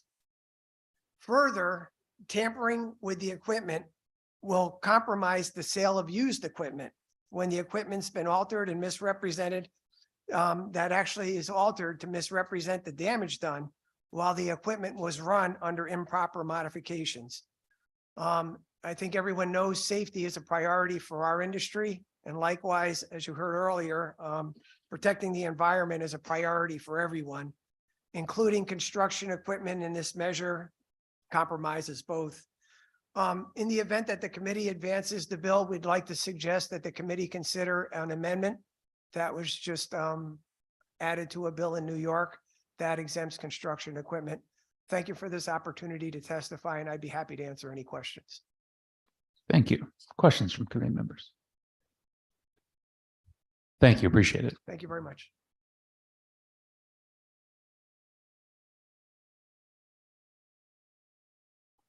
Our next person is going to be on Zoom, and it is Diane. Good afternoon. Can you hear me? Yes. Great. Let me get this on camera here too. I appreciate the chairman and the committee giving me a chance to speak today on HB 6083. My name is Diane Rassicott. I represent National Seating and Mobility and Hudson Home Health in Connecticut. We cover the entire state as a wheelchair provider. I'm going to just kind of highlight some main points that was already brought up on some opposition previously. As I shared, we do cover the entire state of Connecticut for wheelchair repairs. What my concern is with this bill is it's not addressing the root cause of what these consumers are experiencing delays. We have at this point in time well over 15 technicians that cover the entire state of Connecticut. Of those 15 technicians, 8 of them are on the road every day, doing 5, 6, 8 repairs a day. The problem we have right now at this point in time with the exacerbation of COVID, the increase in costs from manufacturers, the increase in supply chain delays related to COVID has really hit an all-time high. And this is why you're seeing these bills that are popping up around the nation at this time. But these bills that are being proposed, even the one that was recommended this morning from Colorado, does not address the root thing that's going to be causing the increased concerns for the constituents. When a constituent comes for a repair, as was stated earlier, it's a multi-step process. It would be great for someone just to be able to come into our branch location, get a repair done, and go right home. We can't do that because majority of our insurance plans and 70% of our business that we're doing for these wheelchair constituents is Medicaid and Medicare.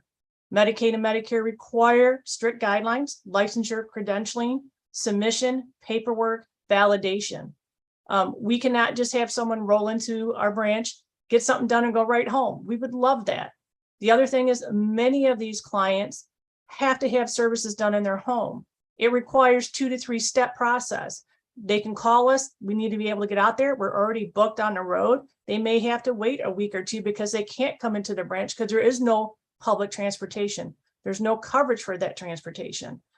So there's a multitude of things that are wrong with how the system is working right now. The unfortunate thing is we are looking for solutions. We have some proposals already from Massachusetts when this is coming up. We have some in other states that are being represented. What we are looking for from this group is to not pass this through because this is not going to solve the root cause of the problems. We would love to have us as come in, speak with the group, the committee, bring the payers in, bring the advocacy groups together and propose what true solutions need to be done. It needs to be policy change with CMS. Connecticut Medicaid has us go through these same routines and these extra steps versus just saying you have the right to go and repair your own equipment. This is not like repairing your car. It is not like repairing a piece of electronics. This is something that has one chair can have over 300 different component parts and every manufacturer is different. And you can't keep all those in your van going out there or just be able to come in. And if we have some people that just go out and say, you can just go directly from the manufacturer and get this part, it's not the case. So what we really want to make sure we just kind of emphasize is we want solutions. Trust us. We have had an increase in this past year alone, 33% increase in repair requests because there's less and less providers doing this business because of all the challenges of cost, low reimbursement, and capacity issues with labor. And so I really urge this group to really relook at this and go to the root cause of why this bill was even brought up. And I welcome any questions or anything I can follow up for you all. Thank you very much. Questions from committee members? Thank you. Thank you very much. Thank you for the opportunity. Up next on Zoom is Kelly Ryan. Thank you. Good afternoon, members of the General Law Committee. My name is Kelly Ryan. I'm Deputy Vice President for State Policy with the Pharmaceutical Research and Manufacturers of America. PhRMA represents the nation's leading innovative research-driven biopharmaceutical manufacturers. I'm here today to discuss the concept of a reference price as described in proposed bill 5727. First, I want to say that PhRMA is committed to finding meaningful solutions to patient affordability. I was just in Hartford on Friday to participate in a really fantastic discussion driving at that exact point. And I'm committed to continuing to be a part of the conversation with this committee, with others. But establishing a price control through a reference price is just not the right approach. Earlier this morning, Mr. Pescatello did a great job of explaining some of the fundamental concerns. And I know it's been a long day, so I'm just going to drill down quickly on a couple of points. First of all, the narrative that prescription drug prices are increasing dramatically or are a major driver of spending is misleading. Medicines are about 14% of the healthcare dollar, and that figure has been stable for a number of years. It is expected to be stable for a number of years into the future. And that's in the face of some really significant innovation. Speaking specifically about brand prices, the average net price of brand medicine has grown in line with or below the rate of inflation for the last 5 years. So a lot of the unpredictability that patients feel is often tied to insurance plan design, pushing more folks into high deductible health plans, tying co-insurance to the list price, not the net price of the drug, things like that. And it's also important to note that more than 50% of every dollar of spending goes to players on brand drugs, goes to players in the supply chain other than manufacturers who research and develop the medicines. And so, setting a price was based on Canadian prices or some other reference metric. First of all, raises some real legal and policy concerns and doesn't solve any of those other issues that I just raised, right? It doesn't get to driving savings to patients at the pharmacy counter. We've seen various iterations of reference price bills. Governor Lamont had a bill for the last couple of years, which the legislature rejected. There have been a handful of bills that it sounds like this concept is driving towards tying to international prices. But to be clear, no state has established this kind of approach, and for good reason. Attempting to set prices on a transaction that often take place entirely outside of the state, or if it happens inside the state, can have impact outside of the state, raises serious dormant commerce clause issues. And with respect to patented medications, you have the extra layer of federal preemption issues. Beyond the legal concerns, there are real policy concerns. Many of the countries referenced in concepts like this use a very discriminatory metric called the quality adjusted life year that discounts the value of the lives of disabled individuals, of people with chronic diseases, of the elderly. So I just urge a lot of caution when looking at metrics like this.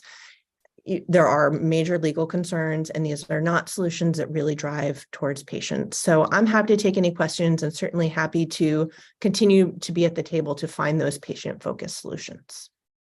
Thank you. Thank you very much. Questions from committee members? Thank you. Appreciate it.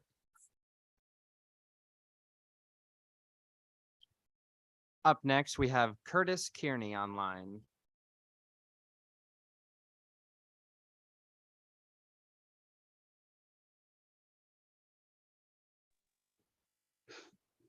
Hi, good afternoon.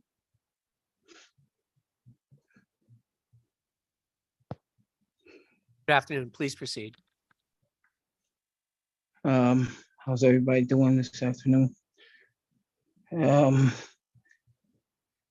I wanted to touch on when last year, forgive me, I'm a little nervous, but last year when I went to get my prescription filled at Walgreens, they were closed. They didn't have any signs or nothing posted. They were just abruptly closed, and people start piling up, and it was abruptly closed, and there was no signs up. There was nothing directing us, nothing on their website. It was just closed. And it had a lot of us in a frenzy because we needed our prescription meds and we didn't know where to go. And these pharmacies was closed to us, and we want to, understand, like, why did that happen in the first place? How did something like that happen here? And what can we do to prevent that from happening again?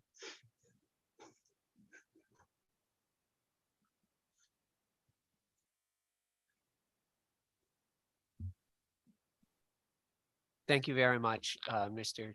Kearney. Does anyone have any questions? I believe Representative Vitigliano has a question. I just had a couple, and I'm sorry that you had that trouble. Was the Walgreens permanently closed, or was it just for the day? No, it was for several days, I believe. It was the pharmacy section of it was closed. Oh, so the store itself was open, but the pharmacy was closed. Yes. Okay. Did they give an explanation of why? No. No. I mean, I'm sympathetic. I just didn't know. I don't know how we compel them to open their pharmacy if they don't have a pharmacist. I'm not sure, but I appreciate your testimony. I share your concern. Well, this was for, first day, okay, but then second, third day, I mean, all right, you gotta at least put up something stating that, we don't have a pharmacist, giving some kind of explanation of why, and don't have people scratching their head. I'm pretty sure if you went to your store and you're like, hey, you would kind of be like, well, why is my butcher there or whatever? And you would want to at least know why. Some kind of explanation. We didn't know anything.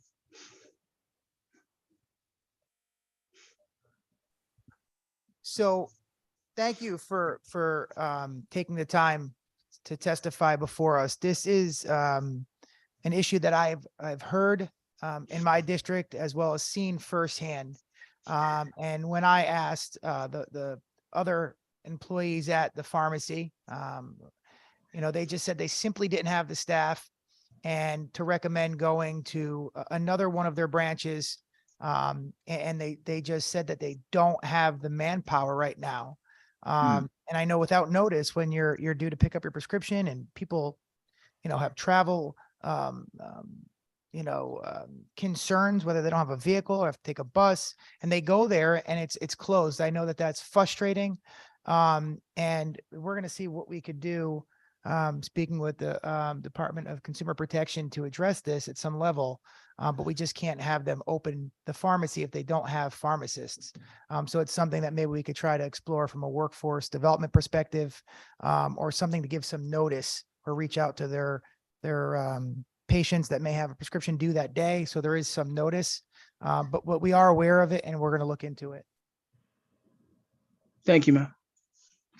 Yeah, thank you very much, Senator Ciccarella. And yeah, thank you, Mr. Kearney, for coming to testify. This issue has also been brought to us by Representative Boer, who I overlap with, and then some of my constituents had reached out about the pharmacies in Orange and also had closed abruptly and sometimes for, as you mentioned, several days. And so we are going to look. It is an issue we need to look into. As Senator Ciccarella mentioned, a lot of it is the workforce shortages, and that they, by regulations, they have to have a licensed pharmacist on duty in order to be open. So sometimes if they call out sick or for whatever reason, but that doesn't excuse going 3 or 4 days or longer like that. So thank you for taking the time to come and testify and bring this issue to us. Appreciate you having him. Okay, Mr. Clerk. Yes, next online we have Michael McKenna.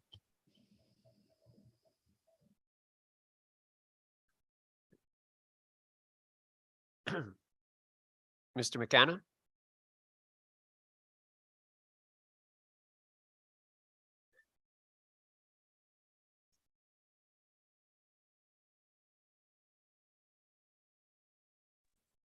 Check, can you hear me?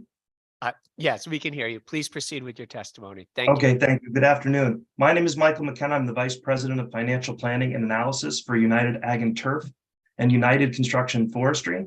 On behalf of United, I'm here to express opposition to the inclusion of our off-road industry in proposed House Bill 5723, the act concerning the repair of electronic devices. For some context, we're an independently owned and operated John Deere dealership. We employ approximately 900 employees. We have 52 locations in the Northeast with 5 locations in Connecticut. As many of my fellow industry representatives have already testified today in regards to emission and safety tampering concerns, I just wanted to speak on a little bit more simple note. As a dealer, we already support our customers' right to repair. End users, farmers, independent repair shops already have the right to repair their own equipment and have had this right for the 21 years that I've been in the industry.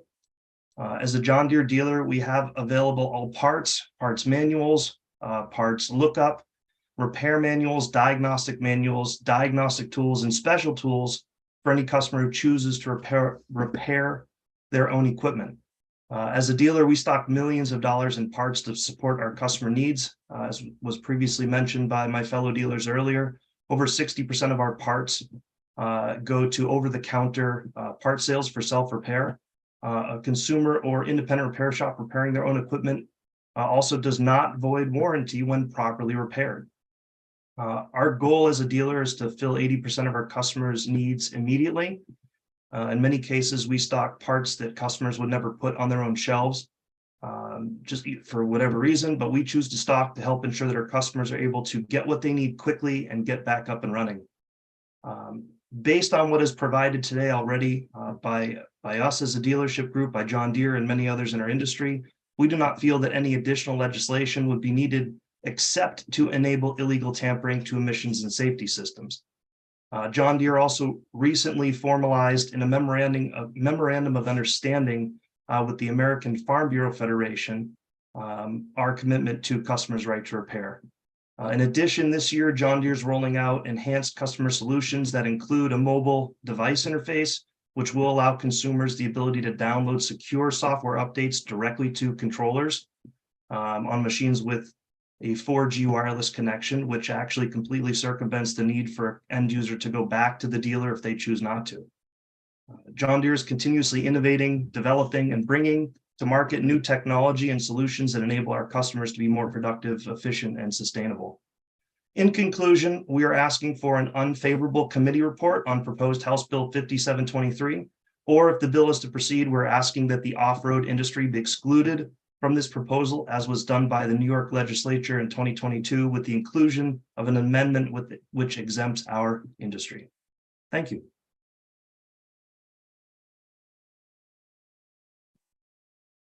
Thank you. Questions from committee members? Thank you very much. Thank you. Our next person is in person, Christopher Freixel. Okay. I don't have them online, so Dustin Brighton is on the Zoom. I will admit him now.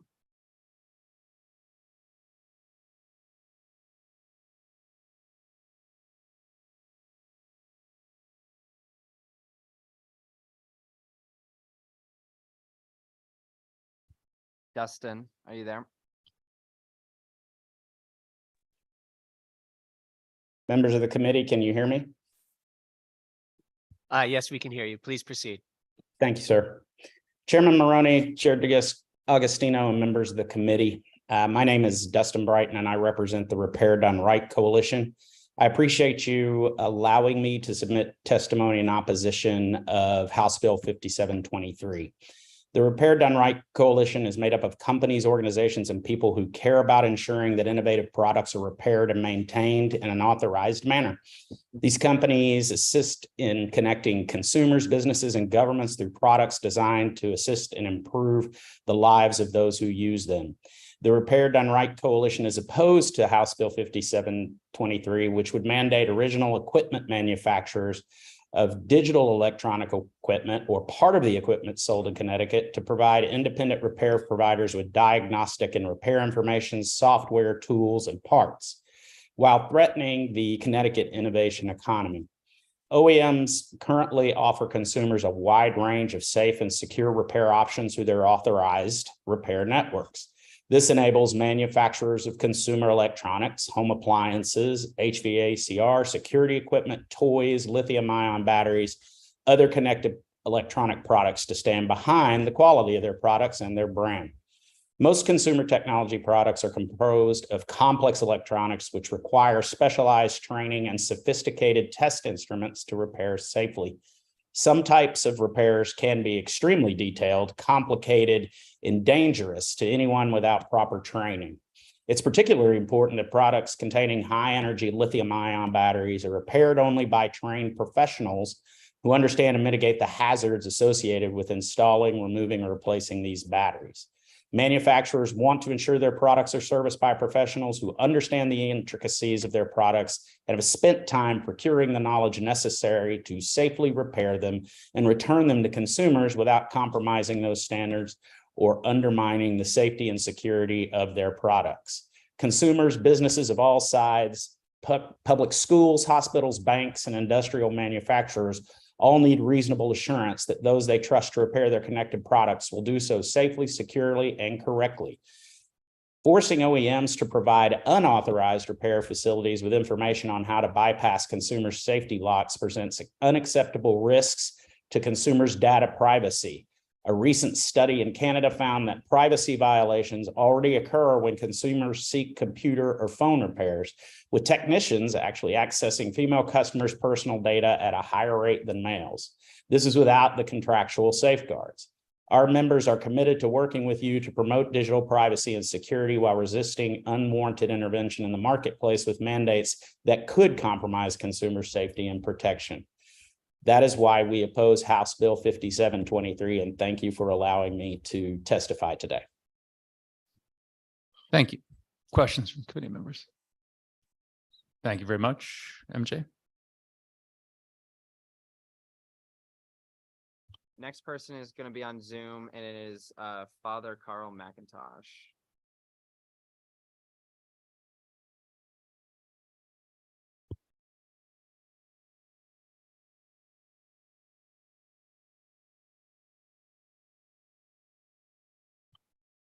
Can you hear us? I can hear you. Can you hear me? Yes, we can hear you, Father. Please proceed. Thank you. Good afternoon. My name is Carl McIntosh, pastor and administrator of St. Roch Parish in Greenwich. I am here in strong support of proposed bill number 734, introduced by Senator Fazio, concerning nonprofit entities and charitable raffles. Specifically, I want to address an ambiguity that's created by the language of Section 7-178 of the Act that governs raffles in Connecticut, that I believe the language of proposed Bill 734 would clarify. As currently written, Section 7-178 states, "No commission, salary, compensation, reward, or recompense whatsoever shall be paid or given directly or indirectly to any person holding, operating, or conducting, or assisting in the holding, operation, and conduct of any such bazaar or raffle," end quote. St. Roch Parish has conducted an annual raffle for over 90 years at the feast honoring our patron saint. This raffle accounts for over 75% of all charitable revenues that our parish receives, and it funds the operational costs and social service programs at the heart of our mission. As pastor and administrator of St. Roch, it's my responsibility to oversee all activities associated with the raffle, from signing all municipal and state permits necessary for the operation of the raffle to promoting the sale of raffle tickets from the pulpit at every Sunday Mass. To the extent that my modest salary comes out of the very operating account that the raffle funds, my involvement in the holding of the raffle and its operation places me in technical violation of Section 7-178, which prohibits any compensation whatsoever, direct or indirect, for holding the raffle. In fact, it even places our parish secretary and bookkeeper in violation of Section 7-178, since they both assist in the holding of the raffle and its operation and receive their salaries from the operating account that the raffle funds. Proposed Bill 734 would clarify the current act by removing the language that prohibits compensation for holding, operating, or conducting or assisting in holding, operation, or conduct of any such bazaar or raffle, and replacing that language with language that prohibits compensation, quote, for the direct sale of raffle tickets, which I believe is what the spirit of the law intends. Thank you for taking the time to hear my confession that I am in violation of state law, and I am happy to answer any questions you might have. Thank you, Pastor. That was very funny. Questions for the pastor? Thank you. Can I just ask our staff to put a pin on this? I just have a question as to why this is with us and not P&D if it's Title VII. I don't need an answer now, but for LCO, thank you. Thank you. And next person. Up next, I have Don McKenzie, if he's here. That was excellent. I mean, there's You're absolved, Pastor. So then I'll move to Edward Timmons, letting him in.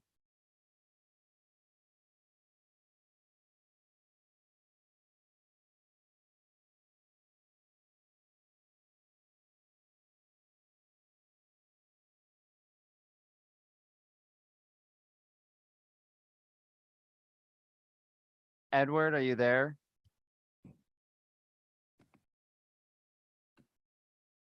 Hello, yes, sorry. Good afternoon, co-chairs Maroney and D'Agostino and all distinguished members of the General Law Committee. Thank you for allowing me to speak regarding occupational licensing in Connecticut, more specifically Senate Bill 135. I'm an associate professor of economics and director of the NE Center for the Study of Occupational Regulation at West Virginia University. I'm also a senior research fellow with the Archbridge Institute. The main takeaways of my comments are the following. First, Connecticut licenses more moderate income occupations, 65 in total, than the average state. Second, new licensing in Connecticut led to a 4.6% reduction in economic mobility and a 10.8% increase in income inequality. Finally, fees are the hardest licensing restriction to justify from a consumer health and safety perspective. Licensing is the most stringent form of professional regulation. It forbids Connecticut residents from working in a profession before meeting entry requirements like minimum levels of education, passing exams, and paying fees. Estimates suggest that more than 21% of workers in Connecticut are licensed, the 10th highest percentage in the country. By making it harder to enter professions in the state, licensing imposes costs upon consumers and eliminates more than 48,000 jobs in the state each year. Focusing on lower income occupations, Connecticut is ranked 15th nationally with respect to the number of low income occupations licensed and the costs with the associated licenses. Average fees in Connecticut are $290 for low income occupations that the state licenses. According to my research from 1993 to 2012, Connecticut added licensing requirements for 41 low income occupations. This is 10 more than the national average and the highest number in New England.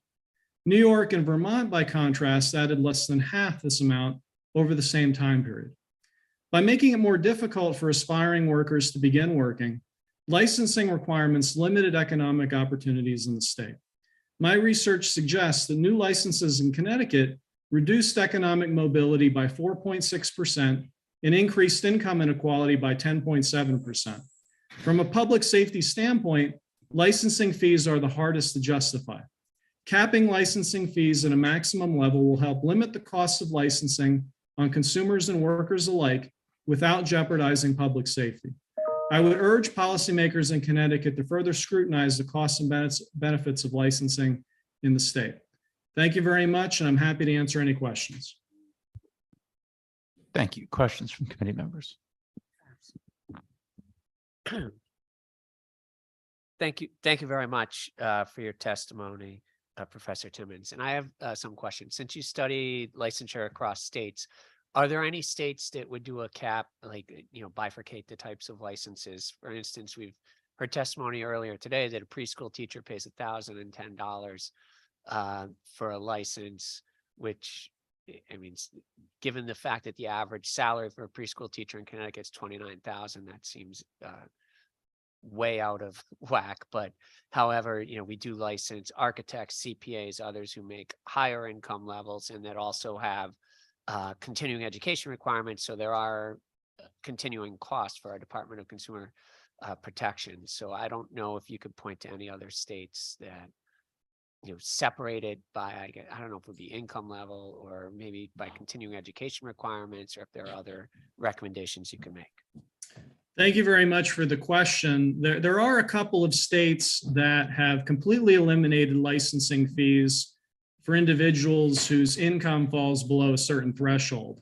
For example, my home state of West Virginia has made this change. I don't know the total number of states that have implemented that type of reform, but there are a couple of states that have gone forward with such a reform. Thank you very much.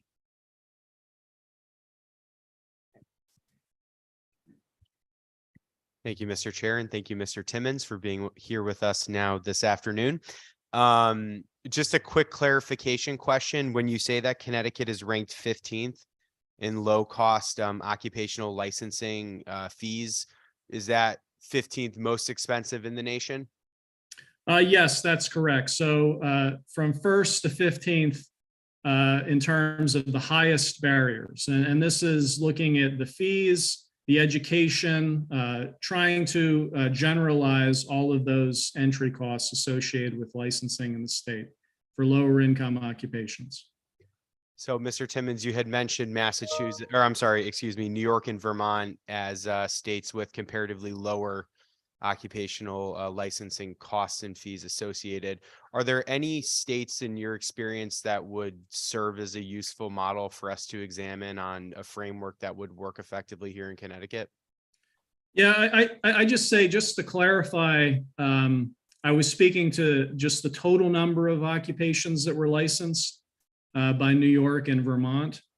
I think in my role as a professor, I don't want to make policy for Connecticut, but what I will say is that there are a number of states, like Vermont, for instance, that have a very strong sunrise review that really scrutinizes the case for occupational licensing and make sure that the costs and benefits are properly considered when moving forward with new licensing.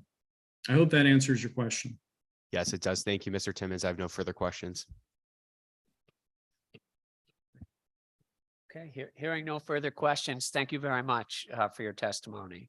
Thank you very much. I appreciate it. Next, Chris Gilrain. TechNet. Yes, he's online, Mr. Chairman. Okay. Thank you, Mr. Chairman. Hey, Thanks, Chris, MJ. nice to see you.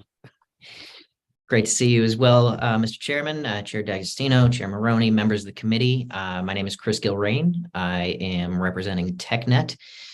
We are an industry association representing over 100 companies throughout the innovation economy here in opposition to HB 5723. I will be brief, as I know it's been a long day for all of you. Just a few quick points here. You'll hear from proponents that this bill is about reducing e-waste. In the testimony from the Repair Done Right Coalition, you'll find a link to a Yale study finding that e-waste peaked in 2015 and has declined in each year thereafter. The EPA's solid waste data also shows that electronics are the fastest shrinking part of the municipal solid waste burden. And it makes sense. There are so many options now to get value for your old devices, whether that's directly trading in through manufacturers or their partners, or businesses like TechNet member EcoATM that operates automated kiosks where you can get cash for old devices. And I know that Chairman Maroney is working on some licensing issues there. There's a broad and massive investment in building a more circular economy when it comes to these things. In fact, manufacturers are looking up and down the value chain from parts sourcing to reuse of old devices to try and green that value chain, and authorized repair networks are a key part of that. Unauthorized shops are not going to be held to the same standards of sustainability and thus are actually more likely to create waste. You'll also hear that this is about consumer choice. Consumers already have the choice to take their devices to retail locations, authorized shops, or unaffiliated shops. When similar legislation passed in New York, it was actually industry that came in and said, wait, there's nothing in here for the consumer. And it was industry that demanded critical consumer protections, fighting to include a consumer bill of rights and removing requirements that would enable bad actors to circumvent consumer privacy protections like passwords and firewalls. At the end of the day, this bill is about one thing: the state mandated transfer of intellectual property from one corporation separate entity to another. The thing is, the relevant parts, tools, and documentation required to repair these devices is already available to the proponents without intrusive state action. It just comes with training and accountability requirements that protect consumer safety and privacy. We ask that this bill not be advanced by the committee and hope to be a resource as you consider similar legislation. Thank you. Chris, thank you very much. Are there any questions? Okay, hearing none. Thanks for your testimony. Okay, next, Paul. Paul Yes. Capiali. Paul is virtual. He is joining back now.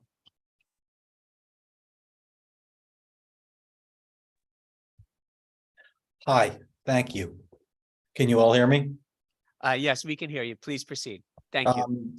Good afternoon. Thank you for allowing me the opportunity to testify today in support of Bill number 734 related to nonprofit entities and charitable raffles.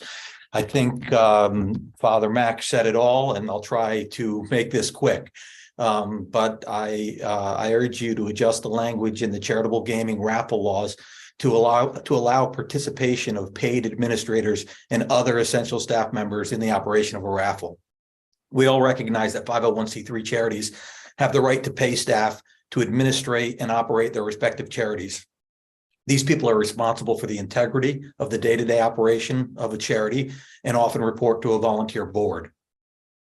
These functions are already allowed under laws that dictate the operation of nonprofit 501c3s, but they're strictly prohibited in the state of Connecticut as it relates to raffles. And I think that was just a misunderstanding. It seems when I had to deal with the Department of Consumer Protection directly before the regulatory agency was moved to the municipalities, I had an opportunity to speak with the Department of Consumer Protection Charitable Gaming Unit and ask them about this. And they explained to me that really what it meant was that they didn't want us to be paying college kids to stand outside of the grocery store selling raffle tickets. That was prohibited.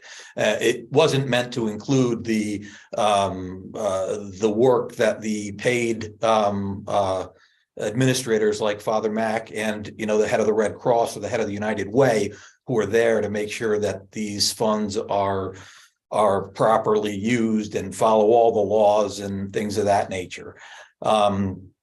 I also urge you to allow charities to work together. Our nonprofits are not immune to the difficulties in staffing, especially since most of the staff are non-paid. That makes it a little bit more difficult. They're non-paid volunteers.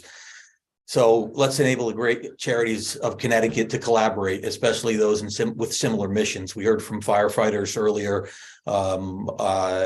volunteer fire departments working together, house of worships working together.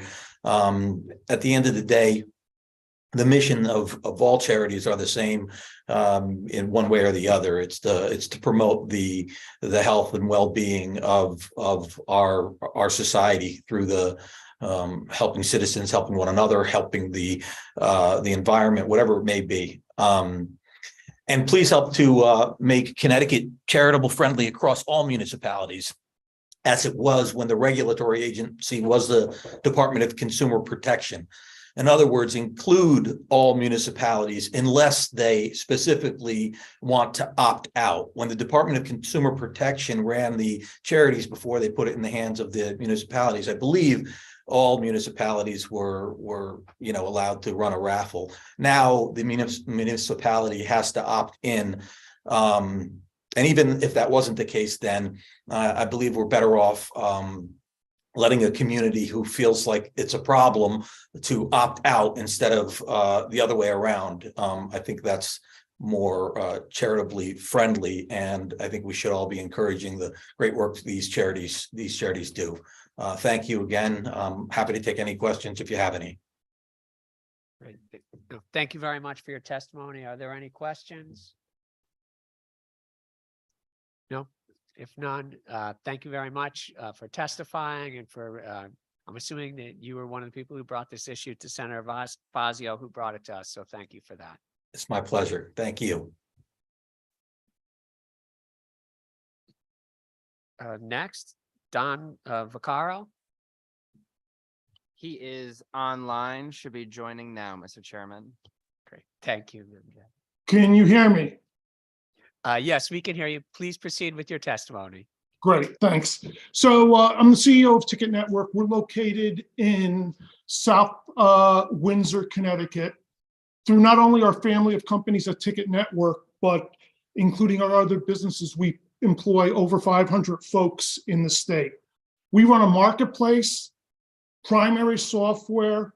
We manage a couple venues. We promote concerts, and we also manage artists as well.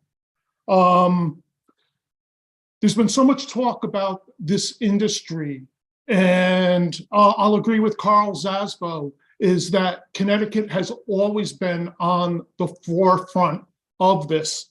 The model language in 2017 that Connecticut put in about transferable tickets is the model language that every other state is looking at to try to make their tickets easily transferable for a lot of different reasons. The bill in front of us, I guess, is just a bill that's going to have some other thought processes in it. But one thing that the bill does that I think that a lot of folks agree upon is to give consumers, before they put in any personally identifiable information, the final cost of their tickets, including all charges and fees, with the exception of sales tax, which currently doesn't apply to most venues. Now, you'll already see in the state, you'll see venues like the Bushnell in Hartford or the Warner Theater in Torrington give absolute disclosure to the consumer before they even select the tickets, the full and final cost. Okay, New York has similar legislation as well as Canada on it. The FTC is set to take up the issue, but nobody really knows what's happening there. So I think the legislator would get unanimous support from all the folks in this industry that giving consumers the final price before they enter in any personally identifiable information, okay? Because once you enter in that personally identifiable information, a lot of primary ticketers and venues sell your information to data brokers. So it's very important that before you do it, you get that full disclosure. During COVID, our company was forced to give out tens of millions of dollars in refunds for tickets for canceled events, which is the right thing to do. We did it. A lot of other folks didn't. Eventually, those folks, the authorities caught up with them and forced they did, but we had to give those refunds before venues gave refunds. All right. There's no reason in the world that any venue can't give a refund within our suggested 7-day period. And the way venues give refunds are atrocious. If you look back to the Las Vegas massacre where 58 people died, more than 500 people were injured, those consumers didn't get an instant refund. They had to have multiple class action suits to give them a refund, and I still don't know if they got a refund. The Travis Scott in Houston. Now, those are egregious examples, but there's so many examples of folks who don't get refunds. One other thing that's being brought up and was brought up in New York and is going to be brought up in federal legislation is non-exclusive ticketing contracts, meaning that a venue that's funded by the public or a 401c3 can't have a self-serving contract where you have primary ticketing companies charge a huge service charge and have an exclusive for that venue. Venues can easily Sorry, sir, your 3 minutes have passed. Would you mind summarizing, and then we'll see if Got there it. are any questions. Thank you. There's non-exclusive contracts, face value printed on the tickets, which is also in the New York and Canada law, discrimination of exclusive contracts depending on occupation.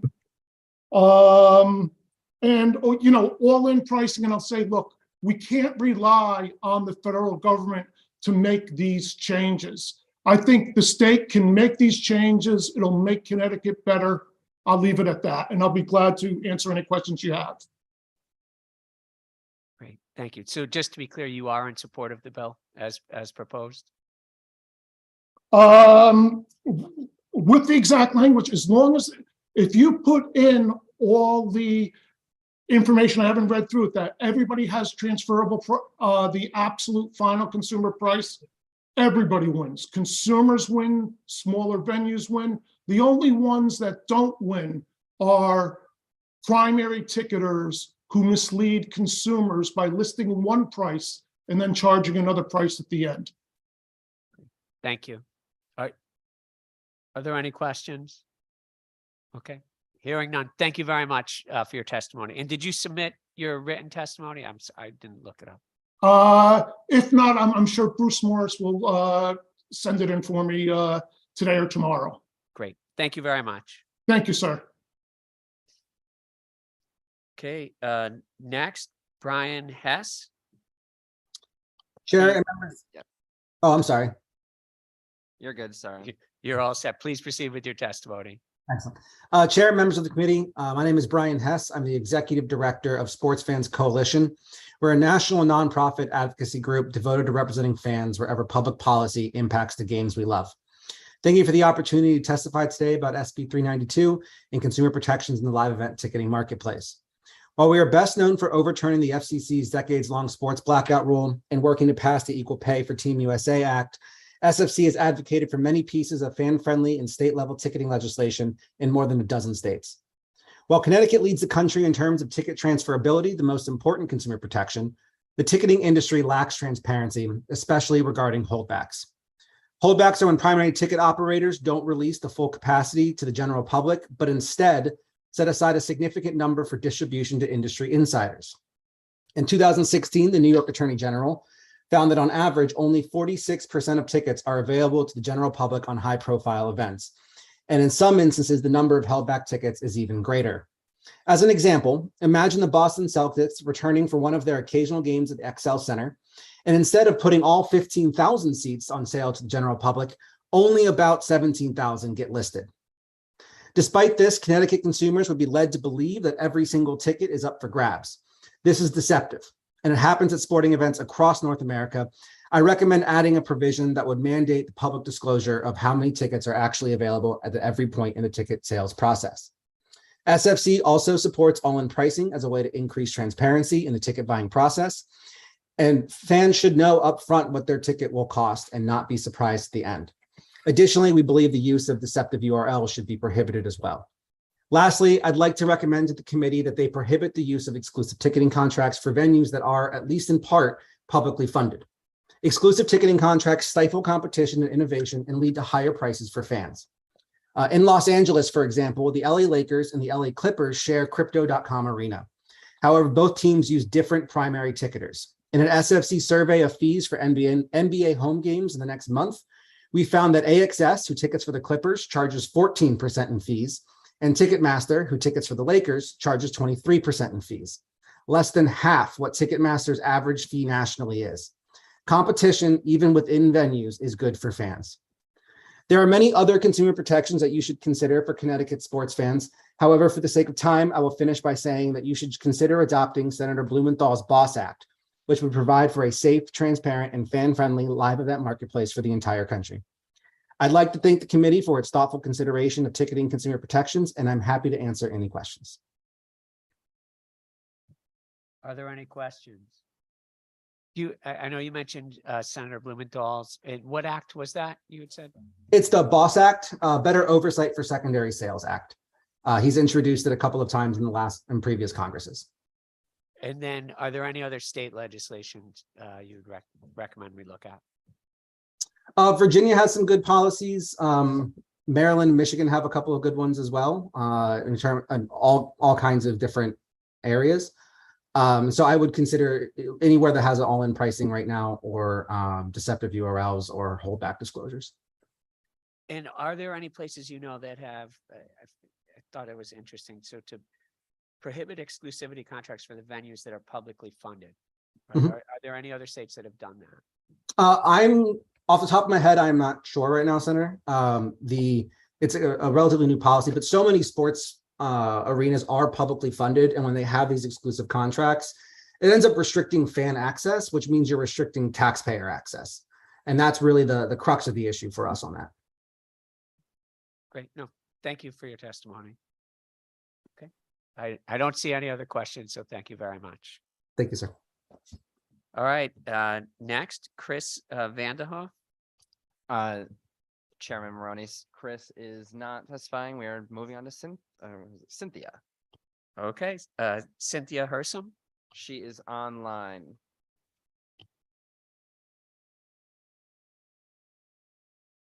Cynthia, are you there?